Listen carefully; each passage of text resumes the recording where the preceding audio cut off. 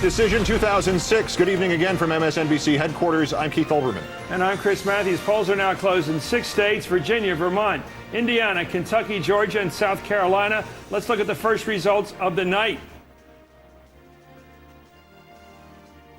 In Virginia, it's too early to call in that hot Senate race there between George Allen, the incumbent, and the challenger, Jim Webb. Let's take a look at these. That's Virginia there. That's Jim Webb. Too early to call in that U.S. Senate race.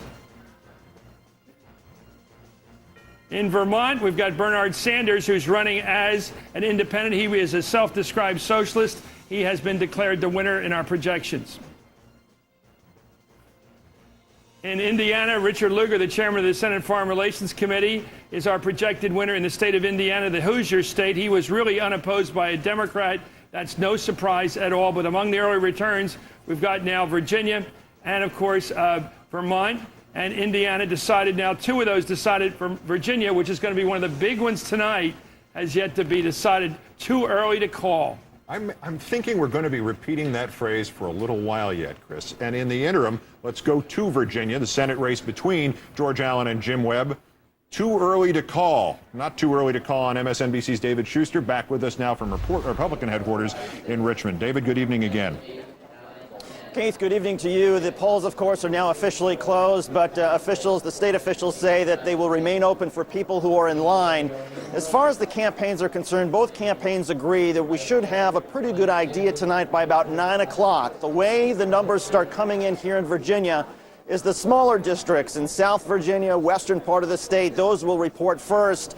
And what you'll end up seeing is the big districts, Northern Virginia, that will come up last. That led to a fascinating and an interesting plea tonight from Democrats who, fearful of what the media did with Florida in 2000, say don't be surprised if when the first precincts start reporting, they show George Allen with a big lead, because you're going to hear from some of these more rural precincts first, and then at the end of the night, once Arlington County, Fairfax County report their massive results, that's when the tide will turn back to Jim Webb. The question is, of course, will Webb be able to make up enough votes in Northern Virginia in order to beat the Republican incumbent George?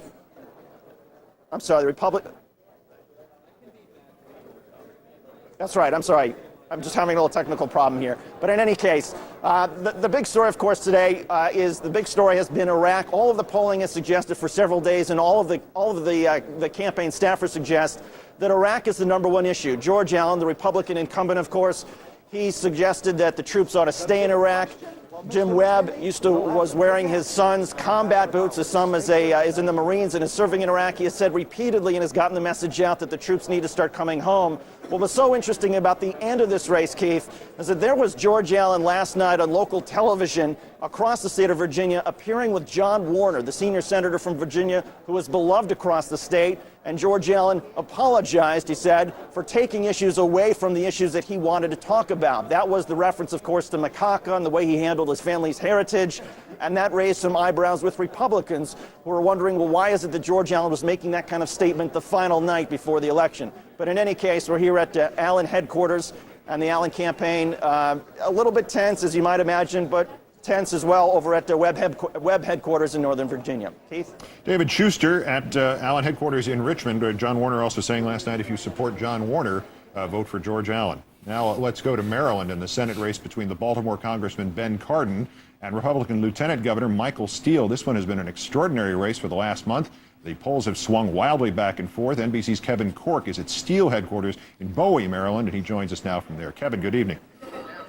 Keith, good evening to you. You're right about those polls. Keep in mind, back on the Sunday, a couple of Sundays ago, you saw Cardin and Steele going toe-to-toe on NBC's Meet the Press with Tim Russert. That very same day, the Washington Post came out with a poll that showed Cardin with a double-digit lead, 12 points. Well, in the days leading up to the election, that lead is now down to 3 points, a statistical dead heat inside the margin of error. And so we just don't know how this is going to turn out. But what's interesting in this one, Keith, is actually three things. Number one, race is going to be a big factor in this race, no matter who you you talk to, it is an underlying story here. Also, how well the campaigns have been run. By all accounts, the Steele campaign, frankly, has been more smoothly run than the Cardin campaign. And then you also have the issue of the ads. How well did they brand the individuals? This could be critical, but first and foremost, I think race is going to play a part in this particular contest. It has been an underlying story throughout. And here's the question. Is a Republican who is African American going to be successful enough within the African American community to somehow overcome the fact that Democrats outnumber Republicans 2-1 in this very blue of blue states? That's going to be the question we'll be looking for answers for tonight, Keith. Kevin Corke at Steele headquarters in Maryland with the latest on the Cardin-Steele senatorial race. Great, thanks. Let's go right now to our panel that's been sitting, waiting, and watching these numbers as they come in. Andrea Mitchell of NBC, MSNBC's Joe Scarborough, the Washington Post columnist Eugene Robinson, and Newsweek's Howard Feynman, who's also an NBC News political analyst. Howard, you start here tonight. Looking at all that we've seen so far, which isn't much, we've seen exit polling we've gotten from Keith, which shows people angry about the war, angry about corruption, nationalizing the election, people thinking in national terms rather than local terms. I can't spot a single pro-Republican aspect to all those early findings. I can't either, Chris, and I'd like to turn the telescope around to talk about some people I heard from Bucks County outside of Philadelphia. They called me and said what the voters are talking about there is not the war, but corruption. The issue of changing the culture in Washington. And if you think about it, that's what the voters can most directly do tonight. They can maybe influence the war, but that's a bigger question, a bigger policy. They can express their anger. Here they can directly fix something by voting for somebody else. And that's why, in addition to the war and Bush's lack of popularity, the Republicans are in the crosshairs right now. That's what the people in Bucks County are saying, according to those who've been calling me tonight. Let me go to Gene right now. And the question on the Maryland and Virginia sides, both sides of Washington, very hot races. Those Senate races there, which one do you think is going to be the most powerful coming out of this? The result in Virginia or the one in this race involving Michael Steele and Ben Cardin over there in Maryland? Well, if Steele did pull off the upset, that would be the bigger result, I think. You know, I've always thought that Webb would probably squeak by Allen just because of Allen's many missteps and gaffes in the campaign, starting with Macaca and going on through, you know, ad infinitum almost. Right. But if Steele won, that would be a really interesting result, and it's going to be close.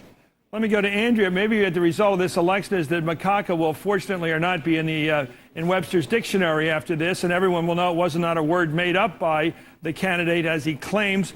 But of course, the question is, are we going to see a real realignment? Imagine a Republican senator from Maryland, which is almost endemically Democrat, and a Democratic senator from Virginia. This is against everything we've been brought up with. Absolutely. There could be a realignment. We don't know. We don't have results yet. But certainly the exit polls indicate that people are in a mood to protest. As Howard was just saying, this is a throw the bums out kind of mood from the people who are at least talking to those who were exit polling today. And it's a protest vote. You're right. Average people can't do anything about the war. But they have a mood of, we're not happy about the economy. We're not happy about corruption. 8 in 10 telling the people polling them that they were not happy about the economy. Extraordinary. And almost as many saying that they were not happy about this vaguely defined corruption. Corruption means a lot of things. It could also mean the incompetence, the sense that Congress isn't accomplishing anything, but it certainly, most recently, has to do with the Foley scandal, Abramoff, and all the other things that we've heard about in both parties, but particularly in the Republican Party.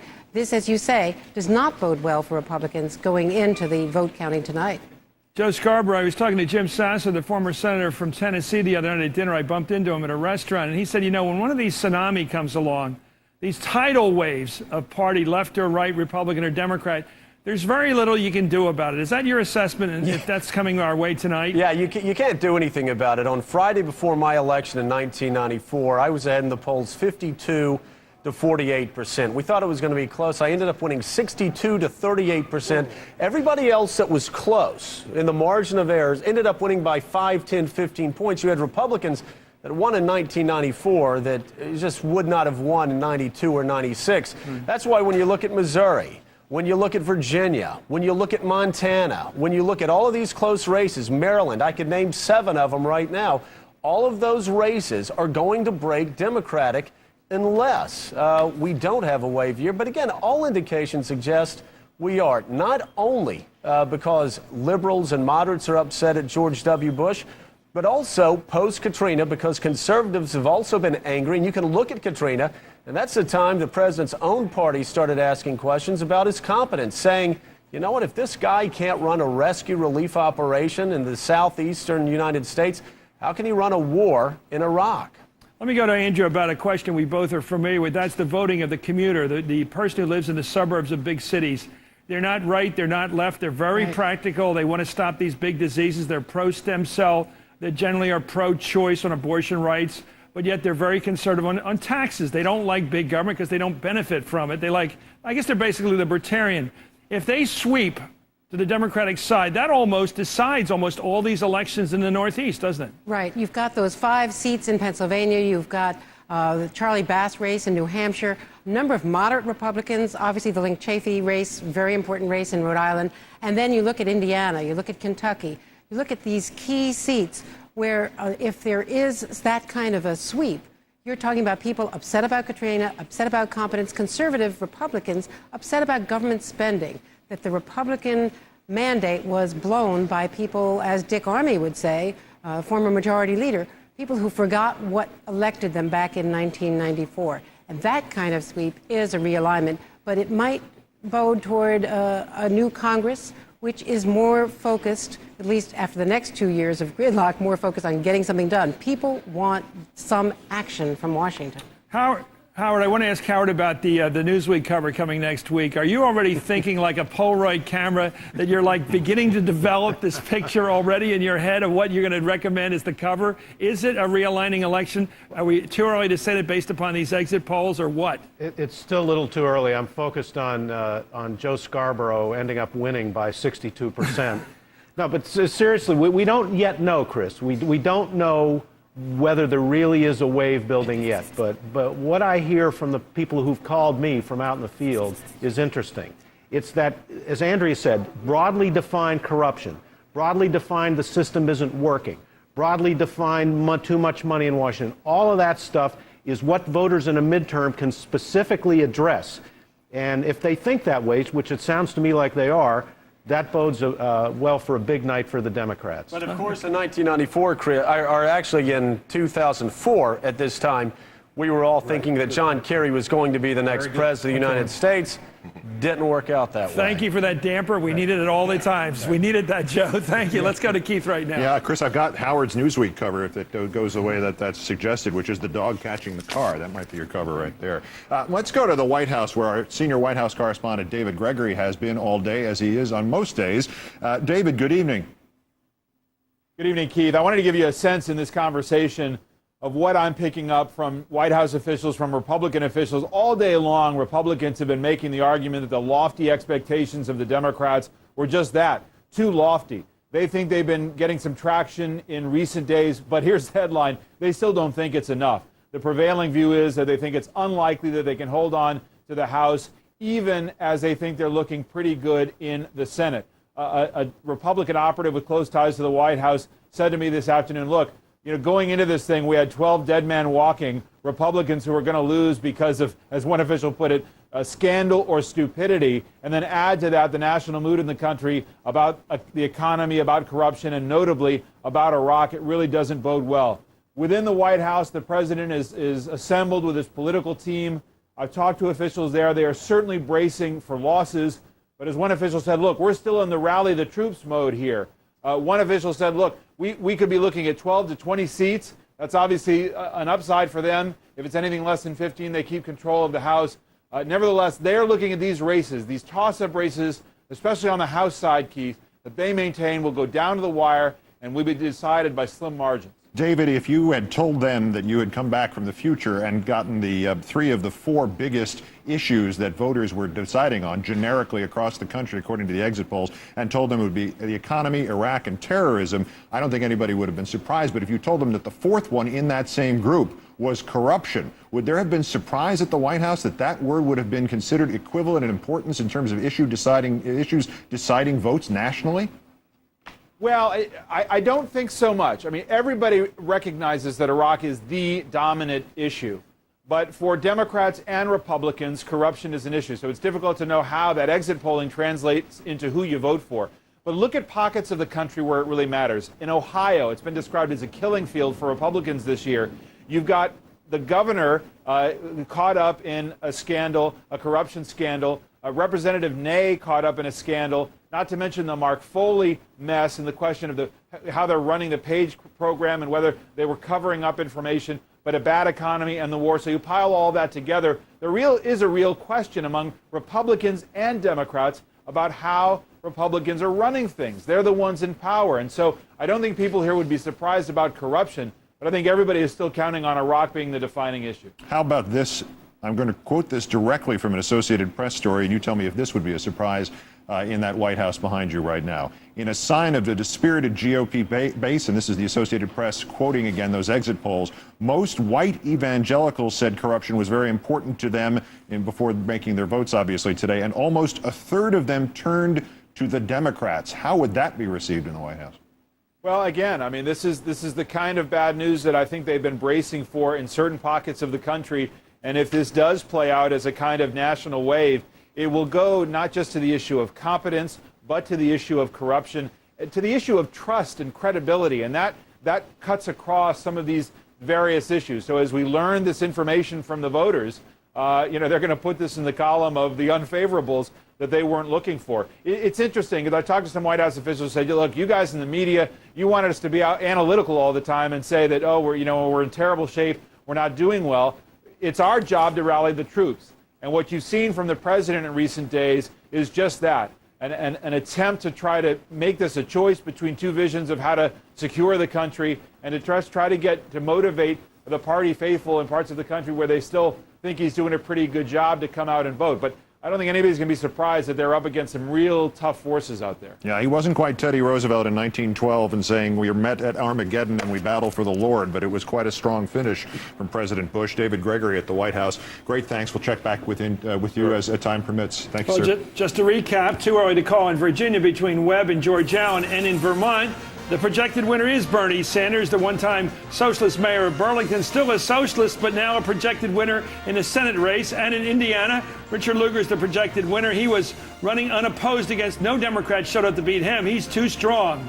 So here's what it means for the balance of power. We began the night with 40 Republicans, 27 Democrats in the Senate, and on your screen above the ticker, you will see those numbers change in real time as we get these results. So with the latest results in Indiana and in Vermont, and obviously somewhere old Bob LaFollette is smiling about Bernie Sanders, the scorecard is Republicans 41, Democrats 27, and Independents 1. And remember, that one independent, Vermont's Bernie Sanders, will caucus with the Democrats. We'll keep you posted on this. You are watching MSNBC's live coverage, Decision 2006.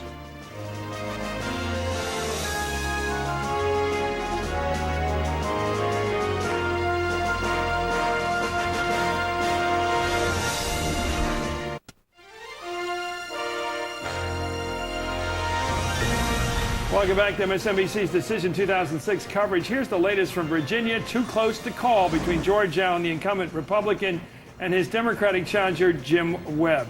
Their pictures remain unchanged, and our decision on whether or not this race is going to be called remains unchanged and may yet for some time. This is one of those key races we expect to go late into the night tonight to help determine the balance of power in the Senate. Democrats, you may know this already, need a net gain of 6 seats to win control. You may have heard that at some point. Let's check in on some of the other hot races we're watching, beginning with NBC's Kevin Tibbles, who's at Claire McCaskill's headquarters in St. Louis, Missouri. Kevin, good evening again. Now, this is a race that may very well be going late into the night, not only because it's been a dead heat since the get-go, but a glitch has apparently developed in the southwestern part of this state, one of those red parts of the nation where the president has campaigned very heavily right up until last week. Tonight, we are getting word out of Joplin that 2 counties down in the Joplin, Missouri area have run out of ballots. The polls don't even close for another 40 minutes. Our local affiliate down in the Joplin area, which is endeavoring to get us pictures of this, is saying it's a virtual mob scene down there. That 2 times as many people have turned out to vote today than were expected, and they have essentially simply just run out of ballots, and people are starting to panic as the time for the polls to close comes to an end. What is going to happen? Well, we understand that they are actually Xeroxing some ballots, having people mark their X on the Xerox copy of the ballot. But there's even a problem with that because apparently a copied or Xerox ballot can't be run through a machine, which means someone somewhere is going to have to sit down and copy from the Xerox onto an official ballot before those votes can be counted. We all expected to be here perhaps a little bit late tonight because this vote was a dead heat going into it between Jim Talent of the Republicans and Claire McCaskill, Democrat. We may be here a little bit later tonight for another reason. In fact, Kevin, if you're Xeroxing ballots down there in Joplin, Missouri, you may be there for several weeks because the lawyers don't like Xerox copies. We'll check back with you on that at our earliest possible convenience. Kevin Tibbles at McCaskill headquarters in St. Louis. Great thanks for that. It's the 21st century, Chris, surprisingly enough. Now let's go to Tennessee, where the race between Congressman Harold Ford Jr. and former Chattanooga Mayor Bob Corker has gotten uglier in the past few weeks. NBC's Tom Costello is at Ford headquarters in Memphis. Tom, good evening. Keith, good evening from the historic Peabody Hotel, where they run the ducks in twice a day into the lobby, and where tonight Harold Ford hopes he's going to be celebrating a win. But for that to happen, a lot of things have got to break his way. The weather may have broken his way today. Take a look at a satellite loop of the weather in eastern Tennessee today. It has been raining and raining hard, specifically Knoxville, Chattanooga, the northeast corner of the state, all getting hammered today. But look at Memphis in the far left. That is considered to be Democratic territory. It's been dry here. Not a nice day, but it's been dry. The weather moved through here overnight. It's been raining hard all through eastern Tennessee. Today, that's considered to be more of Republican territory. Ford is going to need all the help he can get. The polls have him down by anywhere from 3 to 12 points, depending on which poll you're talking about. The Ford campaign has insisted all along their own internal polling shows it's more of a dead heat, and they believe that they've done very well in early voting. The Corker campaign also says they've done very well in early voting. So the question is, will the weather tonight in any way dampen the turnout in eastern Tennessee in that Republican stronghold? Could that be a negative for Corker and a positive for the Ford campaign? The folks here really believe this is going to be a squeaker. They don't believe that Mason-Dixon poll, which put them down by 12, they think they've been down by just a point to 3 points. They think we're going to be here very late tonight, and they're anxious to see Harold Ford, the first African-American senator elected from the South since Reconstruction. Keith, back to you. Tom Costello, great thanks for the latest on Ford Corker and also that Doppler weather forecast for Tennessee. Chris? You know, you wonder about the power of labor, and there's one man who still is a powerful labor leader in this country. That's Harold Schaitberger, president of the International Association of Firefighters. He joins us now from Lieberman headquarters in Hartford. Does that mean you guys are for Lieberman? Yeah, Chris, I told you in August we were for Lieberman during the primary. And regardless of what that outcome was, we'd stick with Joe as long as he was running for re-election, and that's what we're doing. Where are your rank and file on the issue of the war in Iraq? Are they with Lieberman on that one? I'll tell you what they're with Joe Lieberman for. They're with Joe Lieberman for 18 years that he has supported the issues up and down the line that are important to my members, to their families, supporting the issues that allow them to have the equipment, the training, the personnel to do a very tough job that they're expected to do on behalf of their communities and their neighbors. They know that Joe Lieberman has been with them on issues that are important to working class, middle class, you know, tax cuts for the middle class, fighting the tax cuts for the wealthy, trying to work to see that, you know, we got health care that can be provided to so many of our members that lack health care. So they're with Joe for 18 years of service, and we're going to stick with him. But isn't he a George Bush kissing booth? Listen, that is an issue that is not even an issue in this race, nor an issue with us. Only thing we care about is do we have a senator that's fought hard to secure our country? We've got to remember, Chris, it was Joe Lieberman who really offered up and suggested we have a Department of Homeland Security long before this president or this administration did. So you're counting on him to vote with the Democrats when he comes back to the Senate if he gets reelected tonight? I know that Joe will caucus with the Democrats, but he'll also use his skills. He's a gentleman. You know, he's a wonderful individual that can work both sides of the aisle to get things done for America, to get things done for working families, you know, to give those that are just out working hard for a living, you know, a fair break. Okay, thank you very much, Harold Schaitberger, the firefighters. In just a few minutes, the polls will close in 3 more states, some big ones, including Ohio. There's a hot one. home to a couple of big races, including that Senate race between Mike DeWine, the incumbent Republican, and the challenger, the real labor Democrat, Sherrod Brown, and the governor's race between Ted Strickland and Ken Blackwell, the man who largely counted the votes there in 2004 and earned the enmity of people like Bob Shrum. We'll have the results when we return. You're watching MSNBC's live coverage of Decision 2006.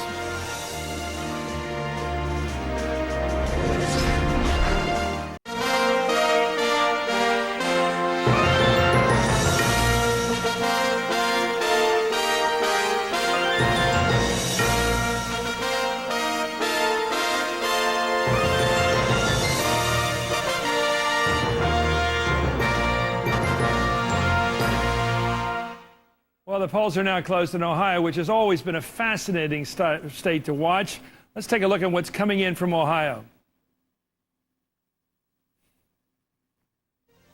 There it is, the U.S. Senate race in Ohio, one we've been watching now for months. Too early to call between the incumbent Mike DeWine, Republican, and the challenger Sherrod Brown. Too close to call, too early to call, rather. We don't have enough votes to count. And another race, which is too early to call, another one on our top 6 or 7 to watch tonight, is George Allen fighting it out with Jim Webb, the incumbent Republican against the challenging Democrat. Again, too early to call in Virginia. That's Virginia and Ohio, both too early to call. Now let's take a look at this one. This is one of the historic moments of our time. There's Senator Robert Byrd. He lost his wife after, 70 years of marriage last year. He's the projected winner in West Virginia. This man was first elected to the United States Senate in 1958. His first president, Dwight Eisenhower. He's been there through the Cuban Missile Crisis, through everything, all the last half of that century. He's going to get another 6 years. Maybe it's his retirement term, his 9th 6-year term in the U.S. Senate from West Virginia. They love that guy. They love his fiddle. From Eisenhower's midterms to George Bush's midterms. So what does this do for the balance of power as we continue to look at it? To this hour, unchanged, nothing yet as a surprise. The independent Sanders in Vermont likely to caucus with the Democrats. So as you look for that possible Democratic swing of 6 or perhaps Republican retention of the Senate, right now there is no new guidance. It's still 41-28-1. But we can take a look, beginning to take a look at the governor races. There is one now to project. It's not too early to call. NBC News projects that when all the votes are counted in Ohio, Ted Strickland, the Democrat who was first elected to the U.S. House in 1992, former United Methodist Church minister, takes back the governor's office for the Democrats after 16 years of the Republicans controlling the state house in Ohio, defeating the Secretary of State, Ken Blackwell, who, as Chris pointed out earlier, was not Mr. Popularity among the Democrats in 2004. And throughout this race, Strickland was well ahead in the polls, and the results suggest that's the way that's going to turn out when the votes are counted again. That's right, Keith. He's sort of the Catherine Harris of Ohio, yes, held in the same regard by Democrats. Hotline editor-in-chief Chuck Todd is with us now, and Chuck is one of my gurus, perhaps my #1 guru. You've been preaching to me for weeks now, Chuck, that it's more or less a big slam dunk or it's something small, but it will be in tandem. There will be a pattern here. Do you still subscribe to the theory that we're either going to get a tsunami tonight, which brings in perhaps 6 senators, as well as a huge body of 30 to 40 Democrats into the advantage of the House, or we're going to get a mixed bag? Look, I still think that that's where we're sitting at, an either or. You know, one result that I'm sitting here watching as it comes in, the first most important House race to be counting, it's in Kentucky's 3rd district. It's Louisville. There's already 70% of the vote in. And, Chris, it's 50-50. This is a district that shouldn't have been 50-50. This is a district the Republican and Northup should have been winning comfortably. Sure, it's got some Democratic parts to it. There is some blueness to it, but only when the blues turn out in heavy force. And there's a weaker Democratic candidate in John Yarmouth. And that race in particular, as soon as it's called, is going to tell me a lot tonight. Is Ann Northup in danger here? She looks to be she looks into being in great danger. She's one of those. But doesn't she always have a close? I've been with her. I've known her. She has it in 3 or 4 cycles. She's had some real close ones before. You're absolutely right, but she has it in 3 or 4 cycles. And even when she's had she's been targeted, she always seemed to pull ahead, pull away. She didn't do that this time, and it just sort of it makes you wonder. Look, this election was whether would the blue areas of this country get bluer and therefore alter the maps in specific states, alter Ohio, alter Missouri, alter Virginia, and potentially now alter Kentucky. That, I think, was always the key to this election cycle. Was the Democratic turnout going to be stronger and higher than the Republican turnout? And I think we're seeing potential evidence in this in this 3rd district in Kentucky. And the reason I point to it is because Democrats didn't target it, Chris. It was not a targeted race. It's not like those Philly suburban district. It's not like those Connecticut races. And that's why I think it means a little bit more tonight. Okay, for the people who have to get up tomorrow morning at 4 o'clock and want to go to bed right now, what do you see? You're the expert. You're my guru. What do you see? Well, the numbers are. Look, I'm not comfortable with all those exit polls that have been leaked around. We've been on this. We've been here before. Look, I think we're going to know before 11 o'clock tonight of whether Democrats have won the House. There's too many seats east of the Mississippi. They're getting counted pretty fast. So that's what I'm comfortable saying. Well, let me make you a little bit uncomfortable. Do you still subscribe to this? There used to be a rule that the tallest man, for example, always won the presidential election. That was blown away with the age of television. Sure. Nixon defeated George McGovern rather handily. This time around, there's been this wives' tale, if you want to use a gender term, that the Senate always follows the House in a big shift like this. Do you believe that today? Look, I believe that the Senate campaigns are more nationalized than House campaigns because they're the nature of what they are. They're the national issues get debated in a Senate campaign before they get debated in a House campaign. So I think they're more susceptible to the wind and to which way the wind is blowing in elections. So, yeah, I'm still believing, and I think our line here is about 25 or 30 House seats. If it gets over 25 or 30 House seats, you're going to see 6 Senate seats. I don't think you're going to see 4 Senate seats and 30 House seats. Well, that'll be fantastic news. It'll be huge news, I should say, because if that happens, then we have a government run by the Democrats, an executive branch run by the Republicans, President George W. Bush, having to actually negotiate every aspect of national policy, including the war in Iraq. Right, Chuck? Well, it's like the late 80s or most of the 90s. I mean, and you know what? The people were happy with that. There's something that the country gets comfortable when those in power are uncomfortable. And I think that there's, I don't think that that's an accident. Okay, thank you very much, Chuck Todd. You are my guru. Let's bring back the panel right now. I see them. Andrew Mitchell, Joe Scarborough, Gene, Robinson, and of course Howard Fineman. I can see you all now. Thank you for coming across the board right now. I want you to answer with 10 or 20 seconds, starting with Andrea. Do you see a Democratic move coming here of dramatic, historic proportions? I think it's too early to say that. We really have to look at some hard numbers, but certainly from the exit polls, we are seeing a protest vote. We're seeing an angry electorate, and that is significant. That is not a good sign for Republicans. Let me go to Joe Scarborough then. Well, I don't. We haven't seen anything yet. We'll have to wait for the results to come in. Again, Karl Rove and Ken Mehlman in 2004 brought out an awful lot of people. In some states, that's going to work. Ann Northup going down, that's not going to be something that's going to shock a lot of people. That race has been a toss-up for years now. I agree with that district's a toss-up, too. So, no, still too early to call. But, it may end up being like 1986, where Democrats took, I think, 7 seats from Ronald Reagan's party, but only picked up a couple in the House. Still too early to tell whether it's going to be a historic night or not. Gene, it seems so many rules are broken. The tallest guy used to always win. The Senate always went with the House. There used to be a big 6-year itch that always occurred, and it stopped working in '98. I mean, are we just in a process of just being iconoclasts here, basically breaking icons one after another? Maybe we are. I think the exit polling is really interesting, though, that corruption figure. And I wonder if voters aren't broadly talking about, all the things that are going wrong, all the things they believe are going wrong. And, that famous kind of is a country on the right path or the wrong path question that's like death to incumbent presidents, basically. And so I think, given that result, we might be seeing a wave, if, maybe not a tsunami, but a wave, maybe. And it could be that populist instinct I keep finding in the polling, Howard. I want you to check Gene and I on that, which is every time you ask people questions now, they don't just say, I'd like to make more money at work. I'd like to have a higher salary. I'd like to have some break on tuition for the kids. They're saying the damn rich are getting all the money. There's a real anger out there. You see it. It shows up in discussions of foreign trade, of all kinds of ways. The rich are grabbing it. Halliburton, the big shots inside are taking the money away from us. That's why we're not doing so well. Chris, I lived and worked in Louisville for almost 5 years for the Louisville Courier-Journal newspaper. In that district that this race is in that we're talking about, John Kerry won that district 51-49. However, the Democratic candidate, John Yarmouth, who may be on the road to victory here, was not the one that Rahm Emanuel and the Democratic machine wanted. He was too liberal for them. He wasn't their prized candidate. They didn't want to support him. If he wins tonight, and it looks like he may, I think it signals a big Democratic night in the House for sure. That's not one that the Democrats expected to win. They didn't even put much money in there, as Chuck Todd was saying. A huge upset, and I think portends a big night in the House for the Democrats. And a lot of name-brand Democrats going down.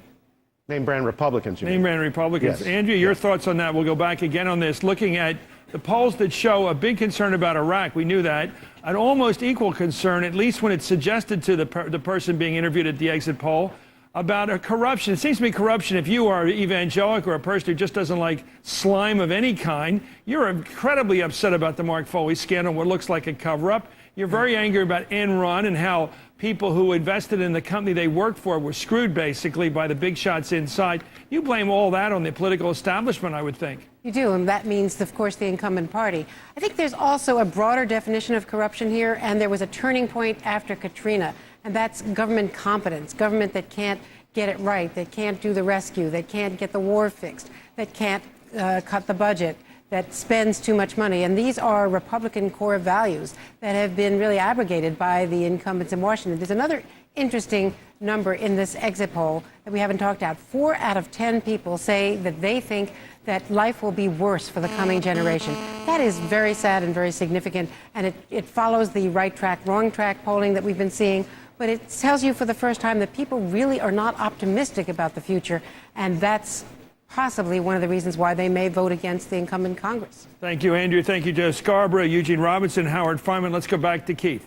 2 quick notes, 2 facts about Ohio, Chris. Number one, if Ted Strickland, who we have projected as the governor victor there, not governor-elect, we don't use those terms until it's official, but who would be governor of Ohio, would be the first Democrat elected statewide in Ohio since John Glenn in 1992. Second fact about Ohio that is of import, polling locations in 16 Cleveland polling areas, heavily Democratic areas like Shaker Heights and University Heights, Warrensville Heights, Cleveland Heights, East Cleveland, precincts where there were reports of machines either not showing up on time or maintenance workers not being able to repair malfunctioning machines quickly. Hours have been extended there until 9 p.m., but any ballots cast after the original scheduled closing time will not be counted until November 28th when the elections are made official. Thus, we're going to use the term provisional ballots in Ohio once again, even though that will apparently not affect the governor's race, which, as you see, Mr. Strickland is projected as the Democrat winner there, but could impact the DeWine race for the retention of the Senate from And we're teaching this stuff worldwide, by the way. How to run elections. How to run elections. How to do democracy in Xerox. Iraq. We're teaching this with the state-of-the-art equipment that includes Xerox machines. Xerox is in Joplin, Missouri. The Xerox machines are humming tonight in Joplin, Missouri. Let's find out what the latest news is, how that's being digested at the White House. Our senior White House correspondent, David Gregory, rejoins us from there now. David, good evening again. What's new? Well, Keith, again, at the moment, the president and his top political team assembled at the White House at around 6:30 Eastern time. Karl Rove was personally briefing the president, giving him the lay of the land. They really are in a mode, as one advisor told me, of trying to rally the troops still. They've got a number of these House races that they think are up for grabs that will be decided by slim margins. I've heard from Republican operatives today this phrase, which is presidential year turnout. They say that's happening in Virginia. They say they're getting reports of that in rural Missouri. That's all very important to them when you think about the Jim Talent race there and, of course, Senator Allen in Virginia. Turnout's the key. We know about their mobilization efforts. They're still counting on that.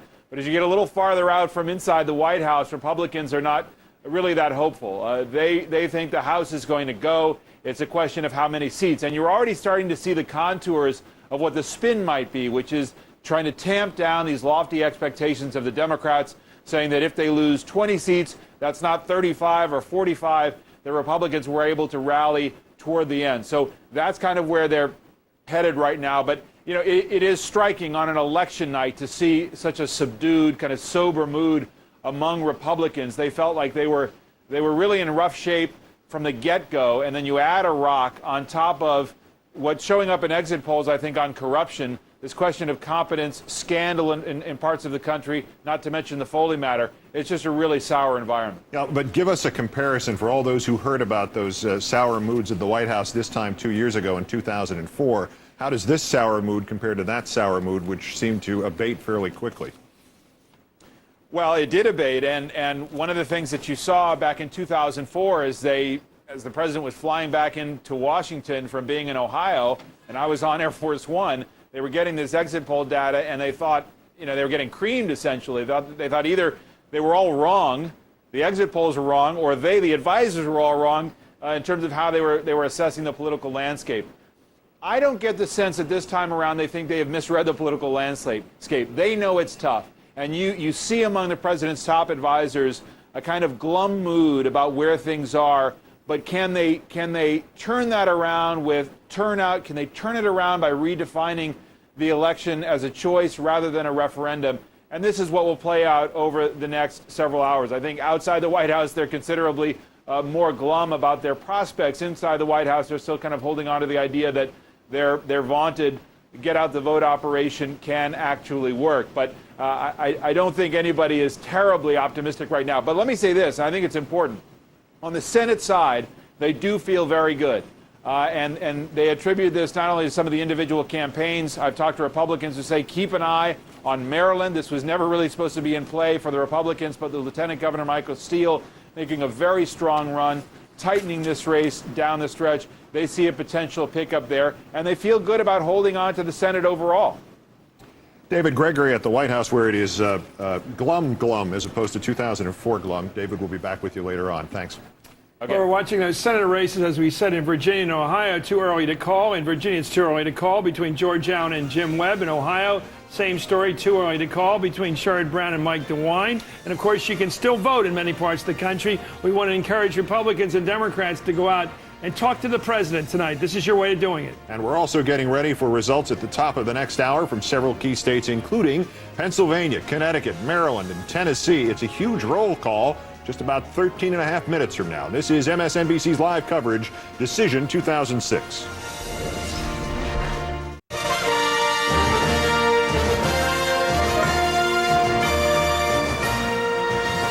Welcome back to MSNBC's Decision 2006 coverage. As Keith said, we're getting close to Niagara Falls here in terms of numbers. We're waiting for it to pop. Let's get an update on that hot Senate race in Virginia and the other one in Ohio.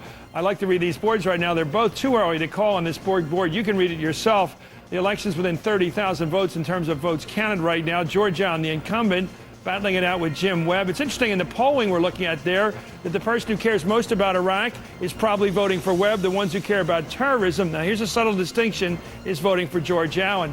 In Ohio, another case of too early to call in terms of the numbers, but you see a very narrow difference there of about 1,000 votes separating Sherrod Brown, the Labor Democrat. This guy is really a Labor Democrat, even though he went to Yale.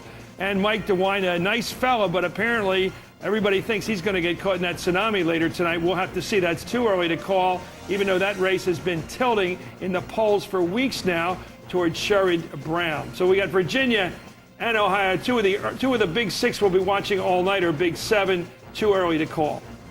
Republican fundraisers having gone for high ground in Ohio several weeks ago, reportedly at least. And heading into these elections, of course, as Chris suggested in Virginia and the poll results, the exit poll results there, the war in Iraq, a top concern of the American public. That concern strongly expressed by voters today, according to our NBC News exit poll. Most of those polled nationwide saying they do not approve of the war, but they are divided, certainly, on what to do about it. The majority of voters, 58%, disapproving of the conflict in Iraq, including 42% who say they strongly disapprove.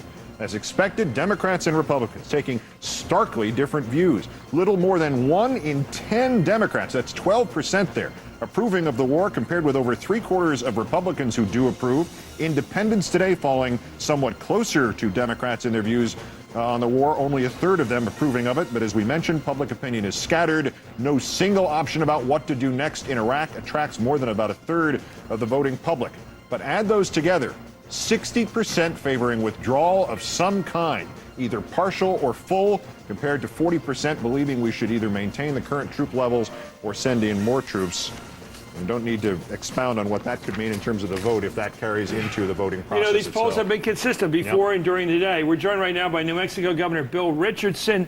Governor, it's great to have you. Are you happy or sad? I can't read that big face of yours yet.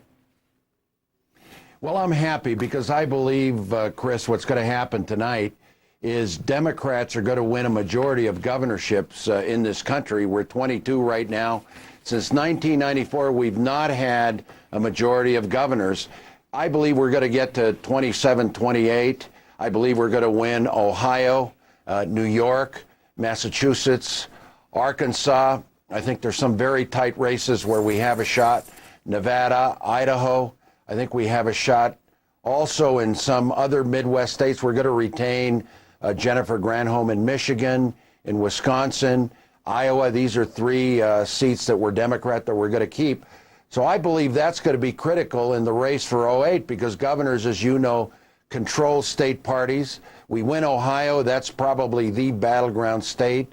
Thirdly, the most innovative policies happening in this country are in governorships in the states. And then 10 out of the governors that are winning tonight are in red states. So that's fertile territory for the Democratic Party. That's the West. You had probably the most buoyant, upbeat of all commercials I've seen this year. There were so many ratty commercials out there, but you had this one with you as the old cowpoke in full Western regalia, riding around a horse, going into a saloon like you're Matt Dillon. I love the closing scene where you're talking about how many movie companies you brought to New Mexico and how you're going to make a movie about space as your next movie. What is that about? Was that just selling optimism or, yeah, optimism? That's right, Chris. I was selling optimism, resolving problems. We created jobs. We brought movies. We've reduced DWI. All of that was in a commercial, but it also pokes fun at myself. You know, I'm a big guy. That horse didn't make it past the commercial. He died right after. No, I'm kidding. It was my horse. The horse hopes you're kidding. It was my horse.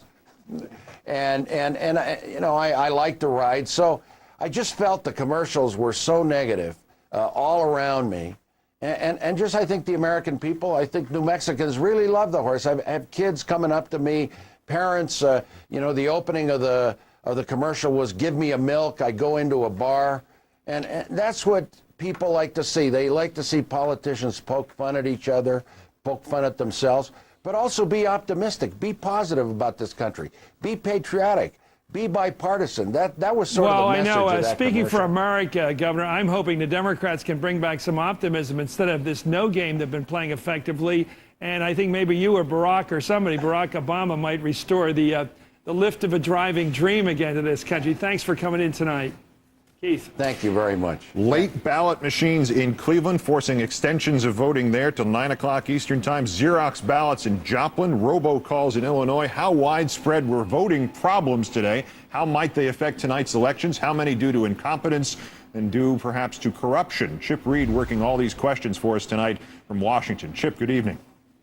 Good evening, Keith. We have seen a lot of problems today, nothing catastrophic at this point. We've seen a lot of confusion over electronic voting machines and very long lines in places like Colorado, Ohio, Indiana, Texas, Florida, and some other states. We've also seen some allegations of intimidation, for example, in Virginia, where some people, we don't know how many at this point, claim that they have gotten calls. In fact, we've heard audio of some calls of people calling and saying, don't vote, you're not registered in Virginia, and if you go, you'll be arrested, when in fact the person receiving the call was registered to vote in Virginia. We've also had some voter ID problems. A number of states have tightened up their voter ID laws, and some people have shown up and not realized it. In fact, some very senior officials, the governor of South Carolina showed up to vote and did not have the right card.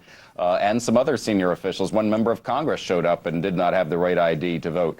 The big problem, though, so far has been electronic voting, and it's confusion. It's relatively small problems, not small to people who couldn't wait in those long lines and had to leave, but not the kind of thing at this point that's going to change any results. But I tell you, Keith, the one thing we've learned over and over again, especially in Florida in 2000, is you don't really see the huge problems until there's an important race that's too close to call and the lawyers get involved. Yeah, if we can get a shakedown with nothing that affects the outcomes, we're in good shape. Chip Reed working the Vote Watch for us tonight in Washington. Thank you, Chip.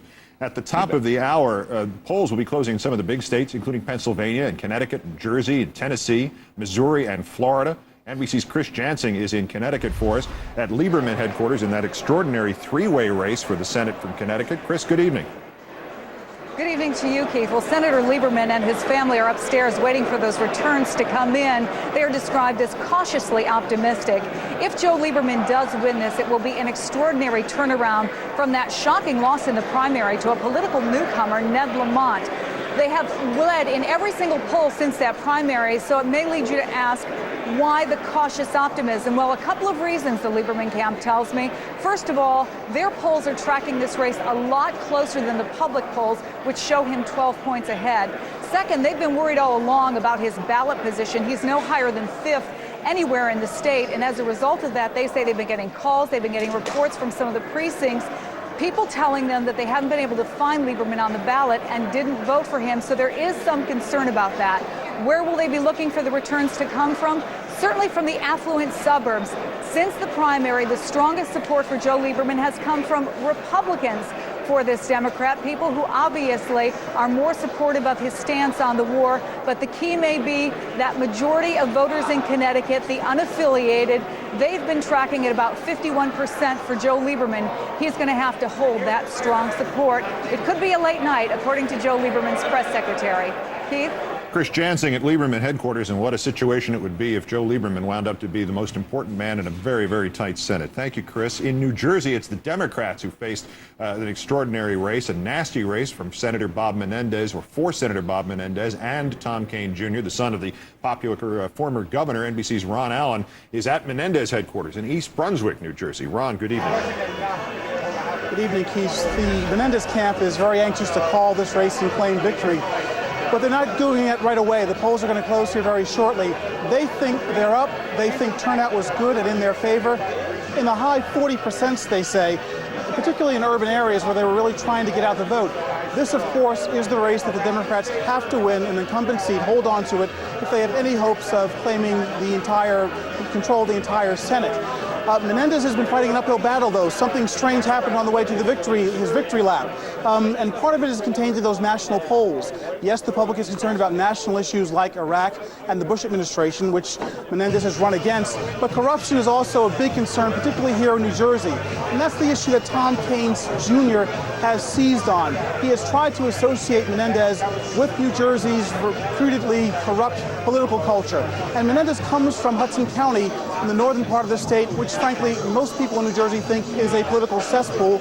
And I can attest to that from personal experience because I was born and raised in Hudson County, and I've been hearing this all my life. The Kean camp made some complaints early on about some voting irregularities. They were saying that there were some voting machines that were blocking voters who wanted to vote for Kean. They were locked onto Menendez, they said. The AG here, the Attorney General, has investigated those claims. They found nothing wrong so far of major consequence. The other concern here we're hearing is that a lot of voters are concerned about that the whole thing was so negative, they're disgusted with it, so whoever they're voting for, they're holding their nose as they do it.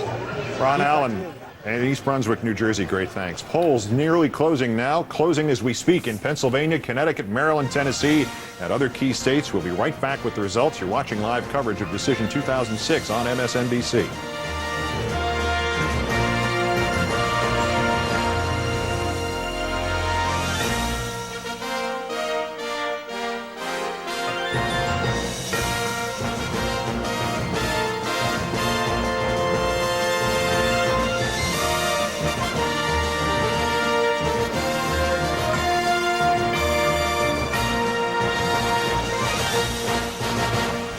Welcome back to MSNBC Decision 2006 coverage. I'm Chris Matthews here with Keith Olbermann, and we have results. First from Connecticut, where it's too early to call. Now let's look at some other races coming in right now. In Pennsylvania, it's too early to call in that hot Senate race up there, where Bob Casey Jr. is taking on the incumbent Rick Santorum. Too early to call in Pennsylvania, that Senate race. In Maryland, the other hot race involving Michael Steele, the lieutenant governor, going up against Ben Cardin, the congressman from Baltimore. Too early to call there. That's one of the hot races we'll be watching throughout the night. In Missouri, too early to call in the U.S. Senate race there between Democrat Claire McCaskill taking on incumbent Republican Jim Talent. All these too early to call tonight. Maybe we're all being careful, but let's get it right the first time.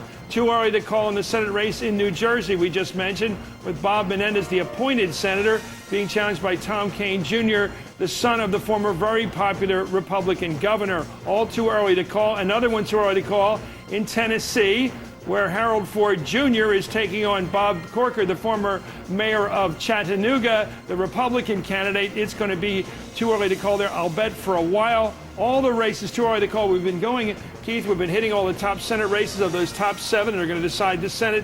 All too early to call. Here's a projected winner, however, not in the hot race category. Thomas Carper, the former governor, the U.S. Senate incumbent, running for re-election. He's a Democrat, and that one was not going to be close, and it apparently was not. He's a projected winner when all the votes are counted. NBC says Tom Carper will be re-elected in that state. Here in Florida, another one not expected to be close. Now, this is interesting as a novelty act, perhaps, because Bill Nelson was running for re-election, and we declare him now the projected winner when all the votes are counted. He was being challenged by Katherine Harris. You remember her from Saturday Night Live, the St. John Knits, made fun of so often on Saturday Night Live. She was defeated, I guess, handily, because this vote is coming in just now, and already the projected winner is the incumbent, Bill Nelson, beating the very fashionable but not politically successful Katherine Harris. Here's another race not expected to be close. It probably never will be. Ted Kennedy, originally elected to fill his brother's Senate seat in 1962. All these years later, in 2006, he remains the senior senator from Massachusetts. Ted Kennedy, projected winner in that race when all the votes are counted. Here is one of the moderate Republicans surviving, apparently, in the Northeast, Olympia Snowe, who's been quite a veteran Republican senator, one of the few moderates to liberal Republicans in the Northeast. Projected winner, according to NBC, when all the votes are counted, Olympia Snowe. Again, not a close one. And here's an old favorite from Hardball. He's been on so many times he should get paid. This is Trent Lott, once a leader of the Republican Party in the Senate, never so happy as he is now as a rank-and-file critic of the leadership. It makes his heart swell every day that something goes wrong in the leadership in that Senate. Trent Lott, what a character he is. Former Dixie Cat Republican now, apparently reelected according to our projections. Here's another one, just to remind you, the too close to call, too early to call. In this case, Virginia, way too early to call. Look at the numbers separating them, just about 1,200 votes, 1,240 votes. That is a tight one in Virginia. 25%. Well, that's not 25% of the vote, obviously. It is all. It may be, though, come to think about 300,000 votes apiece. That's too early to call. And this one's also too early to call. Just a handful of votes in Ohio right now. Nothing to say there yet of any serious import. That's going to be a close race as well, perhaps, but we'll see. Sherrod Brown taking on Mike DeWine, the incumbent. Too early to call in Ohio. Katherine Harris in Florida. Some benefit from being on Saturday Night Live, and some do not, apparently. Hasn't hurt me a bit. Hasn't hurt you a bit. Let's check the balance of power. Again, we're looking for this, and you know the number by heart by now. 15 in the House. The Democrats looking for a net gain of that. 6 in the Senate. So far, unchanged to this hour. 25 to be decided. Republicans 43. Democrats, essentially, if you want to call Democrats and independents, Mr. Sanders of Vermont, the part of the opposition. Republicans 43, opposition 32 at this hour, with more to come, obviously, as the night wears on. And let's take a look at some of the governor races. They're beginning to come along. No surprise in Connecticut, where the incumbent Jody Rell has defeated, or will defeat when the votes are counted, our projected NBC News winner, Jody Rell, defeating John DeStefano in Connecticut. In Pennsylvania, likely to have turned out this way, and we believe it will when all the votes are counted. Ed Rendell, the incumbent, former Philadelphia mayor and Pennsylvania governor, expected to have defeated his Republican challenger, the former football star Lynn Swann. In Massachusetts, and this is one where the Democrats are looking for 4 pickups to take most of the governor's homes and houses. This would be a pickup with Mitt Romney having not sought a second term. Deval Patrick, the former U.S. Assistant Attorney General in the Clinton administration, would become, if our projection is correct, the second African-American to be elected governor in the country's history. And in New Hampshire, not a surprise, John Lynch, the Democrat incumbent, knocking off, as we expect when the votes are counted there, Jim Coburn, the Republican challenger in New Hampshire. And Tennessee, again, not a surprise. This would not be a pickup. The incumbent Democrat defeating his Republican challenger. Solidly the expectation once those votes are all counted. Chris. Keith, we're joined right now by NBC's nightly news anchor, Brian Williams, the moderator of Meet the Press, Tim Russert, and NBC's Tom Brokaw in order of seniority. Let's go to Tom Brokaw. Tom, are you surprised by the word corruption as it's popped up in these exit polls? I guess I'm surprised by the emphasis on it, although if you play the tape back in your own mind, there's been an awful lot of reporting about corruption in the course of the last year. And it fits in with what I've been hearing as I go around the country, which is that nothing works in Washington anymore. It's a dysfunctional Congress. It's a dysfunctional federal government. And people, I called it the fed up factor, Chris. There are an awful lot of people across this country in both parties who were simply fed up, and corruption would feed that. Let me go to Brian Williams. Brian, it's interesting, the positive, relatively positive words being spoken in these exit polls about the economy.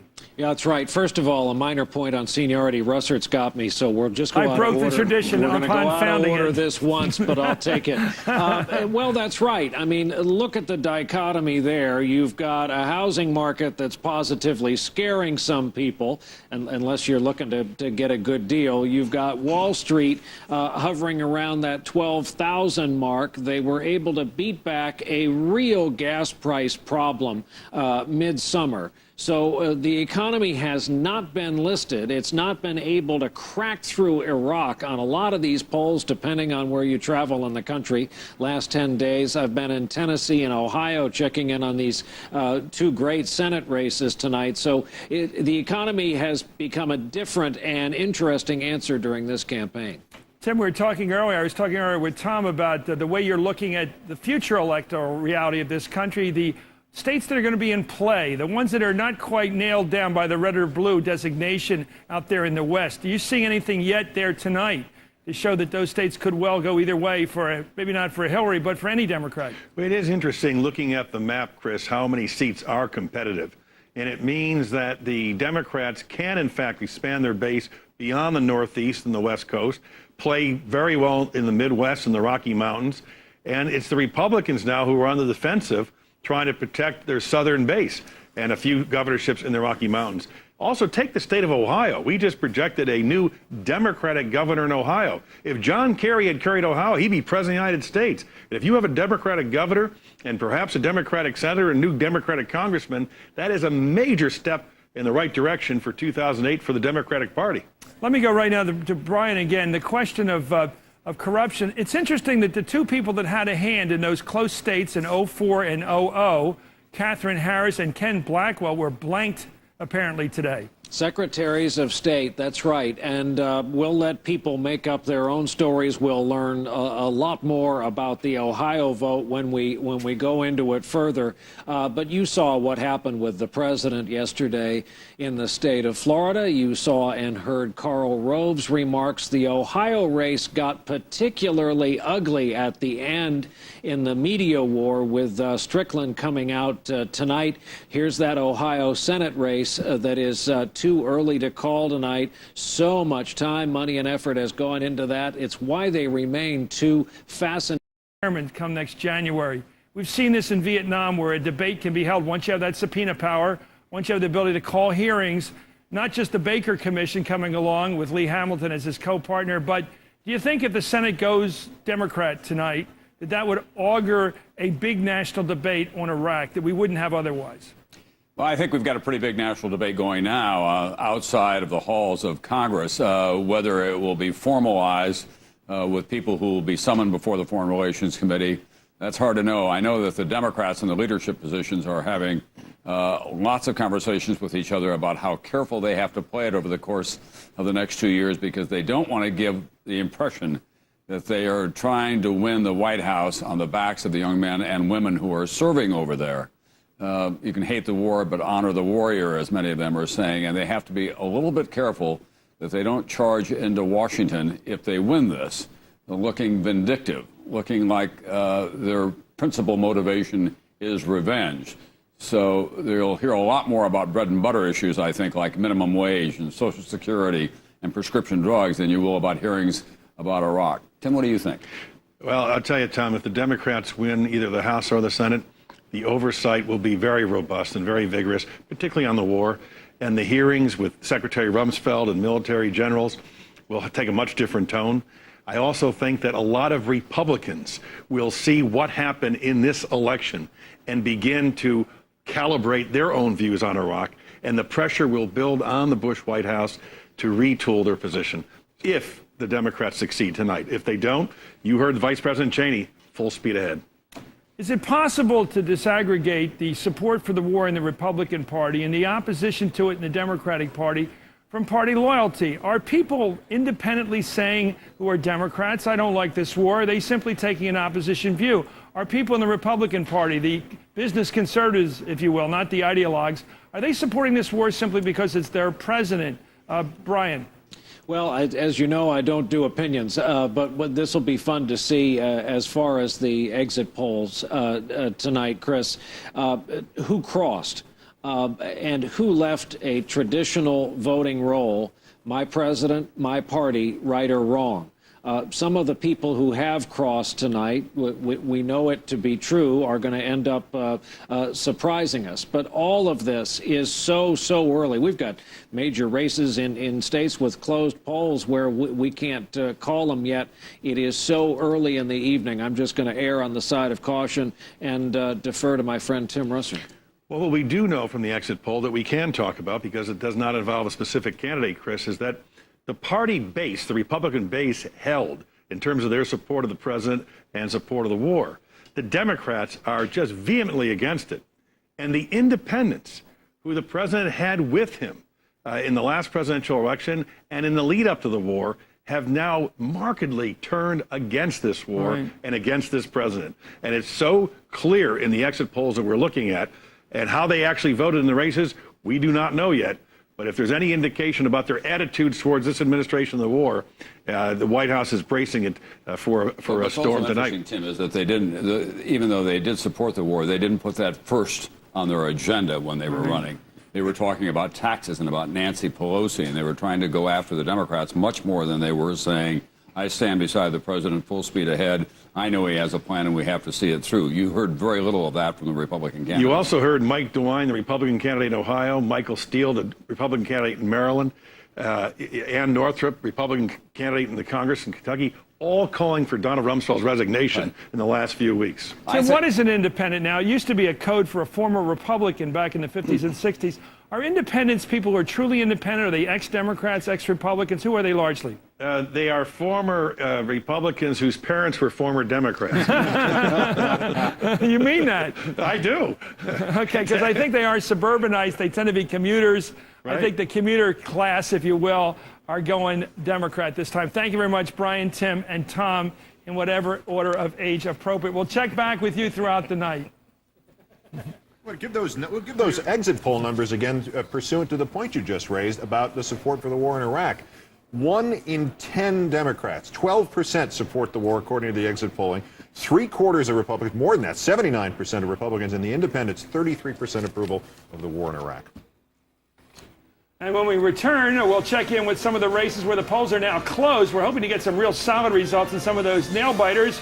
You're watching MSNBC's live coverage of Decision 2006.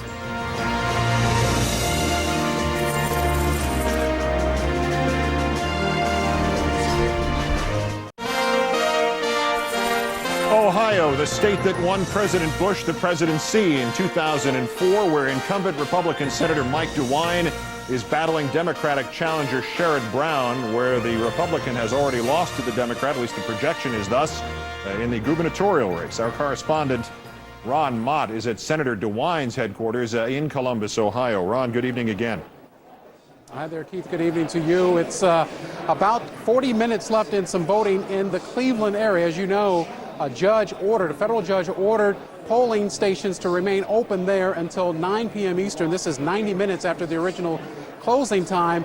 Democrats filed a motion asking the judge to do that because they said there were some voting problems today that put Democratic voters at a disadvantage. Well, to counter that, the state's attorney general filed a motion with the U.S. Court of Appeals to ask that motion be denied. It was not successful as we understand it. But Ken Blackwell, who is the Republican gubernatorial candidate here, His office said that they would ask the boards of elections around the state to withhold releasing early results from their races until 9 o'clock, until all the polls close. So we could be delayed in starting to see a trend and pattern of polling results. One thing that we want to add is an anecdotal story here that is of interest here regarding Ken Blackwell. As I mentioned, he is the Secretary of State here who appears to have lost his bid for the governor's race tonight. He presided over the election here in 2004, the presidential election. A lot of African Americans, Ken Blackwell is African American, a lot of African Americans here were very turned off, they say, by his handling of that election that gave the president his second term in the White House. One of the hotel workers here told me as she left work today, she was going to go to the polling station to vote. She said that she stood in line for 4 hours in 2004. She said there was a 350% increase in the number of voter registrations in her precinct, and yet the Secretary of State's office and the Board of Elections office here in Franklin County saw fit to keep just 2 stations, 2 machines open in her precinct, and that's why the lines were so long. She said she was expecting to see some of those kinds of things happening today. I haven't seen her again since she left work today, but she was going to go pull for the Democrat Ted Strickland, who appears to have been successful in his bid for the state's highest office. Keith, back to you. Ron Mott at Senator DeWine's headquarters in Columbus, Ohio. And again, as Ron mentioned, NBC News projecting that when the gubernatorial votes are counted, it will be Ted Strickland, the Democrat, defeating Secretary of State Blackwell in Ohio for the governor's race. In Pennsylvania, one of the states where Democrats hope to be able to pick up a Senate seat as well, NBC's Lisa Daniels is at Rick Santorum's headquarters in Pittsburgh. Lisa. Hi, Keith. Well, already the Republican State Party has filed an official complaint with the state saying that the voting machines failed across the state. And in the complaint, they say that hundreds of Santorum votes were either miscast or not counted, and that they're seeking immediate action. So far, we haven't seen much action. As for Casey's response, his people say it's a joke. Quote, absolutely no evidence supporting that claim. And they claim that it's really an early attempt on behalf of Santorum's people to explain away the ultimate Casey victory. They say that voter turnout for the Democrats has been especially good, including those Philly suburbs, a key area for the Democrats, and Casey in particular. And they say that those double-digit leads that we saw in many of the polls will translate tonight. Now, Santorum's aides say do not dismiss Santorum, that he's the ultimate closer. He's the comeback kid. He knows how to pull in the votes when it truly does count.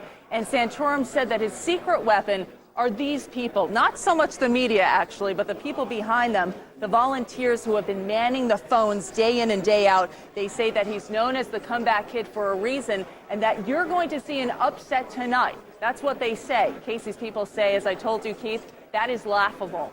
Back to you. Lisa Daniels at Santorum headquarters in Pittsburgh. And again, those numbers on which that optimism is based is from the Casey camp, not from NBC News. We do not have a projection on the Senate race in Pennsylvania yet.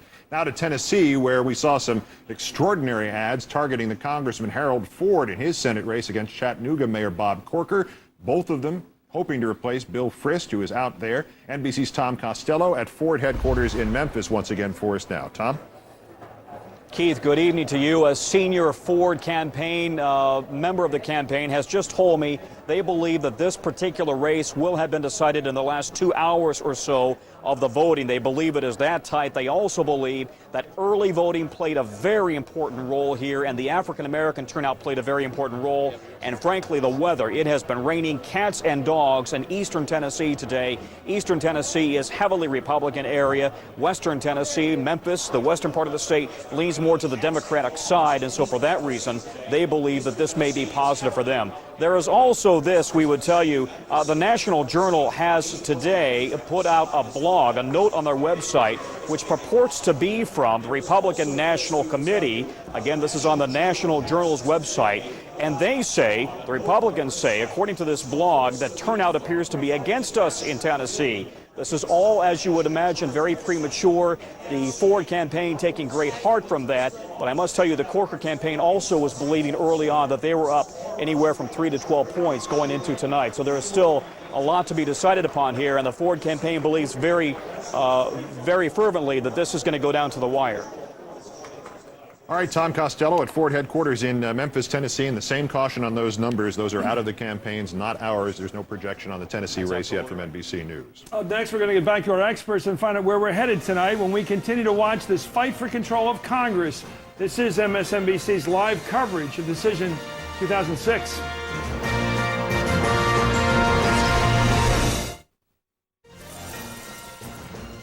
Well, we have a projected result in that Pennsylvania Senate race. As you're looking at the big card, projected winner, State Treasurer Bobby Casey Jr., defeating, apparently, according to all our numbers right now, NBC projects when all the votes are counted, Casey will beat Santorum, a man who was rising to the top of the Republican leadership, headed towards the White House, many people thought.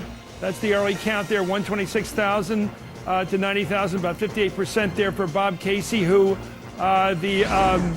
NBC is now projected to win when all the votes are counted. Let's go to our panel. Andrea Mitchell, you covered Pennsylvania for years, for old KYW days, I remember, from the good old days. And there you have Bob Casey Jr., not a strong political figure in his own right, famous father, defeating a man very strong in his own political right, Rick Santorum. Amazing stuff. And a culturally conservative Democrat, which is a trend this year.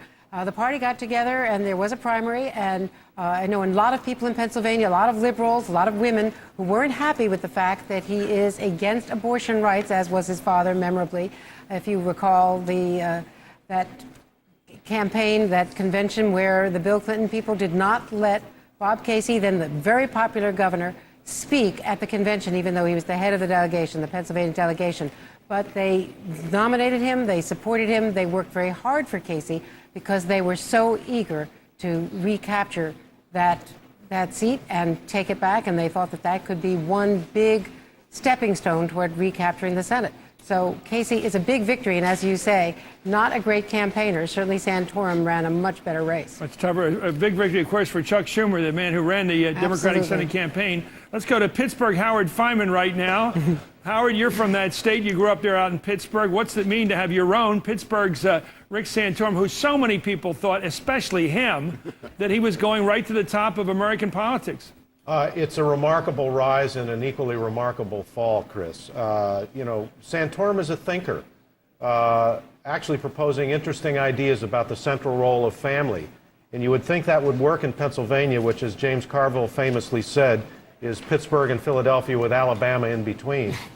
But it's not working out that way. And Pennsylvania is a Democratic state, and it's a deep, deep, deep red state right now. You had Ed Rendell winning by a huge margin. You have Casey winning by a surprisingly large margin. I would venture to say it's quite likely that at least 3, if not all 4 of those Republican House seats in eastern Pennsylvania are in danger now. This is the red getting deep red. And I would also point out... You mean blue. I mean, excuse me, I apologize. Blue, deep blue. And we've been so used to thinking red, now we got to think the other way. And the governorships I find also interesting. All throughout the Northeast, you have in New Hampshire, in Massachusetts, in Pennsylvania, in Ohio, and elsewhere, you have, in New York State, you have Democratic gubernatorial candidates or governors winning election or re-election by an average of about 25 points. I'm not exaggerating, an average of about 25 points. I think that's interesting. In a way, it exaggerates the geographical divides in America, but the blue, if I can get it right, you did. The blue is getting bluer, very, very deep blue right now. Joe Scarborough, do you accept the fact that Pennsylvania has been a blue state in presidential politics, but it's also deer hunter country? It's tough on values. It's a culturally conservative state, as Howard put it. It's not your New York. It's not New York City by any means. Is this going to give hope to somebody like Hillary Clinton that she can move westward through Pennsylvania? I think she'd be making a mistake if she made that decision. Yeah, I was going to say there's a big difference between Bob Casey and Hillary Clinton. You know, Bob Casey really is, and I think this is the headline, Bob Casey is the new breed of Democrat. And you look back to 1992, again, when the Democratic Party famously didn't let his father speak at the convention because they just didn't accept people that were pro-life in the Democratic Party. Now look across the country tonight. We've got a possibility of a pro-life Harold Ford winning in Tennessee. We've got the possibility, of course, of other pro-life, fairly moderate Democratic candidates winning in Montana, also in Missouri. It is a new Democratic Party, and you know, like I've said for some time, Democrats used to be so easy to pick off in the Southeast and even in states like Pennsylvania. because they would get these people who were ideologically aligned with Hillary Clinton and the far left wing of the Democratic Party. That's not the case this year, and you've got to give a lot of credit to Chuck Schumer, who understood it wasn't what Chuck Schumer believed that was important.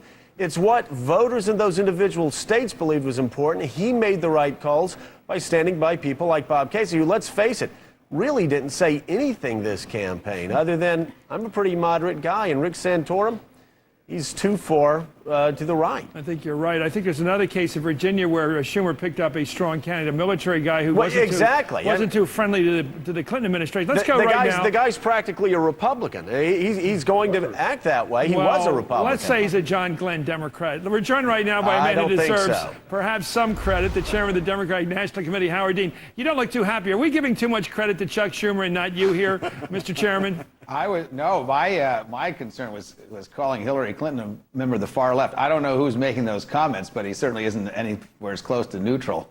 I mean, the fact of the matter is, he isn't actually. Go ahead. You're not either. So let's go on here. That's true. The truth is, the Democratic Party is a centrist party, despite all the Republican propaganda to the other side.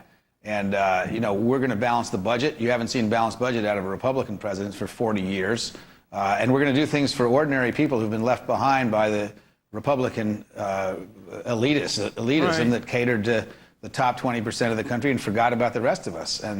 So, I think this phenomenon is not about culturally conservative. I think it's about standing up for ordinary Americans who've been left behind by the Republicans. The Republicans have forgotten them. Okay, what good is it having Bobby Casey Jr. elected to the Senate in terms of his values about abortion? What good can he do for the pro-life cause in a Democratic caucus that's totally, utterly, defiantly pro-choice? I think we've got to stop this polarizing of issues. And, I blame the Republicans for doing it, but you're doing it too.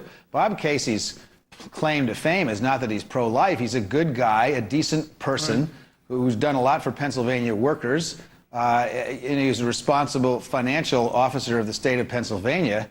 I mean, all this, I think much too much is made of pro-life, pro-choice, and all that kind of stuff. This is a decent guy who will represent Pennsylvania well. And Rick Santorum was certainly bright and all that, but he was a firebrand, practiced scorched earth politics, said terrible things about people who disagreed with him. And I think people really want to bring America together again. The genius of Chuck Schumer in finding candidates like Bob Casey was not that Bob Casey was pro-life, it's that he was a great foil for Rick Santorum, because he stood for everything that Rick Santorum didn't. Governor Dean, let's break here just a second. We'll be back to you. Here's some announcements. We got a projected winner in that Senate race in New Jersey. The appointed senator, appointed by John Corzine when he went to the governorship, Bob Menendez of upstate New Jersey, is the projected winner according to NBC. When all the votes are counted, he will be the next senator from New Jersey. Look at these numbers, about 51% of the counted vote, 26,000 to 25,000. It's close in the counted vote, but the projected vote, I assume, is going to be much broader than that. And this is a race that the Republicans thought they had found the right candidate for, Tom Kean Jr. against Bob Menendez. Bob Menendez now the projected winner in New Jersey. That's a one for the Democrats. They have held that seat. They held it before the election. They still got it. Let's go back to Howard Dean, the chairman of the Democratic National Committee. Now do I look happier, Chris? Now you look happier. Are you mad at me when I say the obvious? What depends what's obvious. I just said the obvious. You got Bobby Casey in that race. He's a pro-lifer to his soul. And his role will be what in terms of votes for future judges of the Supreme Court? Issues like partial birth abortion, waiting periods, the Pennsylvania law, for example, with reflective consent. If he were to try to bring the law of Pennsylvania his father got passed into the Senate, would you support it? Look, Bob Casey's going to do what Bob Casey thinks is right. He ran as a person who had a variety of positions on a variety of issues, and he was upfront about it, and I think he'll follow whatever his conscience says in those positions. I think that's great. So times have changed. Now you would let a Bob Casey speak at a Democratic convention. I actually personally plan to invite Bob Casey to speak at the Democratic National Convention. What's changed? You? What's that? What's changed? Back in '92, the Democrats didn't have a home for this guy. He wasn't allowed to speak at the convention that picked Clinton. He was told to go home. Well, that was a very complicated, difficult situation. I had the benefit of knowing Bob Casey's dad because we served together as governor. But I think that, there's a lot of mythology around what happened. But the fact of the matter is that I will personally invite Senator Bob Casey to speak at the 2008 Democratic National Convention. I know why you didn't invite him, actually. I know more than I pretend to know. The Democrats did not invite Bob Casey Sr., despite the mythology, because he refused to endorse the Democratic candidate for president as a condition for speaking. I do study my manuals now and then. Governor Dean, here's Keith Olbermann to talk to you. Governor, one question going back to your first statement. You said, and I'll just use the first three words, we're going to. What are you going to do, and how are you going to do it with? What is this night looking like for the numbers that you have? Well, first of all, if we get the majority in the House and the Senate, and that's certainly by no means determined yet, I think the agenda has been very clear. I think Nancy Pelosi, should she become Speaker, has made it clear what we're going to do. We are going to pass the minimum wage bill right off the bat. We're going to pass real ethics legislation to clean up the corruption that's been brought to Washington by these folks. And then we're going to move on to middle-class tax fairness, because the middle-class folks in this country are getting the stuffing kicked out of them by the Republicans, cutting the Pell Grants, increasing interest rates for student loans. You can't talk about upward mobility and then make it harder to get to college for working people in this country. And the last thing that I'm very hopeful that we're going to do is make a down payment and move towards some kind of universal health care. We clearly won't be able to do that in 2 years. If we did, the president would veto it anyway. But we ought to move towards insuring all kids, and it's not hard to do. We did it in my state. It's not expensive. We won't have to raise taxes. Now that the election is underway and the voters are out there voting, I can just categorically say there is no intention to raise taxes on middle-class Americans. There has never been, and that was just more Republican propaganda. We do not intend to do that. Governor, let's talk about an issue dear to you and to me and to most Americans, Iraq. If the voting goes dramatically pro-Democrat tonight and people go to the trouble of voting in this midterm election, what will they get out of it in terms of Iraq? Well, I just gave a list of things that they'll get out of it domestically. Iraq is complicated. The president will still be in charge of foreign policy and the military as he is today. But I think you'll see a consensus in Congress that says we ought not to be in Iraq. It was a mistake to get in there. We were misled when we did get in there. And Iraq is now a mess. Now, the question is, how fast can we get out? And the answer is no, we will not do what the president and the Republicans kept accusing us of doing. We're not going to cut and run, but we are going to come up with our view of what we should do to get out. We cannot stay the course. We cannot make a permanent commitment to a failed strategy. Iraq and the Middle East are in chaos. A lot of that is the president's doing. We need to get out of Iraq, but we need to do it carefully and thoughtfully. Many people believe, and I'm one of them, that we need to keep a special operations task force, strike force, in a friendly country in the Middle East. You're used to talking to moderates about this and trying to sell the Democratic Party as the party of the center. But let me ask you a question coming from the left. How can you, Governor, a man who's opposed this war from the beginning, justify the loss of another American life or another Iraqi life in a mission that doesn't seem to make any sense at this point? Why stay in Iraq just to make it look good so you'll look like a centrist party? I don't think anybody's talking about that, Chris. I think you got to be what's a good reason for staying in Iraq? Let me hear one. Because if you pull your troops out immediately, you do get chaos. Look, the president's made a terrible mistake. What do we have now? There is an opportunity to do some stabilization in Iraq, and we should take that opportunity. Look, I was one of the few people early on who said this was a mistake. I still believe it was a mistake, and I don't think the president was truthful with the American people when he got us in there, and I don't think he served our brave troops well by sending them over there without listening to the military first. Having said that, and establishing that I think I probably have as much credibility on this issue as anybody in the country, I personally believe that you have to be responsible and thoughtful as you get out. The issue is not, do we want one more American troop that's not necessary to die? Of course we don't want that. Right. There is a mission. The mission is not to stay the course, as the president said. The mission is to figure out how to get us out of a very bad situation that the president has created without making it worse. Would you be saying that if you weren't chairman of the party? If you were just former Governor Dean? Of course I'd be saying that's what I believed. You believe we should stay in Iraq. Howard Dean believes we should stay in Iraq. No, Chris, that's not me putting words in my mouth. I believe we ought to get out of Iraq, but we have to do it very carefully and thoughtfully. Okay, a year from now, 2 years from now, give me an outside. How long would you keep us in there on the outside? No, I'm not going to play that game. It's not a game. It's certainly not going to play with you on election night. We don't even have a majority. It's a policy question. I think the American people want to hear from the Democrats some sense of your party's position on this war besides we're not going to bug out, we're not going to cut and run. What will you do? Chris, I think they'll be hearing from us as soon as we get the majority, but we don't have that majority yet, and I don't believe I'm going to do a lot of policy questions Well, please tonight. come on this show as soon as you can tell us the Democratic Party position on Iraq, because 100 million people voted today to try to have some influence on policy, and we still don't hear from you a policy. Was on Iraq, and the Democratic position is we shouldn't be there, and we need to find a way out. That's the Democratic position. Okay, we need to find a way out as soon as possible. I said we got some news to announce. You also, like Governor, despite my hardball tactic right there, Sherrod Brown. NBC News Now projects that when all the votes are counted in Ohio, Sherrod Brown, the Democratic challenger, will have defeated Mike DeWine, the incumbent senator. There the votes are right now, 57% so far, 43% for DeWine. This is, of course, a projected victory for Sherrod Brown. Those numbers are current. So we have two big victories for the Democrats among the contested races, the hot seven we've been looking at. Ohio now, Pennsylvania now, still to be decided, Virginia, Missouri, Tennessee, Rhode Island, and Montana. Those are the states that will decide whether the U.S. Senate is run by the Republicans or by the Democrats come January.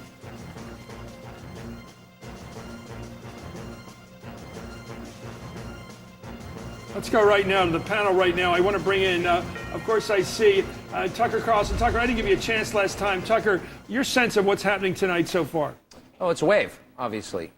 It's, you know, never in American history has one political party taken the House and not taken the Senate. So, I mean, that gives you some indication of what I think is going to happen tonight. I am struck by the changes that clearly have taken place in the Democratic Party. Some of them are cosmetic. Some of them aren't, though. And it seems to me like you've got some deep structural realignment going on here. The candidates who are winning counter to expectations, winning in states that they might have lost in, who are doing better than they should be doing, are candidates who essentially are repudiating Clintonism. They tend to be far more conservative on the social issues, but they tend to be anti-globalization, which I think history will show is the signature issue of the Clinton years.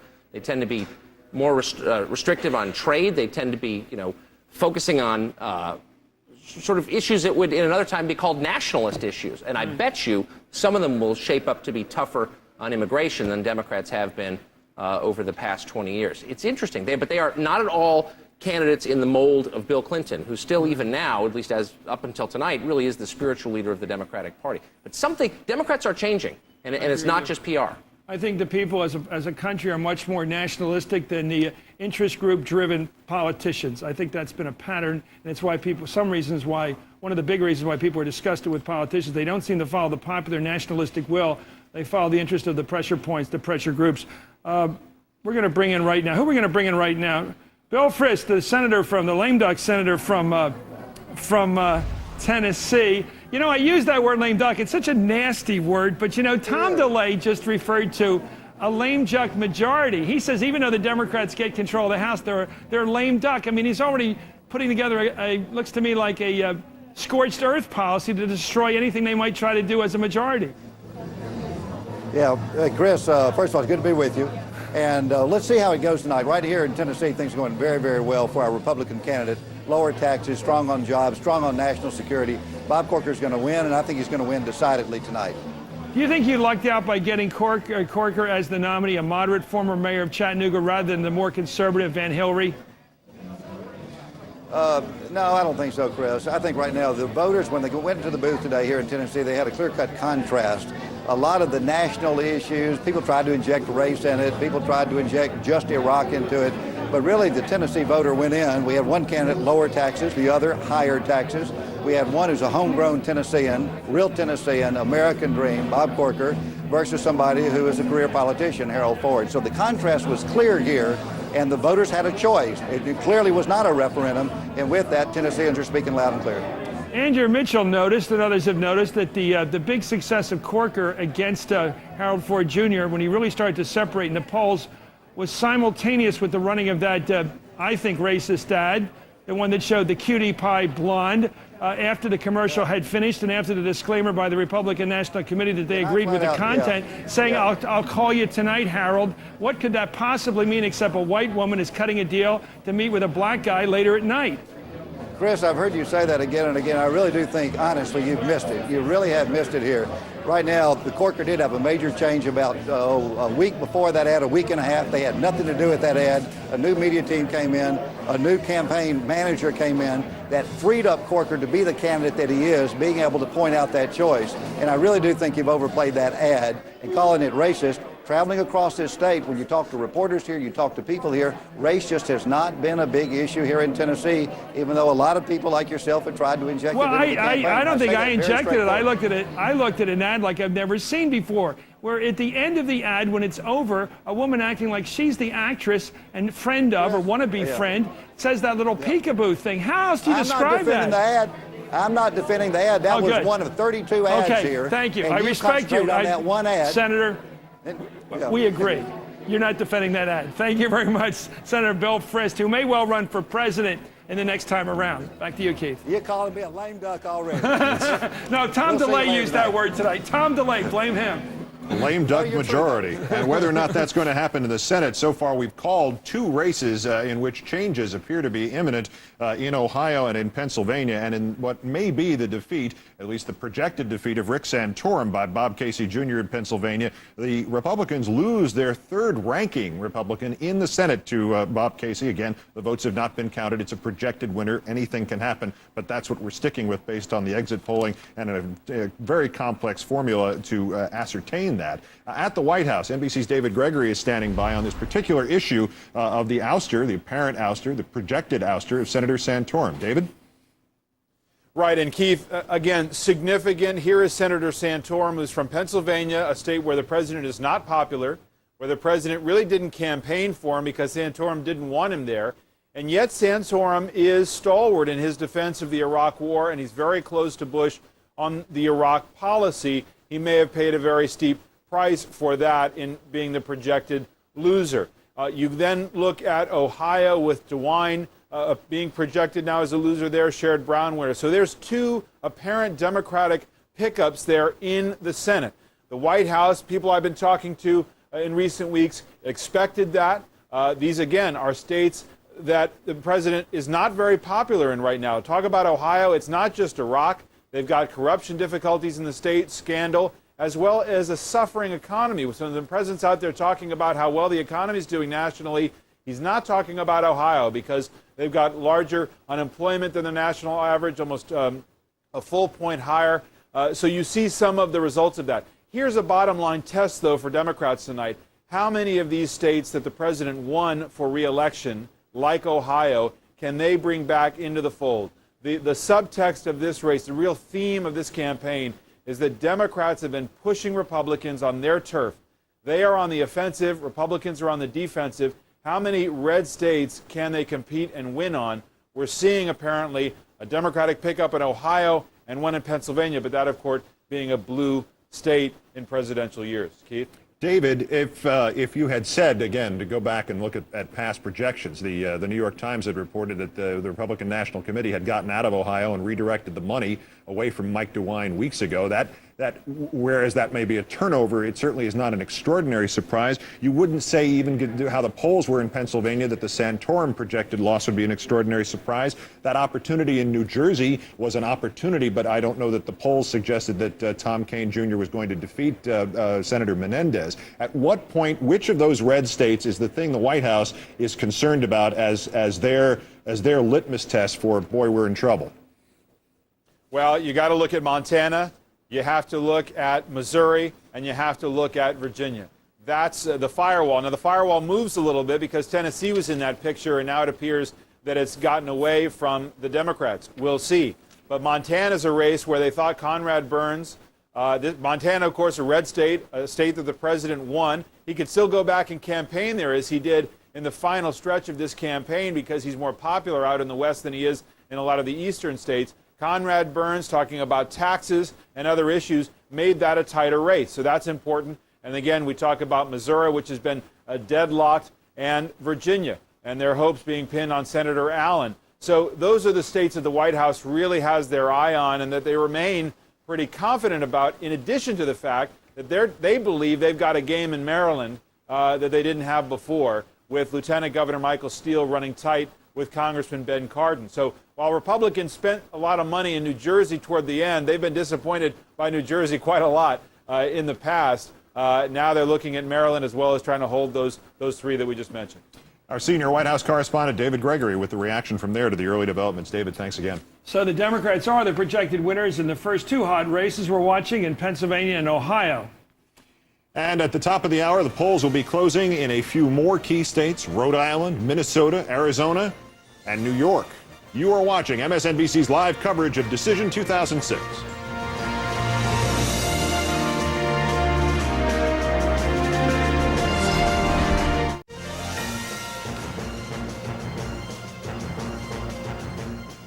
Welcome back to MSNBC's live coverage of Decision 2006. Key races now around the country are still too close to call, too early to call. Let's take a look at the latest returns right now. Let's bring in our panel after that.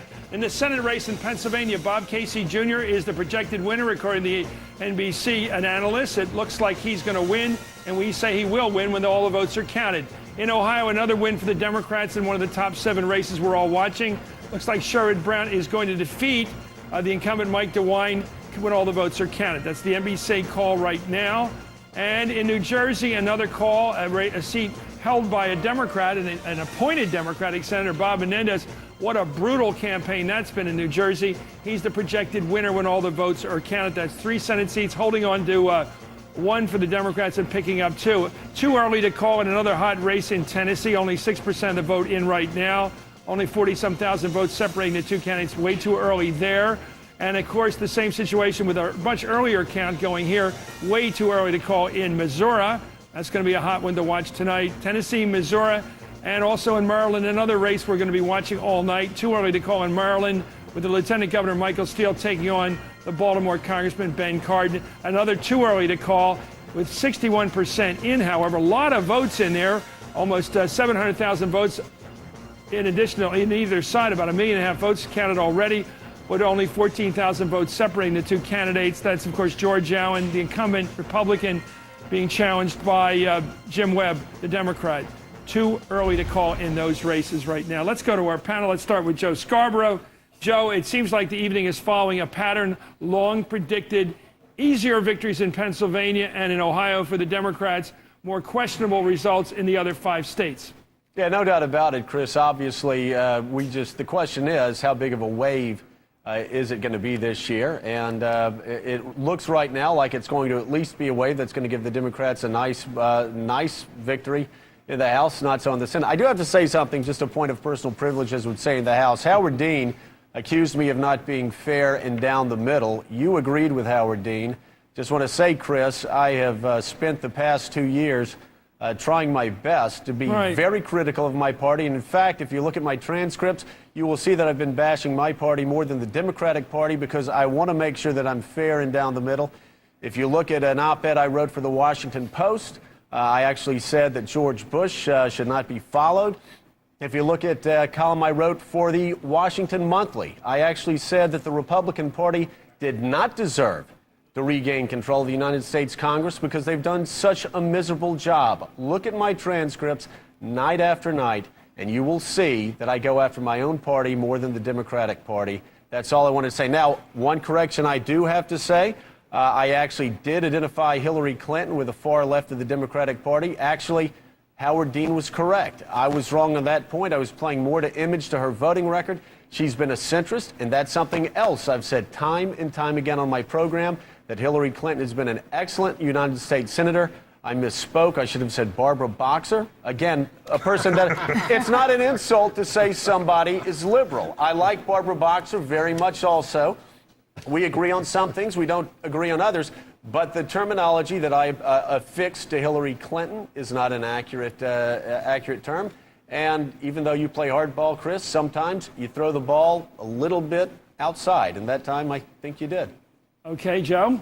I'll put your uniform on. It will be an umpire's uniform from now on. That's my job. I think it'll get quite boring, but we'll put that uniform on you. I agree with that assessment of my coverage of your coverage as confirming Howard Dean's coverage of your coverage. I'll try to keep it straight next time, Joe. Now back to the election already in progress. Fair enough on that point. I think I was responding to your reference to Hillary Clinton as far left, and I thought that might be an interpretive assessment of her ideology rather than a generally accepted one. However, most people would accept your interpretation of her ideology, so I stand corrected. And most people who watch my show would say that I do my best to be You fair are and down the definitely a middle. maverick, Joe Scarborough. Thank you, Chris You have Matthews. always been such and should be regarded in the highest way. Thank you, sir. I'm Certainly running out not of positive biased. objectives here. Let's go to find. Who can we find that's not partisan on the board? Of course, Andrew Mitchell. Let me go to Andrew Mitchell. Do you want to break that tie? Would you say that Joe Scarborough is generally a maverick, but in this case was wrong, as I was reviewing it, was wrong in this case to call Hillary Clinton very, what do you call, far left of the party in this case? I think Joe has been too pro-Democrat myself. Okay. All right. So have all my Republican friends. Peace, gentlemen, peace. What we are seeing tonight, though, is possibly a realignment, certainly in the House. We don't know yet about the Senate. But what we are seeing is that there are more moderate Democrats. And as my colleagues here have said tonight, Tucker's pointed out that they are more nationalistic on trade issues. They're not the party of Bill Clinton, the NAFTA party. And as Joe is That this is a case where a guy lost because of the war. According to our projections, Lincoln Chafee, very much against the war, but a Republican at a time and in a place, Rhode Island, where Republicans are very unpopular, has apparently lost his race for re-election to Sheldon Whitehouse. There's only one issue in this battle. Sheldon Whitehouse was against the war. Lincoln Chafee is a Republican in a state in which George W. Bush enjoys an approval rating of 23%. He's the least popular in that state of any of the states. It killed Chafee. Just like Ann Northrop, we're seeing innocents going down in this war over the war. And I think that one will add now to the list that NBC now projects that the Democratic Party has taken over the House of Representatives. Charlie, what about this new election here? Have you followed the election of this fellow, Keith Ellison? He's the first Muslim to be elected to Congress. He's not, his name, Keith Ellison, suggests to me he's from this part of the world, but the fact that he's a Muslim is interesting. It is, and it made for, kind of an interesting undercurrent watching that race. And, it wasn't one of the top of the radar screen ones because Democrats were expected to hold on to that one. But, it certainly made for some interesting stories, and you kind of kept waiting for that race to kind of turn really ugly, and it never did, unlike just about every other race in this country, it seems. It's interesting that Barack Obama's middle name is Hussein. That'll be interesting down the road, won't it? You stumped me. I didn't know that, Chris. Yeah, well, now you do. Let me go back to Frank Luntz. Frank, you're talking about smooth transitions, and I was thinking how hard it is for a woman to take on a job that's always been held by men. And it is so hard. We were watching Hillary Clinton earlier tonight. She was giving a campaign barn burner speech, which is harder to give for a woman. It can grate on some men when they listen to it. Fingernails on a blackboard, perhaps. Now, here's Nancy Pelosi, who has to do the good fight against the president over issues like minimum wage and reforming, perhaps, prescription drugs so that people can afford drugs and get them in a program that's easier to understand. All kinds of things like that. She'll have to go head-to-head with this president. How does she do it without screaming? How does she do it without becoming grating? Let me also acknowledge the Claire tens of McCaskill thousands claims victory in Missouri. We now have another category. We've had projected winners, apparent winners. Now we have another self-announced before the other guys conceded winner. First Jim Webb and now Claire McCaskill. There's no concession from the Republican incumbent in either of these. Once upon a time, there was a protocol. The candidate who was losing would concede defeat, make the phone call to the candidate who had won, and congratulate him or her. At which point the candidate would say, "Thank you for your magnanimity," and proceed to the hall and accept victory. In Virginia tonight, we have no indication whatever that George Allen called up Jim Webb and said, "I've lost to you." He certainly didn't tell his troops that. So Webb proceeded unilaterally to declare victory. We just missed it here, but he did it. In this case, the same with Claire McCaskill. She declared victory. We haven't seen anything from Jim Talent to suggest he's given up. So once again, as politics deteriorates in this country, an old, wonderful rule has gone by, which is you let your opponent who's losing say so first. This does beg the question, though, of what happens if either of them, especially Claire McCaskill, would be wrong. I mean, obviously, the Virginia thing is going to be recounted one way or the other. It's going to, let's put it this way, it's going to carry over into tomorrow morning. Right. We know that much. But is this, if you get this wrong, what happens? I mean, there's not, I don't know. It's like the weeks. old famous Chicago Tribune headline that Dewey had won in '48, but that was a joke. It was a failure they jumped ahead of the news. Here you have the candidates jumping ahead of the news, and I guess you just save that as a joke for the next party fundraisers. of the other party. You've got a candidate claiming he'd won or she'd won, then lost. Well, maybe we're looking at the wrong end of the telescope here, though, because with the Webb claim of victory in Virginia and the McCaskill claim of victory in Missouri, we're down to one Senate seat that decides who controls the Senate, and it's Conrad Burns versus crew-cut John that Tester. brings us to the latest numbers, and here we are. John Tester, Democrat. According to these raw numbers, it was 64% of the votes counted, 124,000 to 115,000 roughly, a narrow advantage, but a significant advantage. It's enough to win, obviously, tonight in these close races. That won't be a recount situation. These are small states. This is a small state, Montana. So you are right, sir. Keith, if Montana goes, Missouri goes, Virginia goes, that's 3 plus 3, they go. They win. It could be as Montana goes, so goes the nation. Well, does that not segue us perfectly into our next three guests? Brian Williams of NBC Nightly News, Tom Brokaw, anchor emeritus of NBC Nightly News and something of an expert on the region, and of course Tim Russert, NBC Washington bureau chief and moderator of Meet the Press. And Tom, let's start with you. As Montana goes, so goes the nation, perhaps? That could very well be the case in the Montana Senate race. I'd like to know what counties are still out. For those of you who are unfamiliar with the topography of Montana, Yellowstone County is Billings, the biggest town. That's Conrad Burns' territory. Conventionally, the Tester people thought they were doing pretty well there.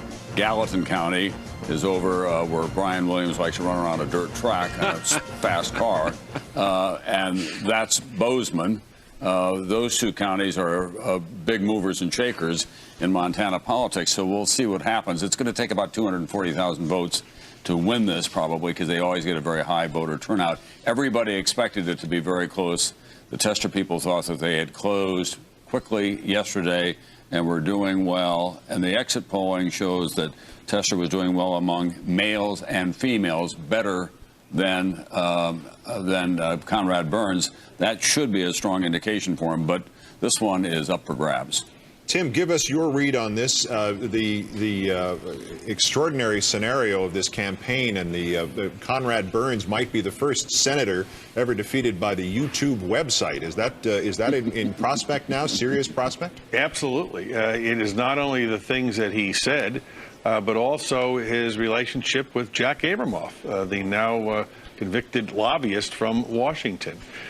Keith, the irony in all this, of course, is if Conrad Burns loses and the Democrats recapture control of the Senate for the first time since 1994, the new chairman of the Senate Finance Committee will be Democrat Max Baucus of Montana. So he who giveth taketh away, and vice versa. It is quite striking as we sit here now at 2 o'clock in the morning, contemplating the real possibility that the Democrats could get this trifecta, Missouri, Virginia, and Montana, and control both houses of Congress for the first time since 1994 and the Republican Revolution of Newt Gingrich. But Brian Williams, what happened with the protocol that Chris was just talking about? Where are the alternative points of view from Missouri? We already heard one from Virginia. What happened to that idea that gee whiz, you let the person who you think lost go first? Well, that's the thing. You know, Frank Capra doesn't write these, and Frank Capra never wrote a script where at the end lawyers come in. And they come in on Gulfstream 4s with beautiful shoes and briefcases. So a lot of this isn't going to go according to Hoyle. There were so many scenarios tonight. Who had it that at the end of the night, who predicted it, of all the people in the blogosphere, print journalists, that we'd be down to this kind of Republican firewall has become the term du jour to describe this protection, all that remains between Republican and Democratic control of the U.S. Senate. What a storyline tonight.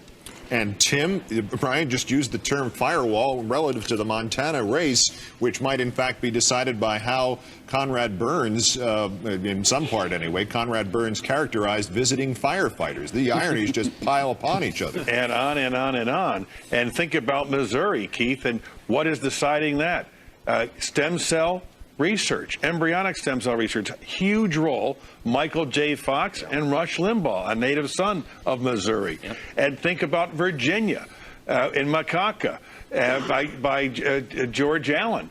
It is fascinating how these moments during this campaign may have, in fact, shaped the outcome of history if, in fact, the Senate flips. Let me ask you all, were you all as taken as I was by the really classy, to use a Sinatra term, a classy concession by Harold Ford Jr. tonight? I was, and it wasn't exactly a full confession. It was, I lost this race, but I'm coming back. Chris, I'll go first because I snuck a listen. I have a little, I can listen in one ear. I have this little device I put up to my ear. Looks like I'm going to call Thelma Lou in Mayberry, but it works very well. And I did hear some of that speech. I heard the part exactly where he talked about getting Potomac fever at the ripe old age of 4 and how that district, in his words, took a chance on him at 25. We just went down there last week, spent some time with him. We got some flack, of course, for locating the broadcast in the largest city in Tennessee, which, oh, by the way, is Harold Ford's political center. We did it, of course, not for reasons of bias or to throw the broadcast in his direction. The report we aired was completely balanced, but it was, as speeches went tonight, one of the more interesting, and I'll say nothing beyond that. Tim, did you hear the open door there to another race, perhaps for the other Senate seat at some point? Oh, absolutely. And I think that's an interesting piece of this story tonight. Although Harold Ford Jr. did not win, although Michael Steele and Maryland didn't win, was the emergence of these extraordinarily competent and attractive African-American candidates of both parties, coupled with the emergence of Barack Obama as a very credible presidential candidate. And so it's an important change and advancement and evolution in our politics, and one I think we'll remember in 2006. I thought it was great, just as an observer and as an American, to see that the polling in Tennessee turned out to be pretty predictive. Unlike in the case of the Doug Wilder race, where he had an African-American predicted by polls to be 13 points ahead in that Virginia governor's race and winning by 1. The 2 times to Tom Bradley, the police commissioner of Los Angeles, losing races he was predicted by the pollsters to win. This time, people were at least true to themselves. They voted the way that they talked to the pollsters. They weren't playing any games out there. I assume the white voters were speaking the way to the pollsters they intended to vote, and they were faithful to their own account of how they're going to vote. That is some progress, I think. Well, sure is. Chris, it's also very generational, obviously. I mean, the 2 cases that you cite, Doug Wilder and Tom Bradley, we're counting on voters who were already mature by the time the civil rights vote was taken. You now have a whole generation of voters who have grown up with a much more integrated society, and they see on television commercials and work for African Americans, men and women in the workplace, and see them in a whole different role model. So I think that is part of the rising tide. By the way, I was surprised to hear that. I thought this was a defibrillator in case I went down with a heart attack.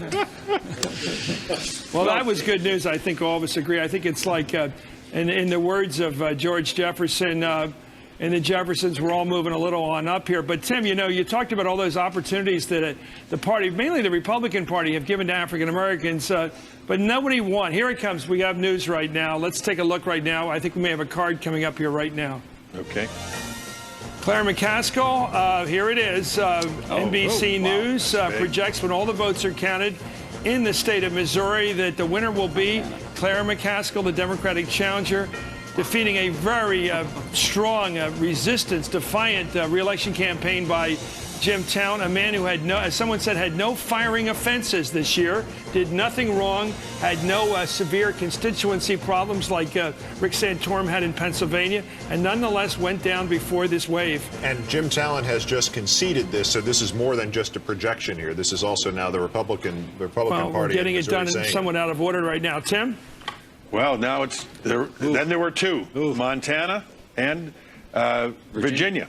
And if, in fact, those trends hold, you could decide the fate of the United States Senate with 3,000 voters from the state of Virginia out of more than 2 million cast. This is extraordinary. But it really does give an awful lot of credence to that notion that vote turnout really does matter. And all that energy and all that money and all those attempts to try to galvanize the support clearly is being reflected tonight. It really is important, as we could see in the next a couple hours. It's quite a recruitment effort by Chuck Schumer, I must say. Chuck went out and found, the senator from New York, chairman of the campaign committee, went out and found an interesting group of people, a pro-choice man from a beloved family in Pennsylvania, Bobby Casey Jr. He found a man of tremendous military accomplishment and commendability, Jim Webb in Virginia, a man right out of the military, almost a John Warner type, another former Secretary of the Navy. And then he found a guy with a crew cut up in Montana, Tom. I wonder if Chuck Schumer's going to be on the lookout for more guys with those flat tops. I think that Chuck Schumer deserves a lot of credit. I'm not sure that in the Webb and in the Tester case that he gets all the credit for that. There was some resistance to the idea. You remember Webb had a primary, and That's true. And the party leaders were divided about whether Webb was the right guy. So did Tester. And so did Tester have a primary. And in fact, he was thought not to be the strongest candidate going in. But Schumer did a phenomenal job of raising money and getting around the country, as he always does. He lives and breathes this stuff. So this was a clash of titans. Karl Rove against Schumer and Rahm Emanuel. Hey, Chris and Keith, I just had a thought, though. If, in fact, Tester and Webb both win, and it's 51-49, what happens if Joe Lieberman said, you know what? Oh, boy. Maybe I really am going to align myself with the other party and become chairman. No, I'm just kidding, but it's something to think about. And Chris, one final thought. Look, Chris, it would be so much like Joe Lieberman, too. I'm sorry. Chris, Brian. one final thought to look for the official coronation in the media this coming week of Rahm Emanuel. He's the subject of a long takeout in the current issue of Fortune magazine. Goes into great detail on his family, the infection that robbed him of most of a digit, his years in the Israeli Defense Forces, his years as a ballet student. He is going to be really lionized, I think, for the effort he put in on the House side for the Democratic Party. So there will be, if you're a profile writer, television correspondent in Washington, these will be happy days, no shortage of work. I called him up last week and I said, okay, what's the number going to be? And he said 26. And I think that's how far he had gotten. But I really do think something ballooned over the weekend. Something drove this much higher than that number. And it was a hard one to kind of figure when it got late. Hard to figure this one. Yeah, one of the worst developments from this cycle will be the new robocalls. They had the most corrosive effect on the American household. Most people have an arm's length relationship with campaigning. You can toss the direct mail, you can turn off or mute the television. But when your phone rings 7 to 8 times, because it's been programmed to ring if it is hung up before it reaches 30 seconds, and it turns out to be all for a purpose of slamming a specific candidate or party, that's, as they said in The Godfather, a dirty business. And people will draw the line there. It's a tough thing to get your arms around and legislate, but that has angered a lot of people this session. Thanks a lot, Brian Williams, Tim Russert, and Tom Brokaw. You know, it's interesting that tonight we're reporting on all the results, and the only one who has shown in that entire presidential field is Hillary and McCain. John Edwards not to be heard from tonight, nowhere out there. Mitt Romney not to be heard from tonight. Rudy Giuliani, I didn't see him tonight. Where are all those people? They didn't play a big role in tonight's election night. They were out in the field. They didn't make a point to show up tonight. I found it interesting. Well, the whole 2008 field and what is to be expected from it has changed tonight because we're not going into the end of an 8-year one-party rule in Washington. Now it's a totally different playing field. Who will emerge? Who are the Democrats' leaders now that they have at least the House and maybe the Senate as well? How will that change their dynamic? And what kind of hamstringing of the president, of a Republican president, will there be, and how would that trail over into the next Republican I got a new one candidate? for you, Keith. Yeah? If the Democrats win those 2 other Senate seats and the requisite number to take control in the U.S. Senate, there is a prize waiting for a Democrat to be majority leader of the U.S. Senate, a prize that wasn't available a day ago, a prize perhaps Hillary Clinton would like. She has an option now. She doesn't have to run for president. She can be the leader of her party in the Congress. That's not a bad role for someone in their second term. not a bad role for someone who would have to risk all to run for president, but would have it all right now if she cuts a deal, as we've heard so often is available to her with Harry Reid, and take control of the Senate. As you suggest, the entire playing field will change, not just in terms of the next 2 years, but as 2008 approaches, and who runs, who doesn't, and what is available to them now. What is the power now sufficient for the aspirations of these individual Democrats? Well, I believe we'll have our first woman president when she can be the leader of a parliament first, rather than have to run as an individual in a kind of a John Wayne commander-in-chief role. Therefore, Hillary can become leader of this country if she becomes leader of the Senate, and people get used to her as the leader of a party, in effect leader of the country and its legislative branch. Over time, they'll get used to the idea of her as president. To just quit the legislative branch without having become a leader and taking yourself before the American people, say, make me your leader, that is a big jump in history. Well, with Senator-elect McCaskill in Missouri, we now have 16 women in the Senate. And speaking, we are now down, probably, at least from the Democratic point of view, we're down to Montana, and we may get a call on that. The governor of that state saying Tester Burns will be called in the next half hour. A spokesman for Conrad Burns' campaign saying the race is definitely tightening, admitting that the Democratic challenger, John Tester, is leading in Yellowstone County. The Republicans have to win that to win statewide. It may come down to Yellowstone County in Montana to determine if the Democrats take the Senate as well as the House. That is what we're going to be following after this next break, Chris. It's you got to get out your map quest. It's good enough. It's now one thing to look at least. Who would have believed it would go this far? It looks like it's going to be in the high 230s for the Republican seats in the House, and maybe 51 seats in the Senate, enough to overrule Vice President Cheney no matter how hard he tries. Unless Joe Lieberman agrees with him. Remember, you stop. You are fishing in troubled waters here. Joe Lieberman says he will be a Democrat. Russert agreed with me on that point. Well, anyway, we're going to look at Montana. We're going to keep our eye on that ball when we continue. Decision 2006 continues here on MSNBC. Please stay with us. Chris, don't you think if Montana goes Democratic after Missouri went Democratic, and it's now Virginia and a possible recount, that if they have to pay, no matter what they have to pay, doesn't the Republican Party have to go in for a recount in Virginia no matter what happens here, even if it doesn't look likely? I also think, people who have committed themselves to the big time in politics, like George Allen, are not going to get down easy. I mean, his whole plan was to be president within a couple of years. He and his wife, I think, were headed for the big time, and they had a very good shot because if they'd gotten past this election clean, which they have not done that, they would have found themselves in a very short list of Republican. John McCain has to think about whether he's going to run for president. Rudy Giuliani has not decided to run.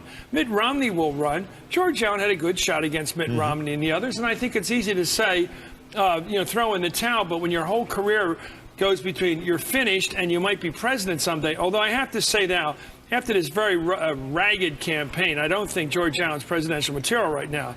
You'd have to hope that people would forget this whole mess he went through with the macaque and the rest of it. They're not likely to do that.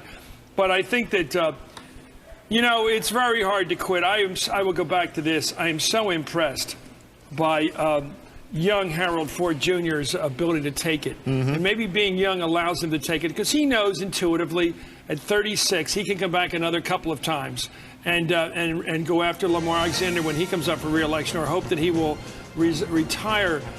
He has a good shot at the future right now.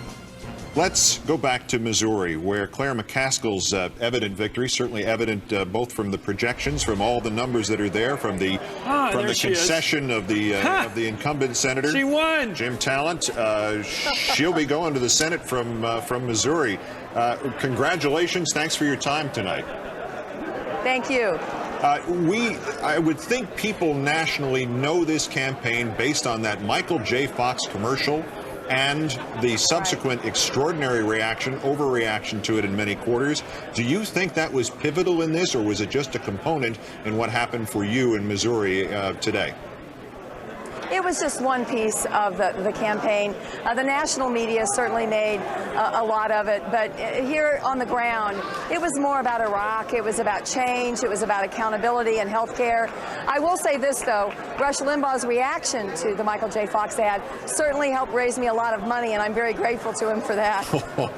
Well, there's an old rule I'd like to coin in politics. Don't pick on somebody your size, pick on somebody bigger than you. Picking on Rush Limbaugh, just like you pick on Bill O'Reilly all the time, it's a pretty good strategy. You pick on somebody that has a lot of fans, obviously, but also a lot of critics. That does drum up interest in you.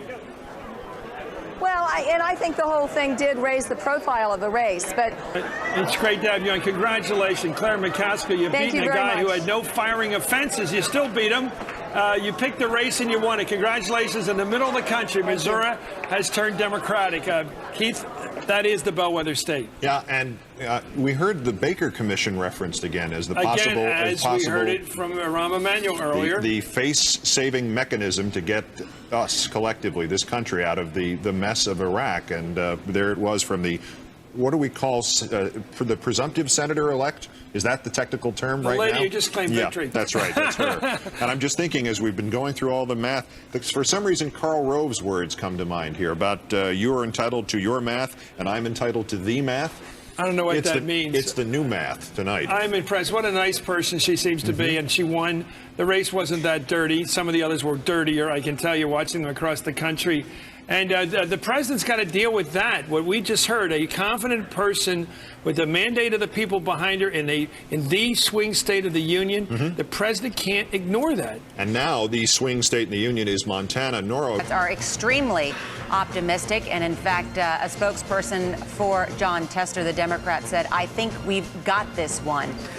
Presumably could try and work out some sort of power sharing arrangement. So it's an interesting scenario, really, either way.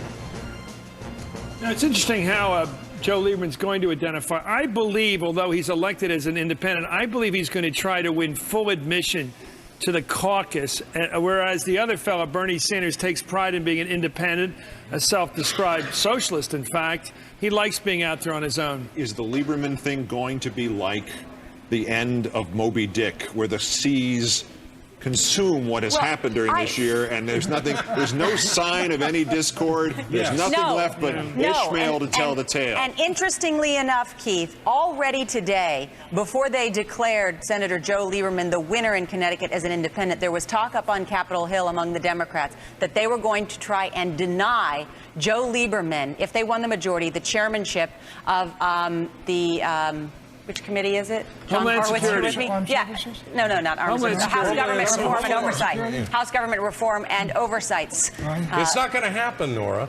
I mean, if we have the Senate, Democrats have the Senate 51-49, we're not going to get rid of the guy who could then go over to the other side, and they would control the Senate again. So I think what's going to happen is Keith is exactly right.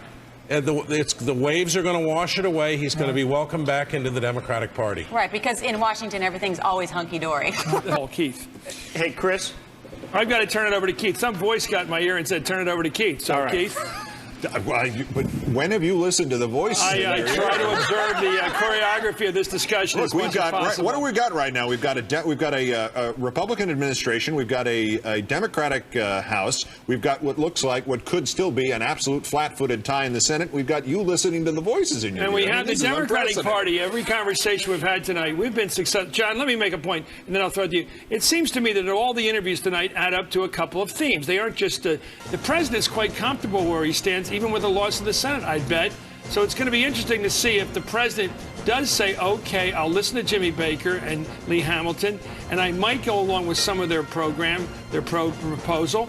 But the Democrats don't yet this moment, as of tonight, have the fiber to offer a clear-cut alternative to this president. It's so obvious. But when you interviewed Ken Mehlman, did you not hear a hand coming out a little bit from outside the sleeve, some sort of gesture there, at least in tone that suggested there was somebody who's going to negotiate? To elicit that, to seduce that, if you will, by saying, how can you have a political settlement in Iraq under our governance and our sponsorship if we don't have a political settlement here in the United States first?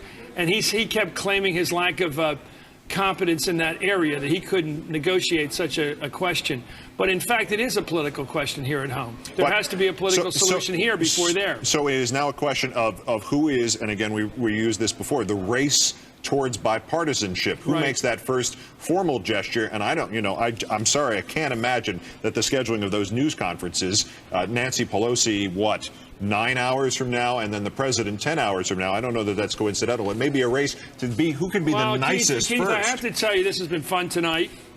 In a bipartisan sense. In a bipartisan sense. I listen to your commentaries. I get the point of view that you offer up after all the newscasts each night, and I find it very bracing and provocative. How's that for a non-controversial? You're sounding like a Democratic candidate tonight. No, I find your views very informative in the tradition of Eric Severide, although you are not, as a bartender friend of mine once said, an Eric several sides. You have one clear side, and I think that's informative, and I think in all the world we work in, it's always good to have a provocation because it makes people think. And you are as good as Edward R. Murrow at that sort of thing, and I appreciate it. You are a great writer, a great partner tonight. We've never done this before. It was fun doing this with you, but we're going to take a long time, I think at least a couple of weeks, to absorb what happened tonight. I think this was a strong, powerful bombardment of the establishment tonight, a powerful punch at the way things have been going. Or a punch on behalf of the history establishment, the historical idea that there need to be checks and balances, that wonderful idea of the weights resting on each other to make sure no one has unilateral control has been emphasized right now again. It's a Republican administration. It's a Democratic House. It's a tied Senate until we hear further from Montana and some night, Virginia. maybe not this one, we'll see the fruition of what looked to me tonight as the beginning of the recovery of the Conservative Party by conservative thinking. Pat should be happy. I leave you with something here. We'll be following up on all this tomorrow on Countdown, obviously, when I return to the set. But in the interim, I'm leaving you a couple of donuts to get through the next couple hours. They will work. My final gift to you. Thank you. Thank you, and goodbye. And goodbye. I think we're going to get more involved with the panel as we should. They were a brilliant panel, as you've been seeing all night. It has changed. It has morphed into a group of Nora, fresh as a daisy, Pat Buchanan, ready to fight, Bob Shrum, still hoping for a Kerry recount at this point. It might still be there out there in Ohio. Now that you got rid of Ken Blackwell, who you've been stalking now for 2 years, you finally got rid of him. And John Hardwood, a man with hard numbers. John Hardwood. We'll be right back with this panel.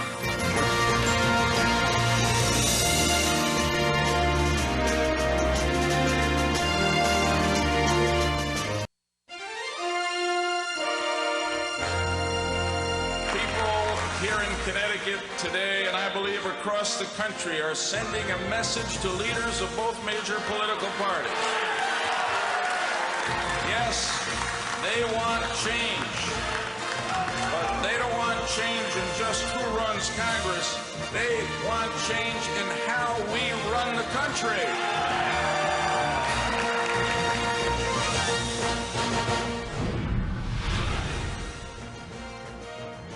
Good evening, I'm Chris Matthews. In fact, it's not evening. We're still waiting on 2 races to decide who will control the Senate. At this hour, NBC News reports that the races in Montana between Conrad Burns and John Tester, and in Virginia between George Allen, the incumbent, and Jim Webb, the challenger, are still too close to call. Let's look at some of the other big winners of the night. Right now, that's John Tester and Conrad Burns, as I said, are too close to call, although you can see the numbers there, and we may have a result there in a couple of hours right now. That's Montana. And here we have in Virginia the same, a very close race. Although Jim Webb did declare victory there a couple of hours ago, we're not moving ahead with any projection yet on that race, final projection. But there are signs here, without getting too official about it, that John Tester's in good shape up there in Montana, as is Jim Webb down in Virginia. And the Democrats, because of those situations, are in very good shape right now. In fact, I would say a plurality of betting odds right now that they're going to win this thing, win the Senate right now. Too close to call, as I said, in Montana. But this is good news for the Democrats. They went through a shaky weekend. Craig Crawford joining us now from Congressional Court. They went through a shaky weekend with a lot of ups and downs and jiggling in those polls, and certainly a comeback of some kind for Conrad Burns that looked like a comeback, and it may have dissolved during the voting day itself. Yeah. And in Virginia, there was talk of a George Allen comeback as well, which may well have dissolved in the late vote, in the late count coming out of Fairfax County. Amazing, huh, for the Democrats? I mean, almost every race that was close, they managed to win, it looks like. Amazing for the Democrats, and I tell you, Chris, I've been thinking a lot about George Bush tonight, because I've written a weekly column on this. Well, he's been asleep since 9:30, so you're thinking for both of you. 2 years, I've written a weekly column on this White House, and tracked the politics of this White House over that time. And while this was about Iraq, this, I think, will go down in history as one of the most politically incompetent second terms in presidential history. I mean, just forget about Iraq. Look at how he started this term, talking about Social Security overhaul. Even his own party didn't want that. Then they intervened in the Terry Schiavo case, the comatose Florida woman. Then you have immigration, which was not something his party wanted. And then he ended with vetoing stem cell, the effort to withdraw his restrictions on stem cell research. All these things undermined his own party. This president wanted John Kerry's apology. I think he owes an apology to his own party. And we've talked a lot about the president needing to deal with the Democrats. Before he does that, he's got to deal with his own party. There's going to be a lot of anger at him. You think the knives are out in your party, Ben? I think there's going to be a period of introspection coming up here. I'm not sure that the knives are out quite so much for the president, because he has, after all, done a lot to get to the party to where it is. And he's been elected twice. He brought home the congressional wing in 2002 in an election that nobody thought they were going to be able to do. I don't see how he gets a pass. How does he get a pass? I mean, he's the president. I don't think I mean, they're going to focus on Karl Rove. But it's not. But the dynamics are changing, because if you don't have the majority in Congress, then a lot of the natural conflicts that have occurred between the president and the legislative branch aren't going to. The president also is not on the ballot again. I think to the extent that there's a conflict in the party, it'll be in some leadership elections that have sort of taken flight in about the last 3 hours. That's right. And when the House decides to postpone its leadership elections, the Republicans in the House, till December instead of holding them in November, there's going to be some intra-party battling. And there will be for some of the other offices in the Senate below Mitch McConnell. But why blame Reynolds or Denny Hastert or Boehner or any of the leaders for what happened in this election? It looks like this was all foreign policy caused. Well, I'm not sure that it was all foreign policy caused. I mean, I think you can't underestimate the way the members in the House feel about the Foley scandal and the way the leadership handled it. And I think that, in part, is going to fuel what goes on in the House. The Senate is a matter of there are now vacancies because of Senator Santorum's loss. Well, in the leadership rank. In the leadership rank. Who's going to fill that? Excuse me. Who's going to fill that? Because you've got Trent Lott showing an interest in perhaps getting back into the number 2 slot behind Mitch McConnell. But then I hear that Lamar Alexander's looking at it. And John Kyle, who just won a pretty convincing victory in a tough environment, is also in line. Really? Yeah, really. Yes. I think the problem that the voters clearly talked about corruption in the exit polling, and so how the Congress is run is going to be an issue. Okay, fair enough. Something that Nancy Pelosi, I think, is paying a lot of attention to. They've talked about dealing with corruption and lobbying reform as one of their top 3 things that the Democrats are going to do when they reconvene the House. I do think that whenever you have a loss like this, that the Republican campaign committee leadership, that the Senate leadership, they're all going to be knives out. But that changes anyways. That's changing anyways. A key issue, though, in Republican blame is going to be this sort of stay the course and divide the country and appeal to the base politics of Karl Rove. Whether that strategy is going to stick. This is what bugs me. I agree, Karl. This isn't Karl Rove. No. It's George Bush. Well, I mean, George Bush is the president. Why do we always try to focus on Karl Rove? I mean, I agree, Karl Rove. But regardless, it's their strategy. Let me finish my point. Why does George Bush escape blame? Well, why does everybody explain that away? He has responsibility, no question. I mean, we say this election was about Iraq. That was his decision. That was George Bush. That means this election was a referendum on George Bush. Because he's not on the ballot again. No, he was on this ballot. He was on this ballot. He was on but this he's ballot. Not on 2008. If he wasn't on the ballot, why was he out there campaigning? He was on it for this. Wait a second, guys. Okay, let's reset the table. We started this conversation. Hillary, I want you to with reset the table Republicans. first. You're writing a paragraph about what just happened in American politics the last 24 hours. Starting yesterday morning, a 6th year of a presidency. The Democrats win big. Big takeover of the House, probable now takeover of the Senate. Write the paragraph on why that happened. You have a president who was as firm as he could be on his strategy and his course and did not listen to people in his party or the American you have to be a people. little more colorizing here. I would say he stuck to his guns on the war. Wait. I would He say stuck to this- his guns on the war, didn't listen, and his party in the Congress went along with him lockstep and barrel, even when their leadership expressed doubt. I And say they're he was- all paying the price together for it tonight. He was stubborn and delusional. I mean, I just And his watched, guys went along I with it. just That's watched, the key issue, I just Craig. watched That's the Oliver Stone movie on Nixon, and I saw many parallels. No. May But I the write Republicans the went south paragraph on about Nixon. my party here? The Ladies Republicans and went gentlemen, south on you, Nixon. They didn't go south on Write George me a Bush. highly documented account of what happened in the last 24 hours. The Republican leadership has managed to anger the three prongs of the Republican base. The national security conservatives are angered about the war and the way it's being prosecuted. The fiscal conservatives are outraged about spending in the Congress and the administration's failure to veto any of the spending bills. And the social conservatives are absolutely aghast at the Foley scandal and the way it was handled. Therefore, all three prongs of what makes up the traditional Republican base have something to worry about. Now, that's not a rejection of conservative principles. That is the fact that Republicans strayed from those principles, but it's the country as a whole is conservative. This is not an election that shows that the country has all of a sudden become liberal. What it showed is that Republicans looked sort of contradictory to their own principles and independents rejected. When was the big They chill? When got did their you base. discover that?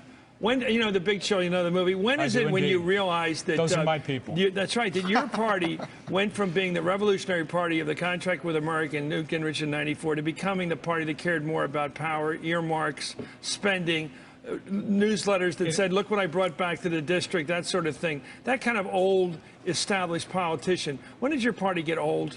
I think it got crystallized with Katrina, in which the party that is historically good at or prides itself on being able to manage things didn't manage things well at all. I think it got exacerbated by the Abramoff scandals, which got into the whole pork barrel earmark problems that arose. I think it got continued with some of the legislative moves. Immigration was a divide amongst the party.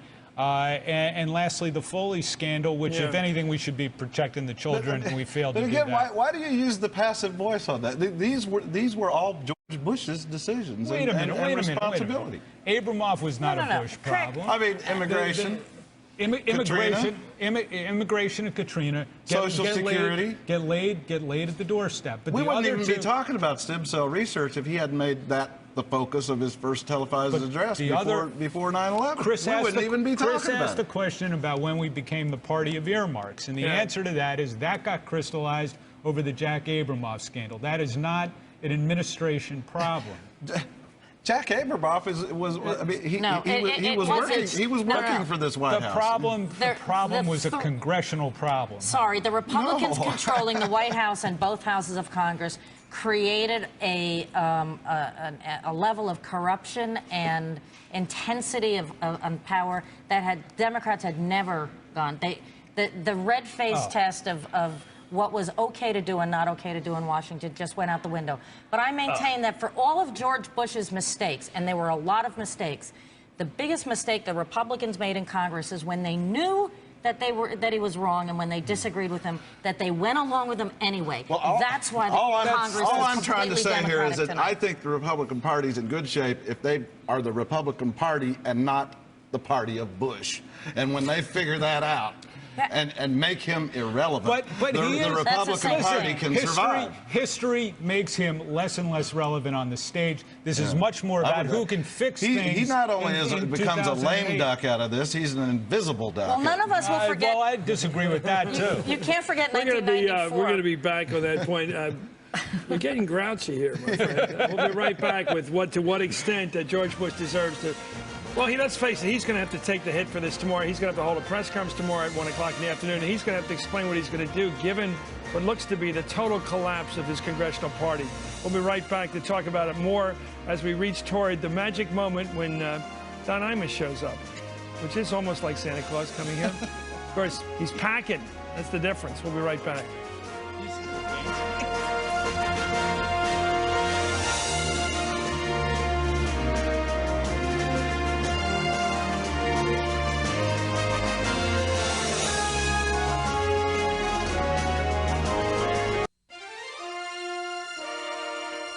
Senator Allen said not long ago when he came on the news and said we all need to respect the process in this country, the democratic process.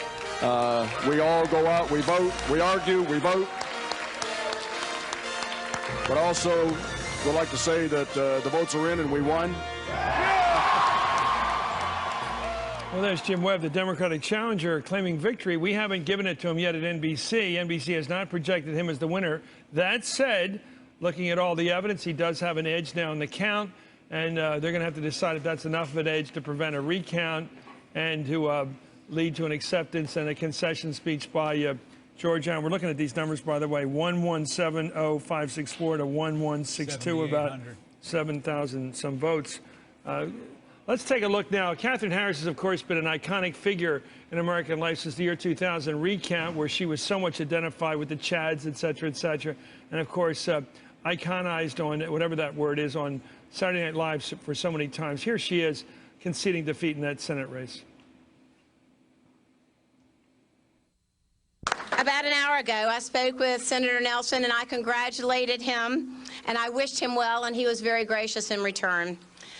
I still believe, and I want everyone here to still believe, that public service is a noble calling. And it has been an extraordinary honor for me to serve as a member of Congress, to represent you statewide as Secretary of State, and to serve in our state Senate as a Republican and carry the conservative banner in this United States Senate race.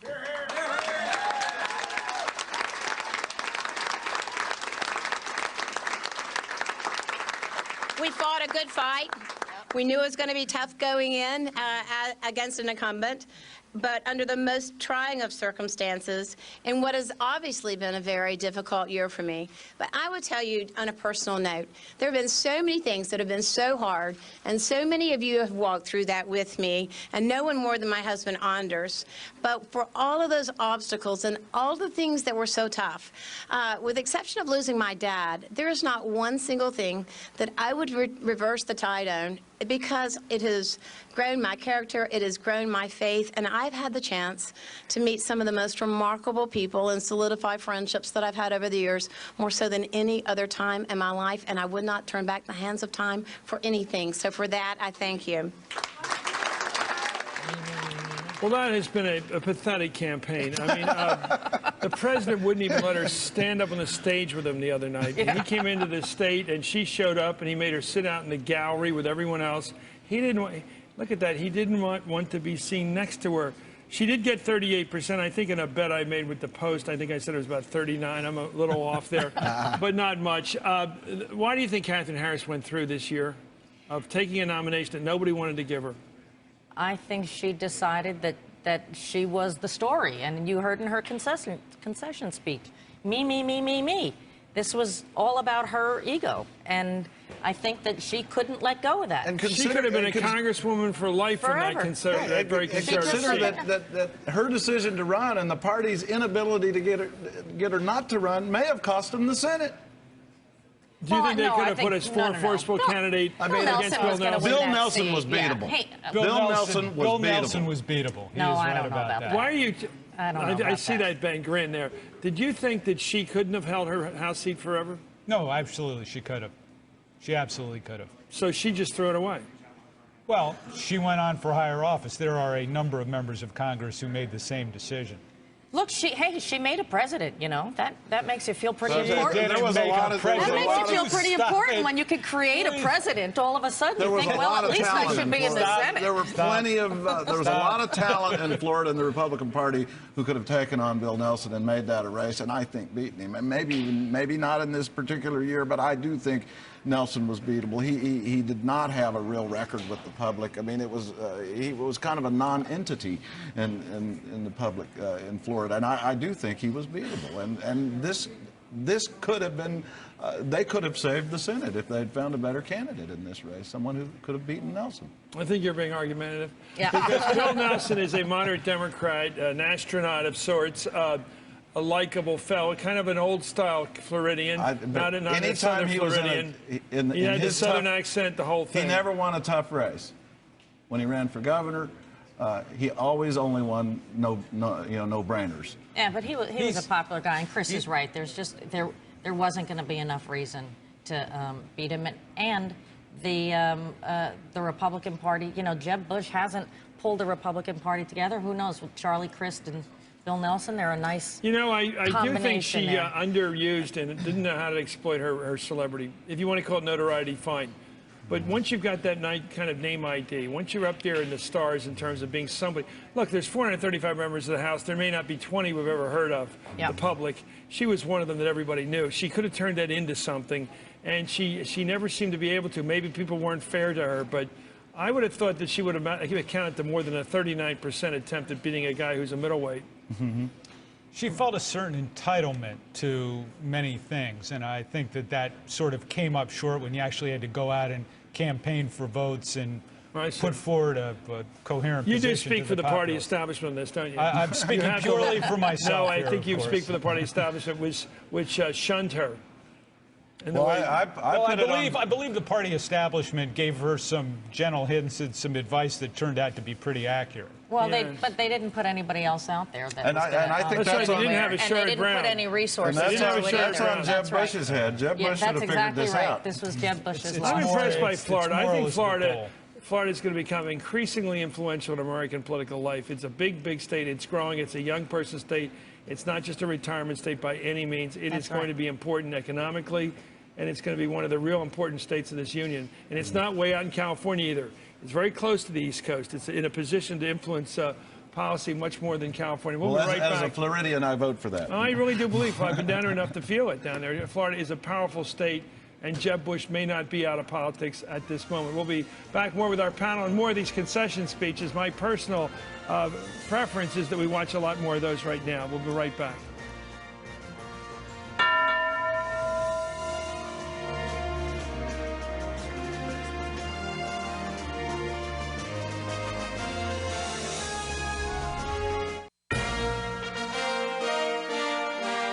You know, in this race, we fought hard. We did everything we could do, but it just was not to be. This was not the year. We could not win. We did everything we could. This was not the year. We could not win. You know, you have to feel, I know DeWine, I met with a bunch of his people one time as a favor to him. He called me and said, come meet with my people, and I do it for all these guys. They have their people from home. They come to them. They believe in them. They do it. They don't do things wrong. They just don't. I don't care what anybody says. Some of these guys they're going out with the wave, just like Jim Talent, Mike DeWine. Yeah. These guys, I saw this all happen in the 70s with liberal Democratic senators, Frank Moss, Gail McGee, Lee Metcalf, Magnuson, Frank Church, John Tunney, Montoya, everybody I knew out in those days all got beaten. They went out with that liberal wave, conservative wave, the Sagebrush Rebellion, gone. Everybody goes. And now we're seeing it happening in the East and the Midwest to the Republicans. Sherrod Brown just worked his butt off this campaign, though. He started 2 years ago and did not stop. But the other important thing in Ohio, of course, is that they've elected a Democratic governor, which sets up in 2008 a lot of other possibilities in terms of controlling the Democrats state. did a good job of recruitment, and, Yeah. that's a big story out of this. Well, go through them. Go through the recruits for the Senate. I mean, I think Sherrod Brown was a bit of a risk and a little out of the norm because of what they did is found a lot of centrist candidates around there. I mean, you heard McCaskill talking about that she's for the death penalty. You got Webb, and I think they tried to find some candidates who didn't have traditional political background in some cases. They really worked at trying to fit. Who's the they? Was it Chuck Schumer? I think Rahm Emanuel on the House side and Schumer on the Senate side. Well, let's go through the big names. I am so impressed with this because I've seen they've never been so good at picking presidential candidates as they were picking senators. You got a guy like Jim Webb. If he wins, perfect. A military guy, Secretary of the Navy, military background, novelist, pretty smart guy. Never a big friend of the Clintons, never a big friend of Chuck Robb even. A very independent guy, maybe a John Glenn, even Democrat. You've got this guy Tester with the crew cut out there. Looks like he's driving a tractor. Looks like a regular guy. He doesn't look like some intellectual from the University of South Dakota like McGovern or somebody. Looks like a regular guy working out there like the other people. You've got...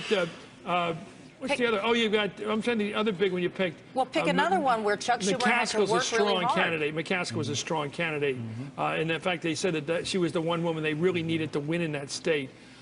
In Virginia, the three they got. Rhode Island, you've got this guy Sheldon Whitehouse. He says every bit as waspy as the other guy, and looks like he's a classic Yankee senator. Right, classic case. I mean, They picked up Bobby Casey Jr., a pro-life, culturally conservative Catholic. That's the race Schumer had is to one of the work hard most socially liberal Democrats in the Senate, but he put that aside in recruiting these candidates. The Pennsylvania they were willing case, to sell their soul a little bit to get candidates in who would win, which will make the governance part of this kind of interesting. That's you got to politics. hand that to Chuck Schumer That's how you also. win. Pennsylvania is the best example of how hard Chuck Schumer had I to want to work. know how they rough up Bobby Casey Jr., the next Supreme Court fight they've got. Let's go right now to my friend David Schuster, who's down by phone. I guess we've lost the camera. We're operating on limited budget now. David, thank you for joining us. You're still down there in Richmond. What do you hear is happening in that Senate race? Well, Chris, a couple of things. Yeah, we lost the camera at 4:30 in the morning, but no. Come daylight, both Jim Webb and George Allen are going to get a better, at least, picture of where the votes may be that they could be missing. As it stands, the spread now is obviously around 10 or 11,000 votes. Jim Webb with the lead. This is largely the result of absentee ballots that they continue to count through the night. What's going to happen come daylight is both campaigns have lawyers that are going to go across the state and be part of what's known as a canvassing, and that's simply where they will double-check and make sure that the arithmetic was accurate, that the tickers from the electronic voting machines were accurate, that the right numbers were called into the Secretary of the State of the Board of the Elections, and they'll go through and essentially double-check all of the numbers. By the end of the day, at that point, the Webb campaign should have a better idea whether, in fact, there's potential for them to make up the 10 or 11,000 votes. In other words, they may discover that there was a massive computer glitch or that numbers were added incorrectly or that for whatever reason votes were not counted. If that's the case, then obviously that increases the likelihood that once the election is certified 10 days from now, then the Allen campaign would say, yeah, we want to recount, knowing that there's some votes there that could make a big difference. On the other hand, if in this canvassing tomorrow it becomes clear that the official count provided last evening was accurate, that there wasn't some major computer glitch, then it becomes sort of a whole new ball game, a question of, can you figure out some way of making up 10,000 votes if it doesn't appear that those votes exist for you? Have there been any claims by the Allen campaign that there have been irregularities or failures to count accurately? No, the Allen campaign now is not sure. I mean, they're just saying, look, we just need to go back and do the canvassing that's warranted under state law and go back and see. But there haven't been any accusations really on either side, Chris, that there was either any major sort of computer glitch or that the math was done improperly or that there was some number that wasn't counted. There is one issue, though, that has come up with both campaigns, and that is apparently a large number of military absentee ballots were either never mailed to military bases or that people who are from Virginia who wanted to vote or were serving the military for whatever reason, they didn't get their ballots or they weren't faxed properly. So that's a whole Well, other if you issue. haven't voted, you can't make a claim to have the right to subsequently vote, can you? Well, yes and no. You can't, but there's something called a provisional ballot, which, for example, at the polls, if you go to the polls, Yes, you're but not they had to have claimed those provisional ballots on Election Day. You must vote on Election Day, right, or earlier. That's right. You must vote on Election Day. I think the issue is there some sort of issue with provisional ballots, say, at one of the military bases in Virginia. Remember, you're talking about I think 750,000 military veterans and certainly a large number of active duty in Virginia. So there's some question about people who are in active duty military. How did they get their ballots in on Election Day if they did? Okay, David, I think I can say goodnight to you now, can I? Yeah, you can say goodnight, and we'll be back up in just a couple of hours. I think we're going to Morse code next after the phones have failed. But anyway, thank you, David Schuster. You're a great reporter. Here's a look at some notable losers tonight. I'm going to read these boards. It's always brutal, but here we go. Late in the morning now. It's almost 5 o'clock now. Let's take a look at some of these losers. I'm looking down here. I can look up as well. Here they come. I'm waiting. I'm conscious. Here, what we do is we show these things. We call them cards. We've been showing them all night. I was watching these things when I was a kid. These are the things that tell you what happened. I love this way it's done electronically. In California, Arnold Schwarzenegger is a winner, clearly, against Phil Angelides, the state treasurer. He clobbered the poor guy. Angelides a good liberal guy, but has no star quality like this guy, obviously. He blew him away. Well, that was an attempt to show you all the losers. We're going to have that. Maybe here they are right now. Let's take a look at the losers. No, that's not us. I'm a victim of my, well, that wouldn't be acceptable. I am a victim of my tools here. I have to tell you, I love election night. I'm a little tired now, but I have to tell you that I made a prediction in the Washington Post, which was sealed, and I don't mind saying what it was now, was that the Democrats would pick up 5 seats in the Senate, and they would pick up 27 seats in the House. I must say I was sort of chastened away from the bigger numbers at the end of the week. I began to think, wait a minute, it's not going to be that big. Yeah. And yet people like Chuck Todd were saying it's either going to be big or nothing. You can't play the game of coming out in the middle. Of course, I tried to play the game of coming out in the middle because I thought a rational person would say it's like a 2/3 of a tsunami. It's not a full tsunami. And what we're watching tonight and this morning, rather the morning after, is what looks like a tsunami came through here. Yeah. Something really big, a real burp of anger against the establishment, which may be growing. This election, if it's held next year, could be more. I could tell there was an earthquake. I wasn't sure there was a tsunami, and we had that. I think part of what happened, if you continue the storm analogy, growing up in Florida, hurricanes always lose strength as they approach shore, and I think over the weekend it might have dropped from a Category 5 to 4, but once it hit shore, the levees broke. All that jingling over the weekend didn't add it to much. Let's take a look now at some of the losers last night. Here they are. Bob Casey defeating Rick Santorum. Look at those numbers. They are astounding. For anybody who's watched this election, with 99% of the vote, hold up that card. We thought this election would be maybe a 10-point spread, maybe 12. Look at this, 59 to 41, an 18-point spread. How many incumbents have ever been beaten, really thumped like that? Bob Casey Jr. with well over 2 million votes. And let's take a look now at Rick Santorum's concession. Another thumping, 12-point thumping there in the Iowa Senate race.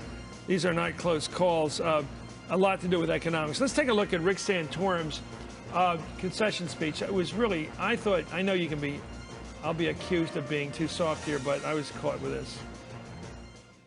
I cannot tell you what a privilege it's been. What a privilege it's been to serve this great Commonwealth. I mean, we travel around. We just did 19 counties here in the last 5 days. And the people in this state just are so resilient. They're so committed and strong, and they're also pretty darn tough and opinionated. And that sometimes is a good thing. Today, not such a good thing. But I respect the people here. I love them. I thank you. And I mean this from all of us. You have blessed us with a gift. And I hope that you, at least in retrospect, think that we didn't just go and bury the gift. We took the gift that you gave us and we used it. We used it to try to do some great things for Pennsylvania and some great things for this country and even the world. Well, that's, of course, an allusion to the parable of the talents in the New Testament about the man who was given the talents and invested them wisely. There's Rick. He is the real thing, whatever your politics are. I think Rick Santorum's the real thing. He's a genuine conservative and one of the losers last night. A man who was headed towards the presidency, and ended up being just another guy that lost a re-election race. Here we have Sheldon Whitehouse defeating Lincoln Chafee handily on the issue of Iraq. Never has there been a clearer case. Lincoln Chafee would never have lost this race had there not been a strong, especially in New England, very strong wind against the war. It's the state in which President Bush enjoys his lowest performance rating among the people. The job approval of the President of the United States, George W. Bush, in the state of Rhode Island is 23%, and that's what Lincoln Chafee had to defend up there. Here we have Claire McCaskill defeating Jim Talent, another vote that came in very late. The last one we couldn't announce here. We hope to announce more in the next couple of hours, but clearly Claire McCaskill, very delightful lady. She's so buoyant. She came through here. We just talked to her on television. She's dramatically positive in her politics, I think. And so is Jim Talent, the person she beat, who has, in his defeat, continued to have a positive job approval in the state of Missouri. Here we have Bill Nelson. We argued about how strong opponent he would have been to a stronger challenger, but Katherine Harris did not pose much of a threat. She was mocked by the Republican establishment, derided by the White House, shunned just yesterday by the President of the United States in Pensacola. He wouldn't even let her come up on the platform. He made her stay down in the crowd with everyone else. Let's go right now to the country where everything about this election is centered, in Iraq. Richard Engel, you're one of my heroes. All day long and all night long we've been counting it, the reaction of the American people to the war in Iraq. What's the impact? What's the reaction there to the news?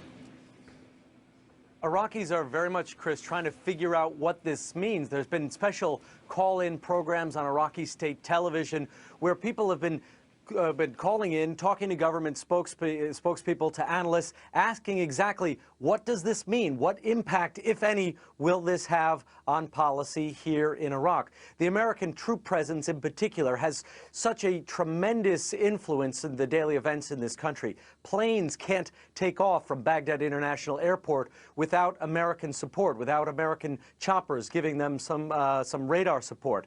Iraqi police, as we did in a story last week for Nightly News, effectively cannot go out on patrol in very dangerous areas unless they have some American protection. So the government here, the Iraqi government, is very much dependent on American troops to move around. The Prime Minister can't go around the country without Americans helping to secure the roads. So anytime there is discussion about major changes in American policy, it certainly gets the attention of the Iraqi government and of the Iraqi people. People were calling in on this program asking, is this the end? Is there going to be a new policy? Is the country going to be divided? And the government spokesman was effectively trying to reassure them, saying this is just a congressional election. It is not going to change dramatically policy in Iraq. But obviously that is a major concern here. Even Al Jazeera, the most influential Arabic language news channel, is having special programming at the end of this week asking that very question. Is this the start of a new policy in Iraq? So it is certainly on the airwaves here in the Middle East.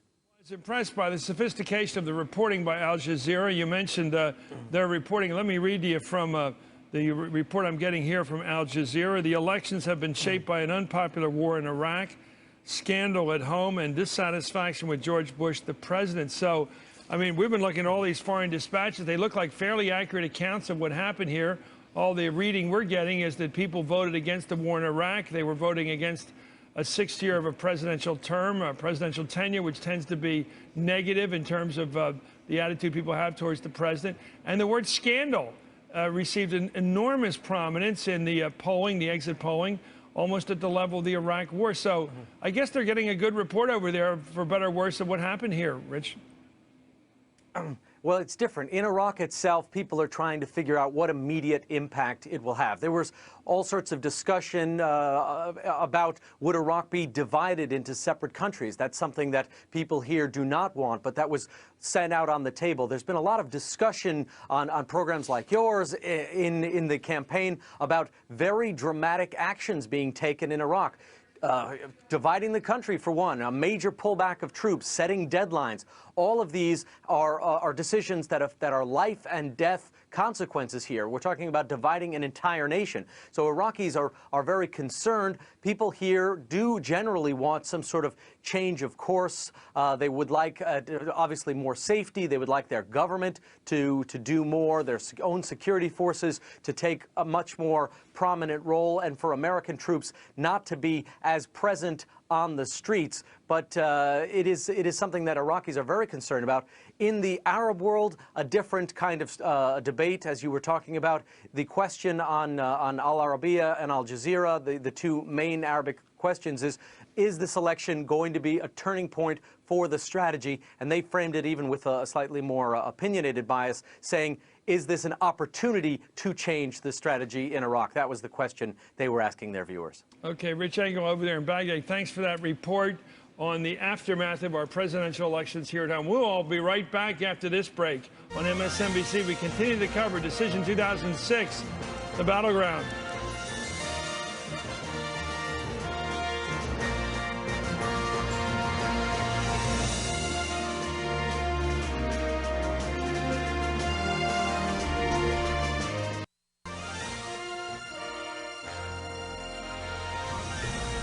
We're back. It's 4:48 and 36 seconds in the morning. We are here on the East Coast with an amazing election result coming in and still coming in right now. We're going to get more information in a couple minutes about what's happening in Montana.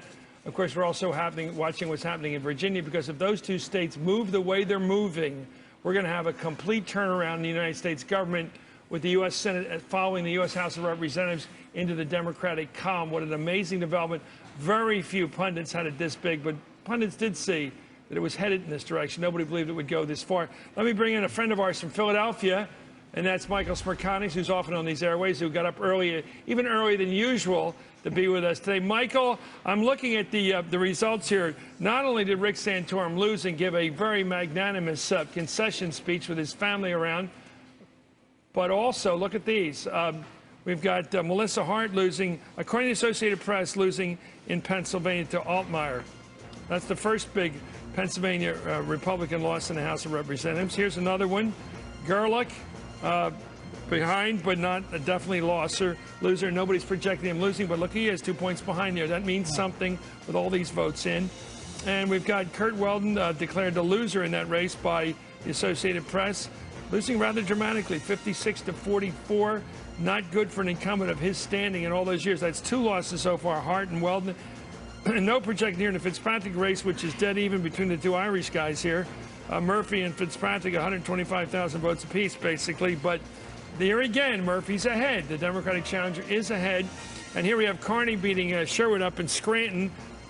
Pretty dramatic there. So we've got 3 wins, 3 incumbents dumped already, Mike, and 2 behind. This is amazing. Of the 5 that were vulnerable, 3 are gone and 2 are in big trouble. Michael Smerconics. Hey, let me show it to you in the newspaper of your old hometown. Sure. Hee-haw, says the Philadelphia Daily News this morning. Can you get a look at that? What does that mean? Democratic wave, says the Inquirer. By the way, Chris, you look good to me. I mean, this is what time I get up. I'm on my way to work. Your coverage was great. I hung with you until about midnight. And I think that MSNBC did a fabulous job. And I'm the only guy among your panelists who sat in a Barca lounger with the clicker last night and can tell you how you stacked up against all the other guys. The graphics were great. All the reports were great. The pundits were great. You did a hell of a job. Well, thank you. I also had, we had Dan Abrams, who runs this network. He came in here early tonight, and he said that we're also ahead of every other network in announcing winners and losers, that we had the fast track, and with regard to reporting the stories last night, which is, when you get it right, the name of the game, you got to get them right, and you got to get them early, but right first, and I think we did both last night. I think so as well. Listen, relative to what's going on in my neck of the woods, I said to you as the election was drawing near that I think I was feeling as the people in New Hampshire or in Iowa feel in presidential election time, in that I was living in an area that could determine the outcome of the direction of the country. I'm shocked by the margin of the Santorum race. I'm not surprised that he was defeated, but I always believed that there was a hidden electorate for Rick Santorum, people who found it sort of unfashionable to tell a poll pollster. I at the know other exactly end. what you mean. You know, but in the end, that didn't turn out to be the case because Fast Eddie's margin is awfully similar to that which Rick Santorum lost by, meaning the gubernatorial race and the Senate race are only about 2 points behind. Those suburban congressional battles, if it turns out to be a total blowout of the GOP candidates, that'll be quite a surprise as well, because I thought that in suburban Philadelphia, in Bucks County, by way of example, that Fitzpatrick would hold on, as you point out, and I've seen those final numbers. It appears that he's still trailing. There's some contesting of the ballots going on there, but by about 1,200 votes, and that Jim Gerlach may be at this point behind Lois Murphy, as you just reported. That's a real shock to me. You know, we were briefed here at NBC about 2 weeks ago when we had this amazing briefing from our top pollsters. It was Peter Hart and Bill McIntyre. You know, it's amazing now I can tell you the results. I believe I'm covered now by any embargo, or I'm not covered anymore. They seem to have this whole thing. This is a bipartisan set of pollsters, very well respected. They do the Wall Street Journal NBC poll, and they had it. They said what was going on in the country, and it's reflected in Philadelphia. It isn't at all politics, it's a local thing there. They said what's going on is all the unaffiliated voters, what we call the independents. And when we were growing up, I mean, when I was growing up, they were all Republicans who had given up on the Republican Party and said they were independents. Today, they were a mixed bag. But they all were talking like Democrats. These are the suburbanites, the people who live in those counties around big cities, who generally say they're non-affiliated. They spoke to the pollsters on the issues of the war and other things as if they were Democrats. And it turns out that this year they weren't really unaffiliated. The Republican base held to a large extent. The unaffiliated, the non-affiliated voter, the independent voted with the Democrats, and that's why you're seeing these big switches of power. But I have to tell you, I am amazed, too, that it's almost a 20-point spread with regard to those races. Well, let me tell you what I think is coming next, because I'm trying to focus on what the next step will be. I see a very important battle about to be waged for the direction of the Republican Party, and the issue as I see it is whether the evangelical Christian direction of this party, something that I'm personally uncomfortable with. I mean, where does it leave a guy like me? Not to be selfish, but I'm waking up this morning and I'm saying, you know, I've wanted a timetable in Iraq for a long, long time. I believe in embryonic stem cell research. I'm a pro-choice guy. Is this party big enough for me? I mean, is the direction as we head toward the presidential race now going to be, I can hear the voices of people saying we need to return to the party of Reagan. And I believe there's going to be a battle for that moderate wing of the party versus the more conservative forces who will say we need to return to our roots, even though I don't believe that's the case. That's what's to come for us. Well, that gets back to a point I've made, that I don't think Ronald Reagan would have taken us into Iraq. And this division in your party is over Iraq. It's not just over stem cell and some of these domestic issues. It's over that very unusual decision by a conservative administration to take us into a part of the world in the way that it did, in a war of our choosing, a war of the administration's choosing, and I don't think Ronald Reagan or Barry Goldwater or George Bush Sr. would have ever done.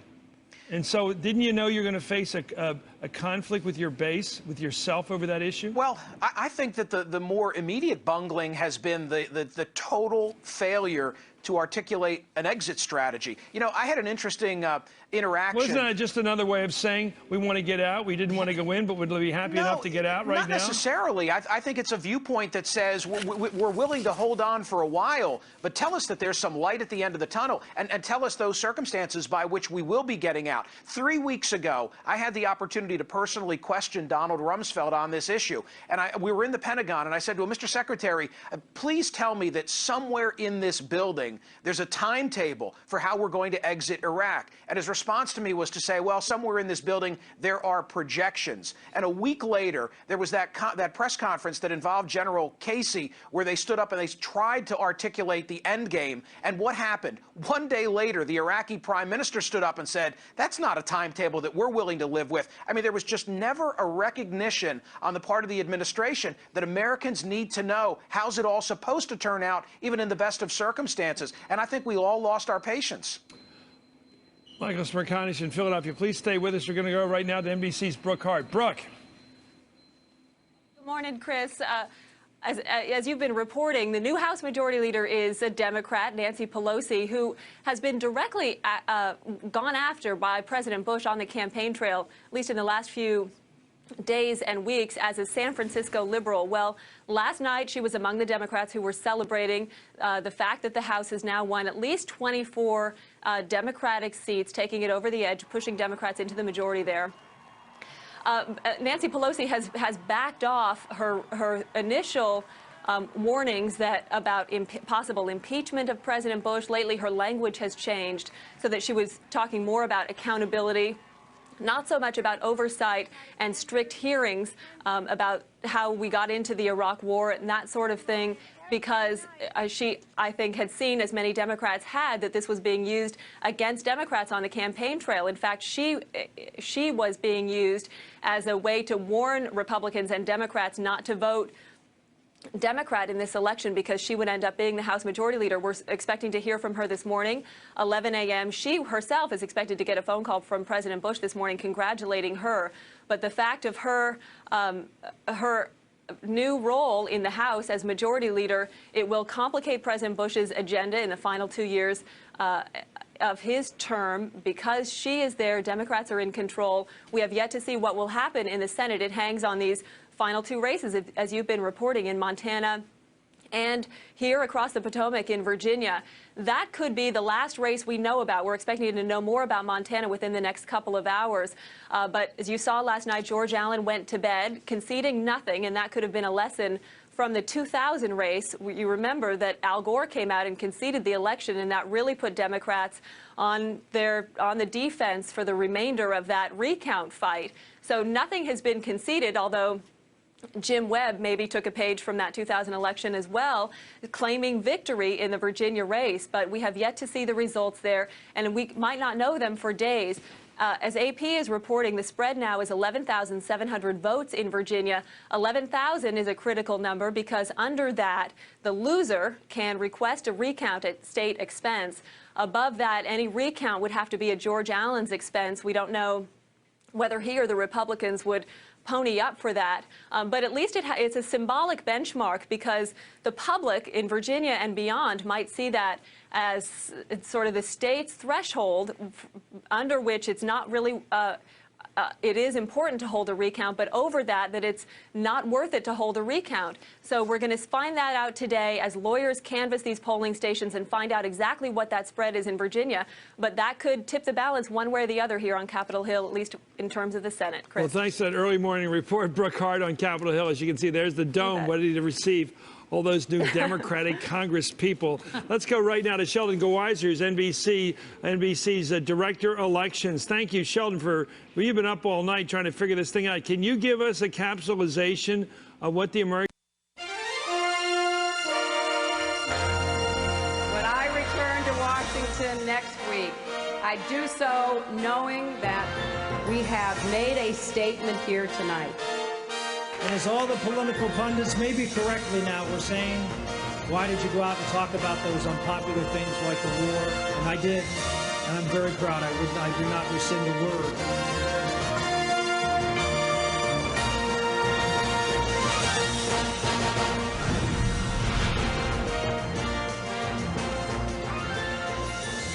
Good evening, I'm Chris Matthews. It's now 3 a.m. on the East Coast. Democrats have had a big night. NBC now projects that they will have control of the House of Representatives by what looks to be a very comfortable margin. In the U.S. Senate, we're still waiting for a call in Montana and in Virginia. NBC News reports that those two races are too close to call at this point. Democrats need to win both of them, Virginia and Montana, to take control of the U.S. Senate. Now, let's take a look at the key races in the Senate that we've been able to call already. In Tennessee, Bob Corker has won that race according to our projections over Harold Ford Jr. Claire McCaskill, we just interviewed her. She's the very happy winner against incumbent Jim Talent, a man who really did nothing wrong except be a Republican in a very difficult year for Republicans. That's Claire McCaskill, projected winner in Missouri. Their early winner tonight, that's Bobby Casey Jr., the state treasurer, who defeated the very strong and very impassioned Rick Santorum, who gave a great concession speech tonight. And in the U.S. Senate race in Ohio, Sherrod Brown, Yale graduate, working guy, labor-type Democrat, questioning free trade. He won the election tonight according to our projections for Mike DeWine. And then we've got Sheldon Whitehouse, who defeated the incumbent Lincoln Chafee up in Rhode Island, despite the fact that Lincoln Chafee had broken with the president on the war. And we've got Ben Cardin, a Baltimore congressman, or as they say down there, Balmer congressman, who defeated a very strong run by Michael Steele, the lieutenant governor. And there we have Bob Menendez, who really did suffer through some of the toughest advertising I've ever seen practically up there in New Jersey to get elected in his own right to a seat he was appointed to by John Corzine, who went on to the governor. So let's take a look at the numbers right now. Oh, gosh. 49. The whole thing now, look at those numbers, and really the way it works is that the Democrats win 2, they get 51. They've got 49. They got to win 2. They got to win Montana and Virginia, where they're both in very good position to do that. But when they do that, if they do that, they become the governing majority in the United States Senate, and they will overcome any attempt by the vice president to break a tie, which will not exist, in fact. You know, I'm trying to read these through some of Ben Ginsburg's papers here. The governor in Alaska has, you know, we've got the Democrat has won that race. Republican. We got Jim Gibbons winning in Nevada, the governor's race there. And we've got, I'm not going to be able to read these cards, so we'll have to do this in a minute. The cards are way too far away from me right now. Let me go right now.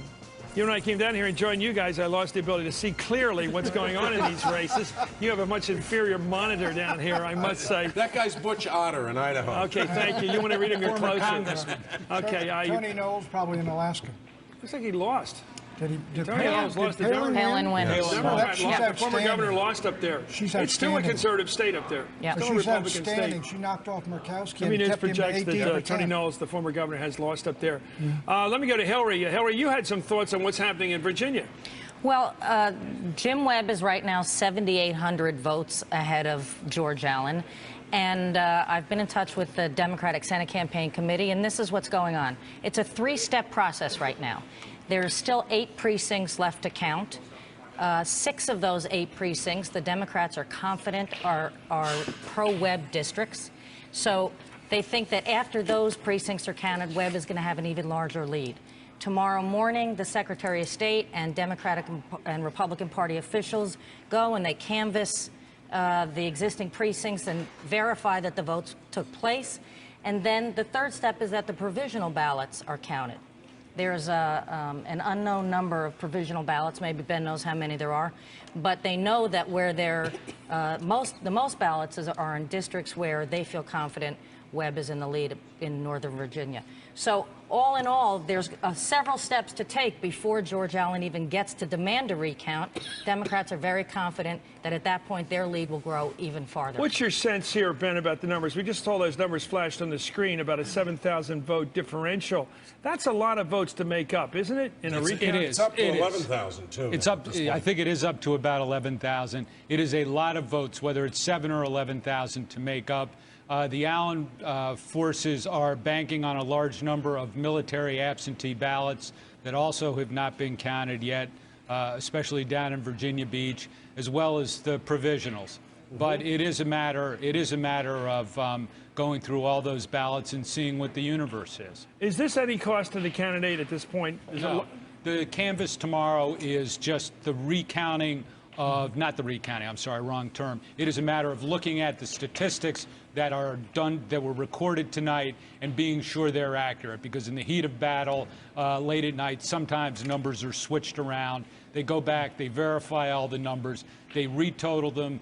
The Secretary of State then has 10 days to certify the results. Once the results are certified, then the losing candidate can request a recount if it's within 1%, or if it is within 0.5%, then it's an automatic recount.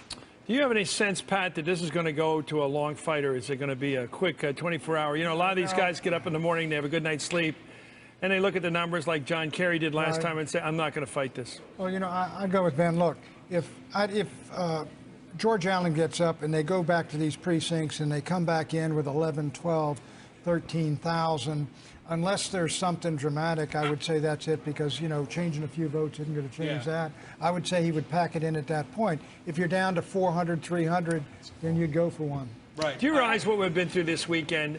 I mean, I was asking Claire McCaskill what it must have been like to be a candidate and to go through all these events, these little welterweight events, the conviction of Saddam Hussein, which we all knew was coming. It was not a news story. It was an event. It wasn't a news story. The John Kerry flub, that story got a lot of attention, 2 or 3 days of it. And all those things hurt, it seems to me, the Democrats, right? I'm not sure that's true. Well, how not? I actually think that the Republicans made the same kind of mistake that I believe we made near the end of the 2004 campaign with the munitions dump in Iraq, and decided to go after Kerry, I think, to consolidate the base, to find that, you know, they were sort of out of things to say, and they believed their own, or drank their own Kool-Aid and believed that the way to win this thing was just to consolidate the base. But I think it brought the issue back to Iraq.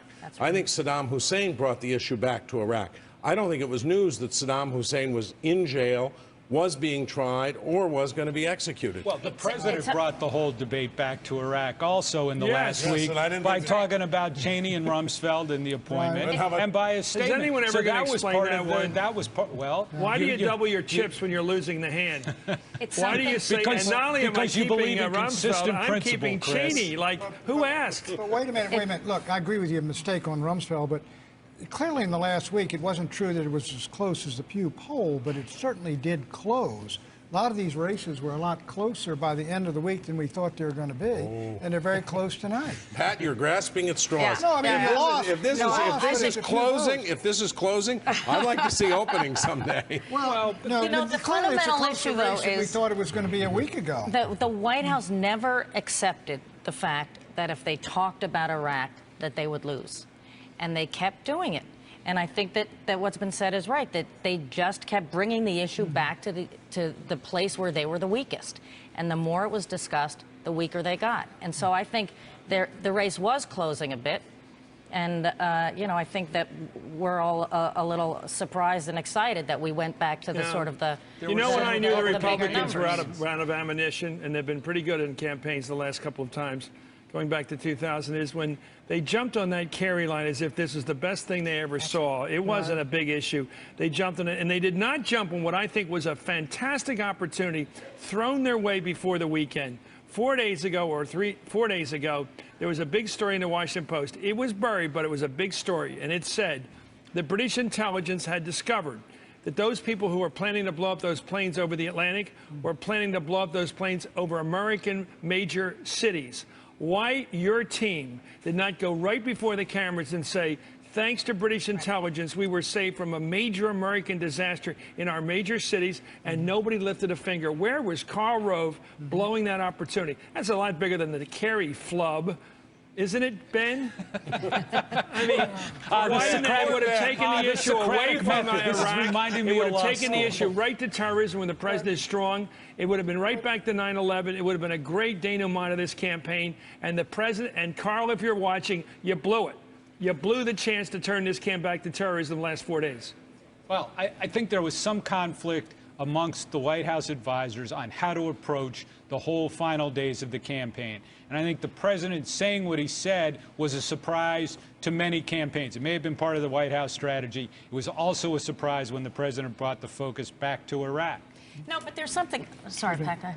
Listen, but Chris, bring it forward, just what you were saying over there. You got the Democrats are hiding behind Baker Hamilton Commission. The President of the United States... They don't want a position. Yeah, but here's the thing. Now they got to take a position. The president's going to go out tomorrow morning, and he's going to come up with, whatever you say about Baker Hamilton, I'm the decider. I make the decision. Here's where I'm going. You take your stand. And the Democrats are going to have to now, because they do have power, maybe in both houses, they're going to have to take a stand. And they're going to come down and take 3 stands, because they're divided 3 ways. Some are behind Bush. Some want a slow withdrawal, some want a cut. And that's what's going to happen. So they're all going to become hermit crabs and hide behind Jimmy Baker. They're going to be split. They're going to try to hide behind Baker. But we Baker's get to not have elected. fun. Nobody we get elected to have him. fun for a couple of years.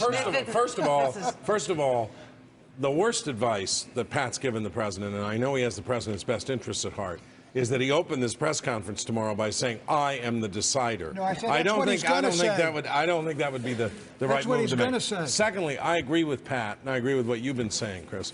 The Financial Times of London, I don't always read this, but I bought it this morning to make a point that the world press will look upon this a certain way.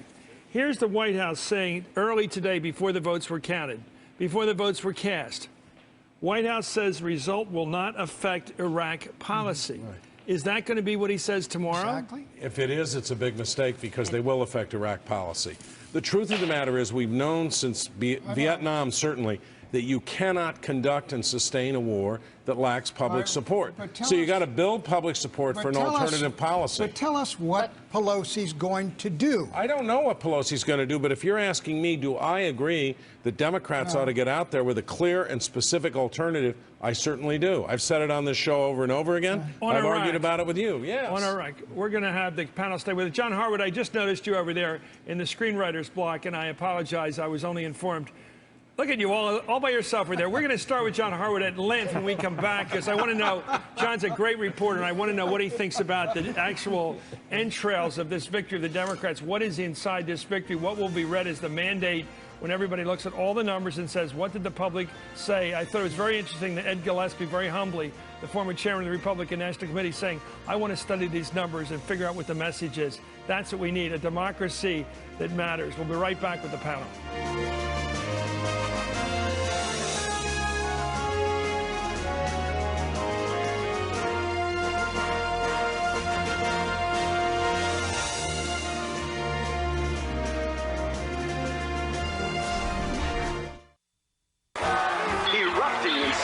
As Donnie the Democrat heads to his new job on Capitol Hill. Donnie the Democrat wins the election.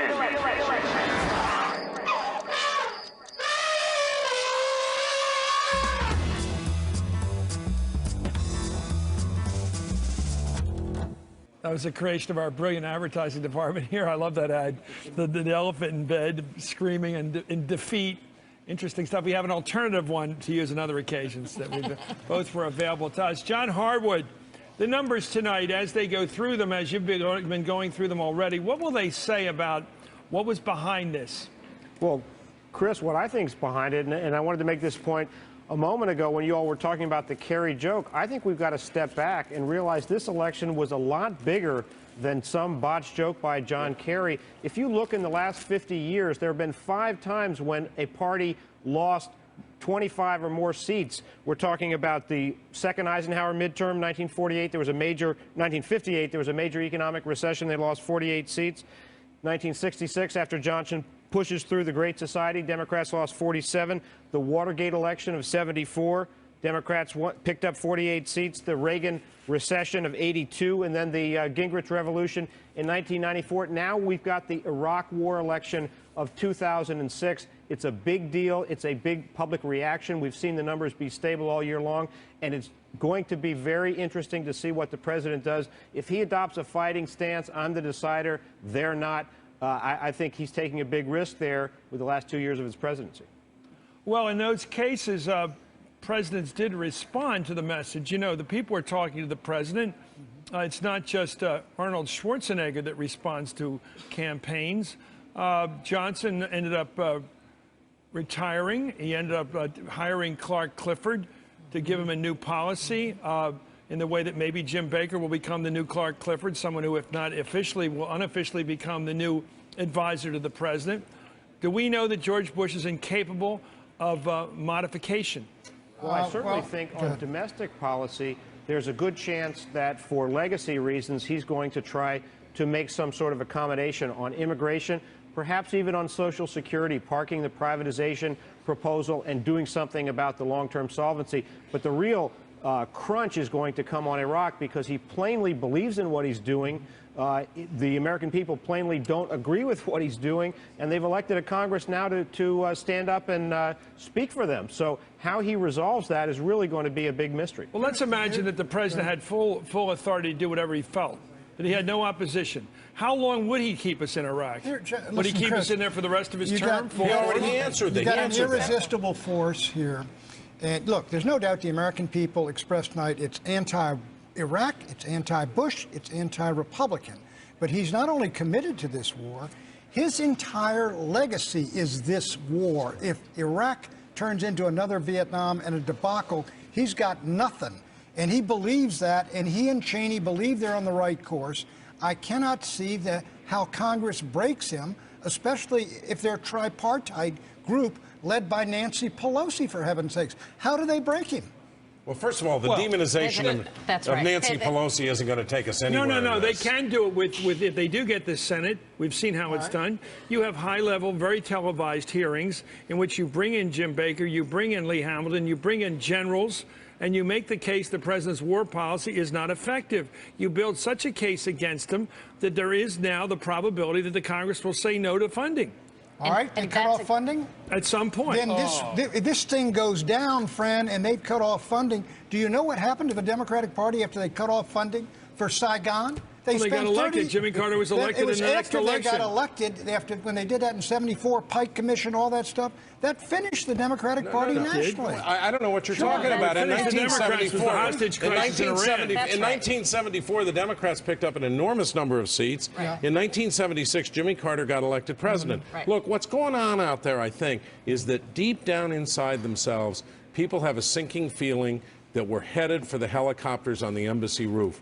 They don't want it to happen again. That's why they want an alternative policy. John, do you subscribe to the notion that it's off base for the Democrats to begin to use the leverage of the purse strings on the Hill? I think it would be politically risky for them to do that, and I think the more tough-minded, practical politicians like Rahm Emanuel, who was the architect of the House Democratic campaign, do not want to go there right now. So there will be some in the caucus who want to do that, who want to try to cut off funding, but I think that will be a political risk that they'll be reluctant to take. You know, I was looking at the international press. I just want to bring your attention to the international press here, because I know that we get involved in little things like the Kerry joke and things like that. And here's the international press's reading on this election. And I thought there was this coming. It's not quite as blaring or as trumpeting as I thought. Here's the Financial Times of London. The long-anticipated wave of Democratic support, much of it seen as an anti-Iraq war, anti-White House, or anti-Congress vote. That's their interpretation. Here it is, Agence France Presse, the French news agency, said it was riding the Democrats were riding a tide of anger toward President George W. Bush, the Iraq war, and the Republican scandals.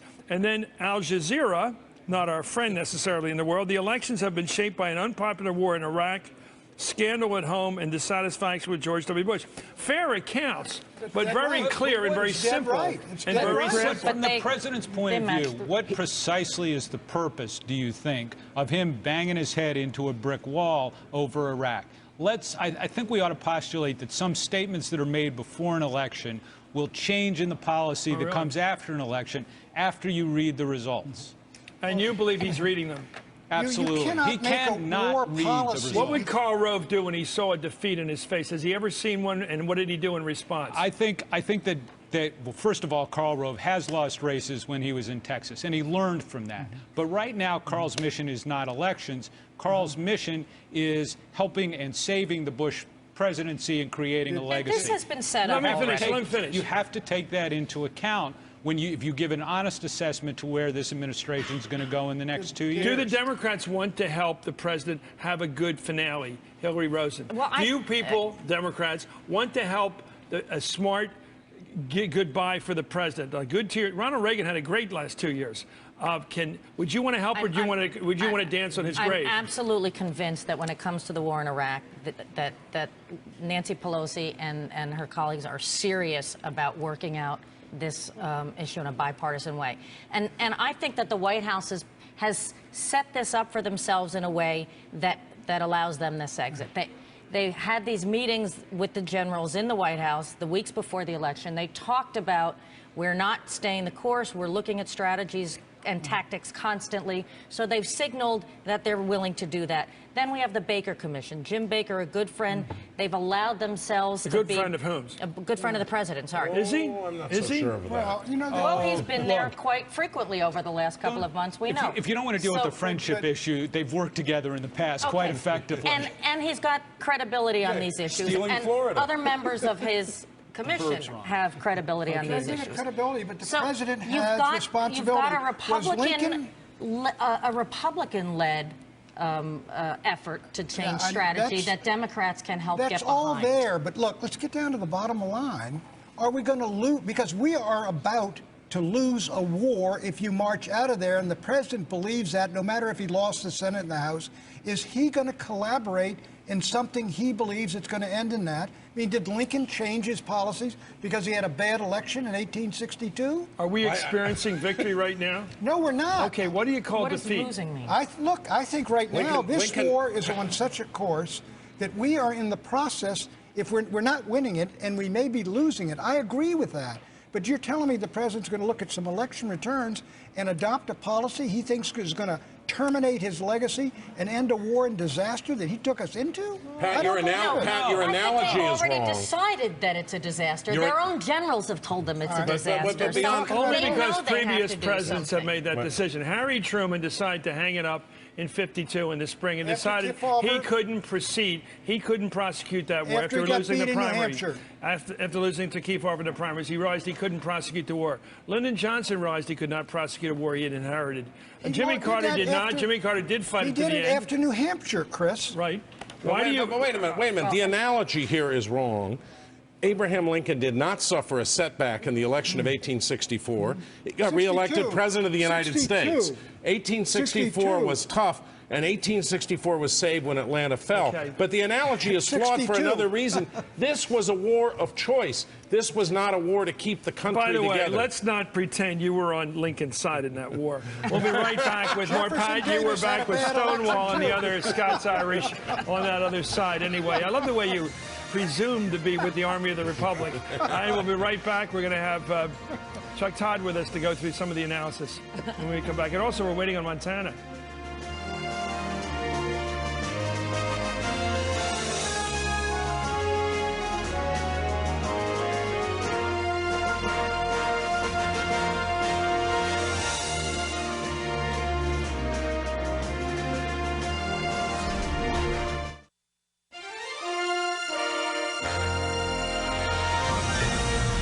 We're back with our panel, but I want to start with Chuck Todd, who's been, as I said before, the man who's taught me so much during this campaign.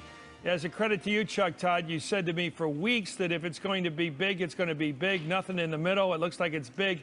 Where are you pegging it right now for the House seats Democrats will control after all the counting?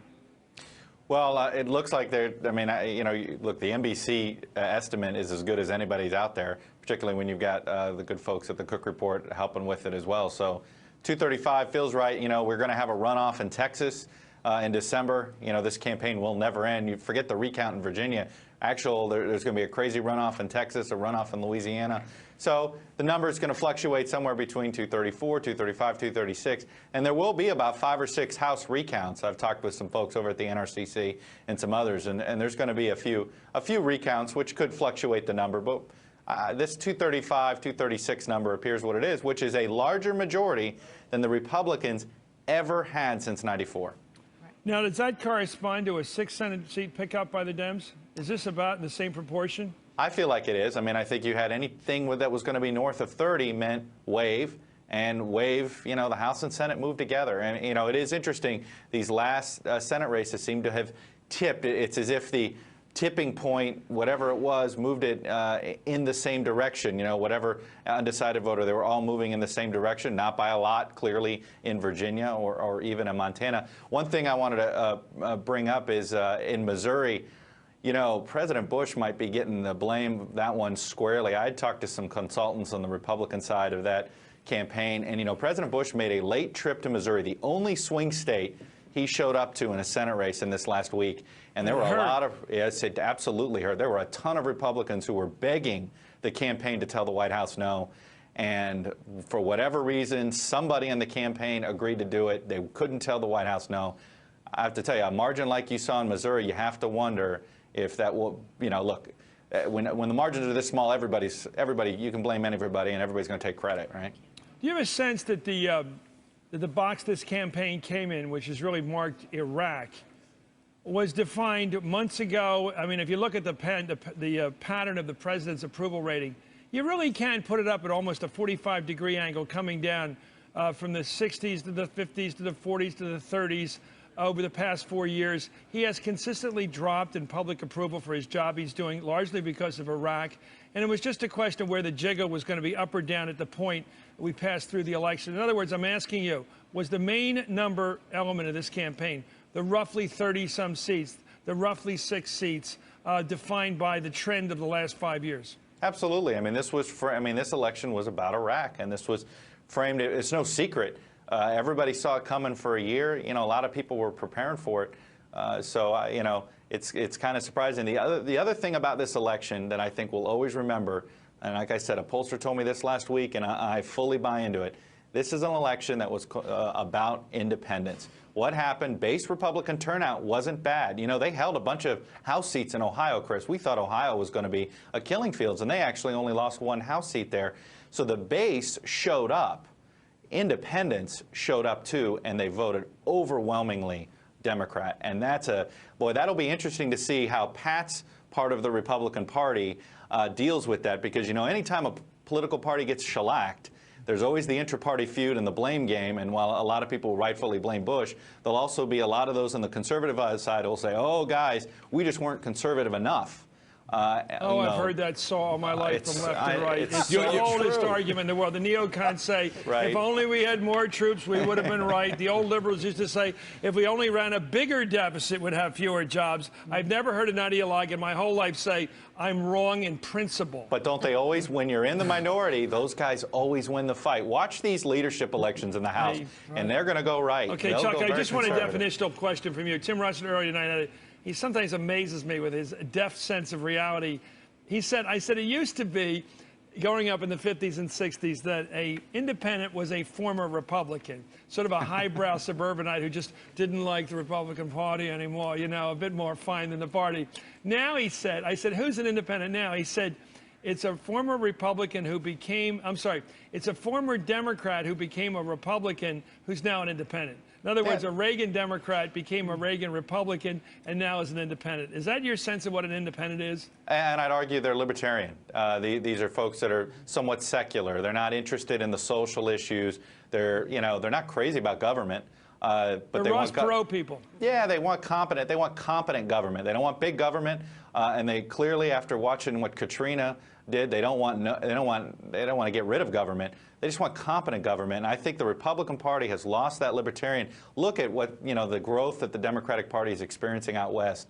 And that's where you see, and boy, that was the heart of the Goldwater Reagan republicanism that sort of grew out of the West. It was built on the backs of these libertarians. And I think now they've lost them, and they actually are flirting with the Democrats, which is something even 5 years ago I don't think anybody would have imagined. As long as the Democrats let them keep their guns.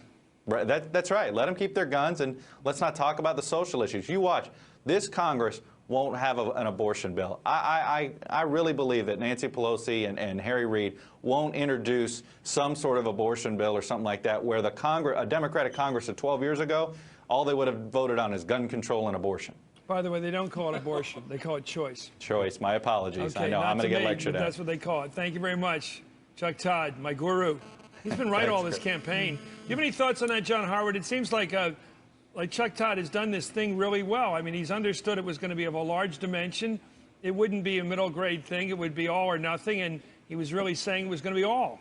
He's certainly right about that. Certainly right that the collapse of Republicans among independents is what doomed him in this campaign. I just wanted to add what Chuck said about the whole issue of the Bush visit to Missouri.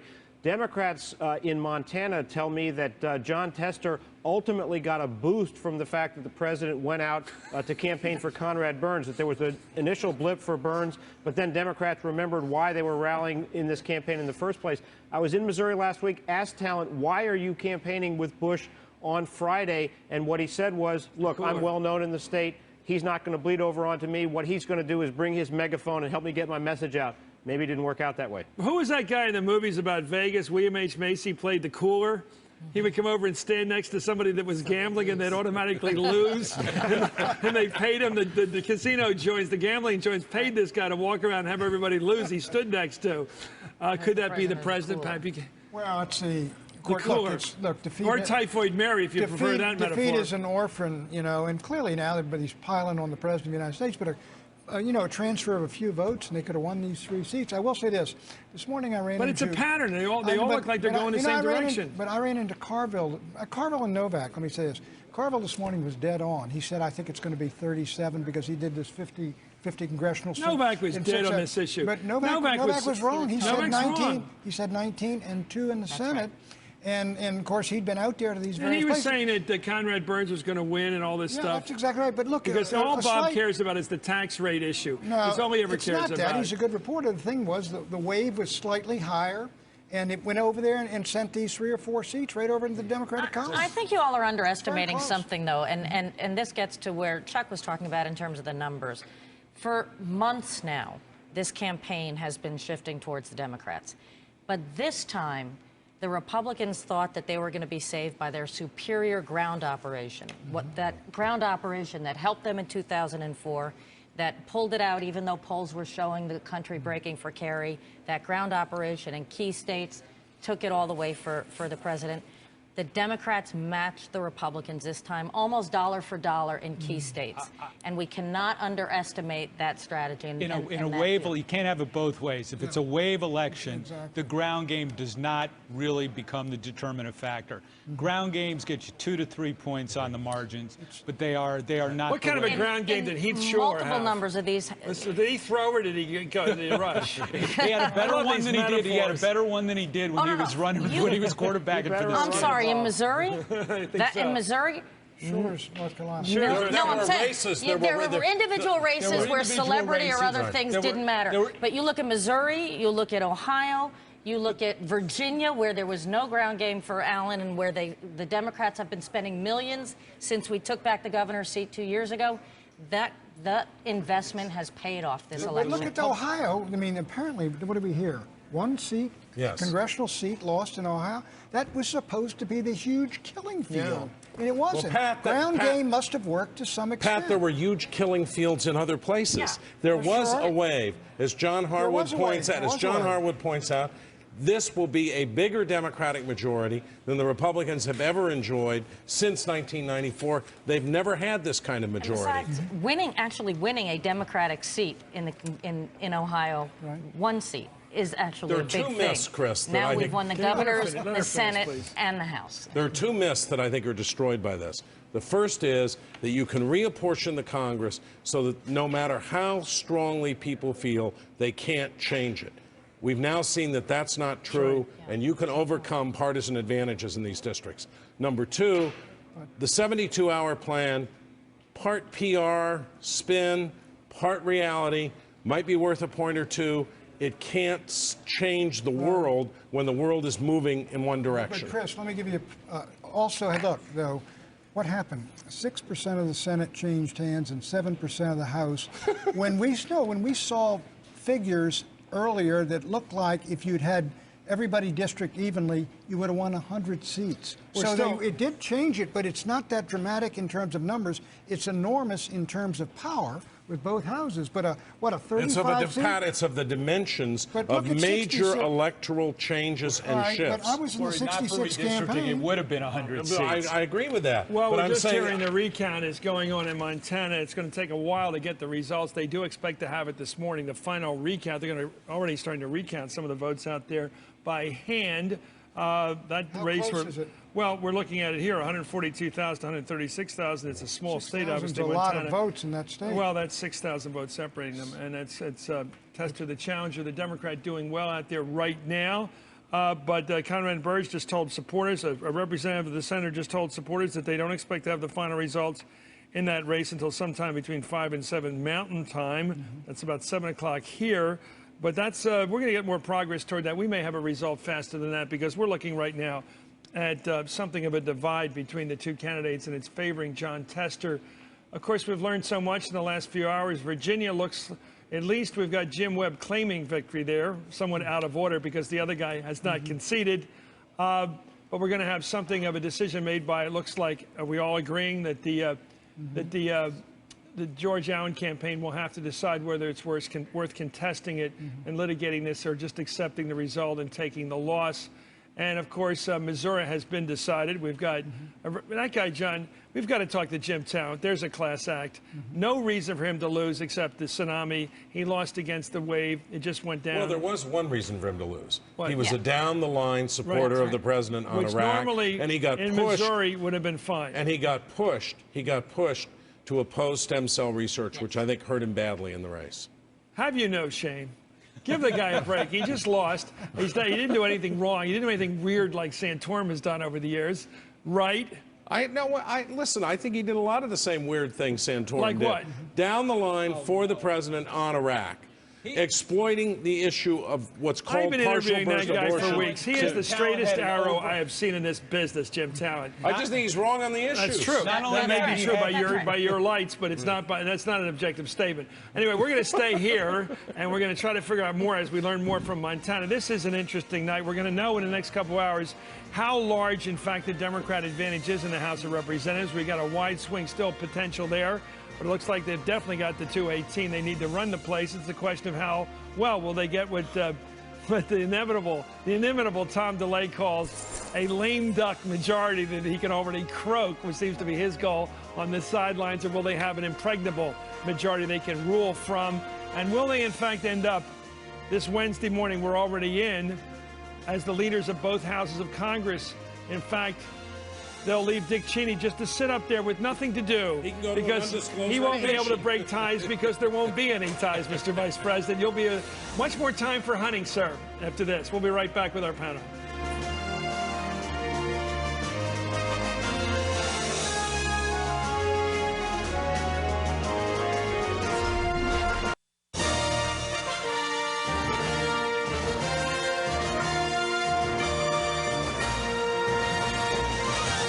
Let's take a look at the governor's races and see some of the big ones that have been decided tonight. We're looking at now California, a big comeback from a year ago for Arnold Schwarzenegger. He is the king of the roost out there right now, a man who's moved to the center politically and effectively won a big mandate.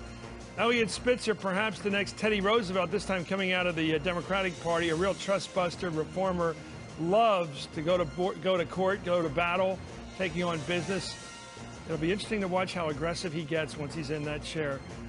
Marty O'Malley, he doesn't like we call him Marty. He says, nobody calls me Marty except you. Martin O'Malley, the mayor of Baltimore, now the governor of Maryland, taking on Ehrlich, the incumbent who was very popular. Ehrlich had a plus 50 performance rating from the public. Another example of a guy like Jim Talent, popular but lost. Governor Ted Strickland won the governor's race against Ken Blackwell, a friend of Bob Schrump's. Blackwell was, of course, just like Catherine Harris was in Florida, the recount person in the last election for president, and took a lot of heat from the liberals and the Democrats and the critics for a race that wasn't quite clear how it was run. That's Ted Strickland in Ohio. There he is, Charlie Crist. I just moderated that debate down there. I thought he did well. The public gave him a lot of shots for how he answered my questions. But look, there he is, the winner, a very, very likable guy, Charlie Crist, who's running, and successfully so, and elected in the tradition of Jeb Bush, who's extremely popular down in Florida. Extremely popular. The Massachusetts Deval Patrick, an African-American guy, grew up in the streets of Chicago in the projects, Harvard grad, Harvard law grad. What a figure he is. The next governor of Massachusetts.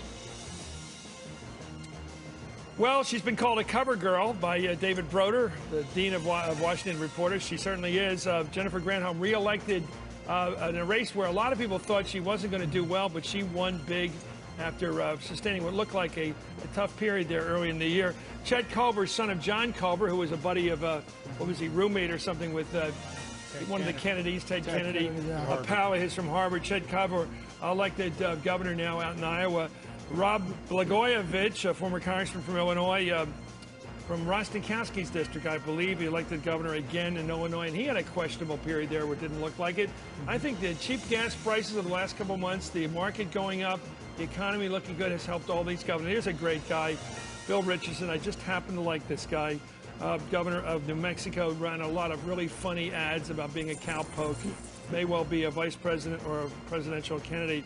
We're looking right now. There's the governors, Democratic governors, now 28 of them. There were, yesterday, in fact, still are 28 Republicans, but when come January, there'll be 28 governors as opposed to 22 Republicans. I wonder, John Harwood, what do you make of this? What do you make of that?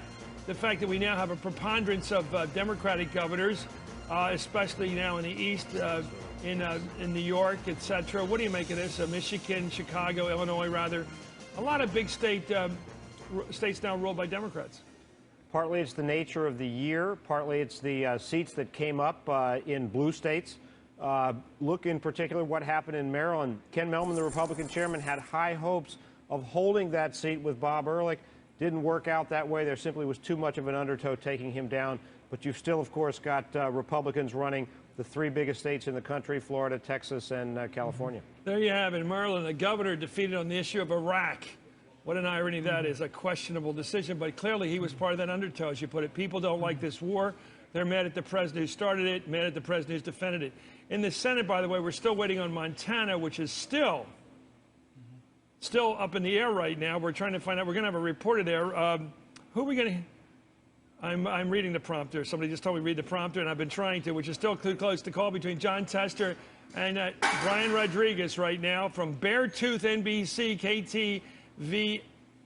KTVH out in Helena. Let me ask you, Brian, how's it look right now? Are we going to get a clear result in the next couple hours? Well, they're saying that they're going to be looking at about 5 o'clock to 7 o'clock here in the Mountain Time. So right now we see that there are about 5 counties that are left to be counted: Cascade, Flathead, Silver Bowl, Gallatin, and Yellowstone. Yellowstone is recounting because they say that they had malfunctioning with their equipment, with their machines, not because of the questioning of the votes, but what the Yellowstone campaign or Yellowstone officials have told the Tester campaign is that the votes shouldn't change. So they're expecting to keep Yellowstone, which means that they are confident, they say, for taking this race.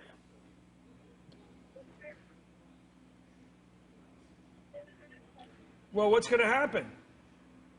Well, right now we see that they have about a 7,200 voter margin right now, and they think that they're going to be able to keep it. So right now, I mean, from what they're telling me is that they're telling me that they're probably going to take this race.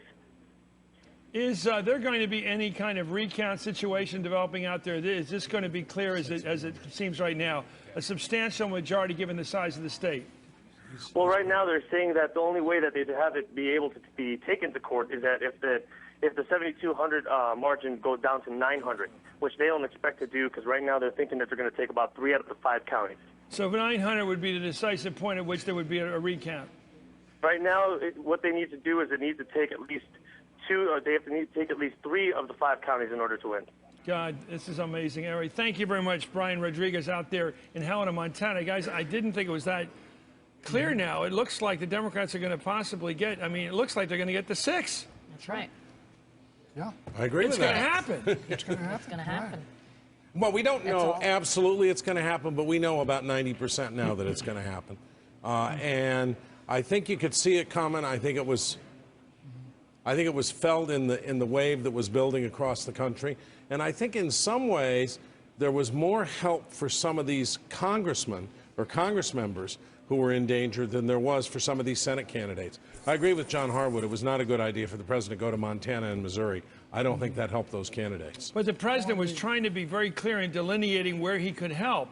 If you looked at that itinerary the last couple of days before the election, the president was very carefully going to a number of states besides these 2, in all fairness. He didn't just go and make a mistake in a couple of places.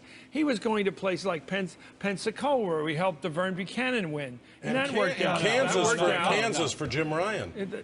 Well, you're being sarcastic, but the fact is he did succeed in plotting what looked like the minimalist campaign he had to run.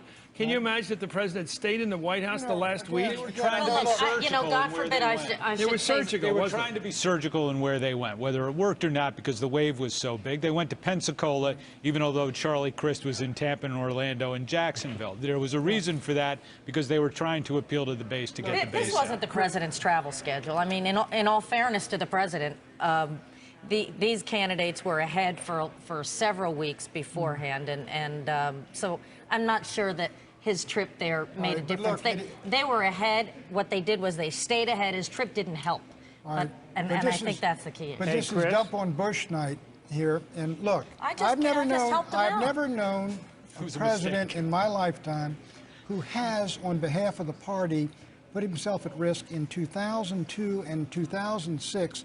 Going up against bad odds, going night and day and worked his head off and worked his heart out, and he got whipped, and they got whipped badly, no doubt about it. But you cannot fault the man for fighting the way he's fought for his party. I mean, I find it very impressive. No president I ever worked with did as much or longer or harder than George W. Bush. Okay, he got beat. But only because they were willing to plan his terms for as long as they did. What he didn't help his party with is the more substantial issue, which is he didn't listen when Republican members were coming to him privately saying, this isn't working out in Iraq. But this was a He didn't pay attention. This was a broader institutional problem than just the president. Okay. There were to be sure. I have to thank, I'm sorry, Ben. Stay with me for a minute. The brilliance will be with you I for have to 2 thank hours. Patrick J. Buchanan, sir. Thank you. Sometimes I think you are conflicted. You like the battler. You like the president as battler. You don't like his neoconservative friends. You don't like his policies, but you like the character of a man who will fight when it's hopeless. Well, yeah, sure. He That's went right. out and fought. I took my microphone off there, Chris, but he went out and fought for his party right to the end. Bob Shrum, you're giggling. You're happy. You're going to go to bed. You're going to put that head on the happy. pillow tonight. Absolutely giggling. No, with no, delight. I'm going to put my head down and hope that John Tester wins in Montana, that the 90% certainty becomes 100% reality. Will Hillary Clinton be majority leader? No. Harry Reid will be. That's right. John Harwood, thank you, sir, for being over there. What we call, or someone once nicknamed, the screenwriter's booth. Do you want to have a final thought about this race? Will Hillary Clinton, coming back to a point I love, choose leadership in the Senate rather than a risky campaign for president? She may not run for president, but she's not running for majority leader right now. The one other thing I wanted to say, Chris, is there's some members of the House on the Republican side who are angry at those colleagues of theirs who decided to seek higher office this year in this unfavorable environment. Republicans lost those seats, and I talked to one member a little while ago who said, I hope all those guys who ran for governor and lost have trust funds because there are not nearly as many K Street lobbying jobs for Republicans under this Democratic Congress. Aren't you tough? Well, don't they still have the K Street Project? Oh, I'm sorry, that was run by Santoro. Anyway, thank you very much, John Hart and everyone else. We'll be right back with what remains of the panel.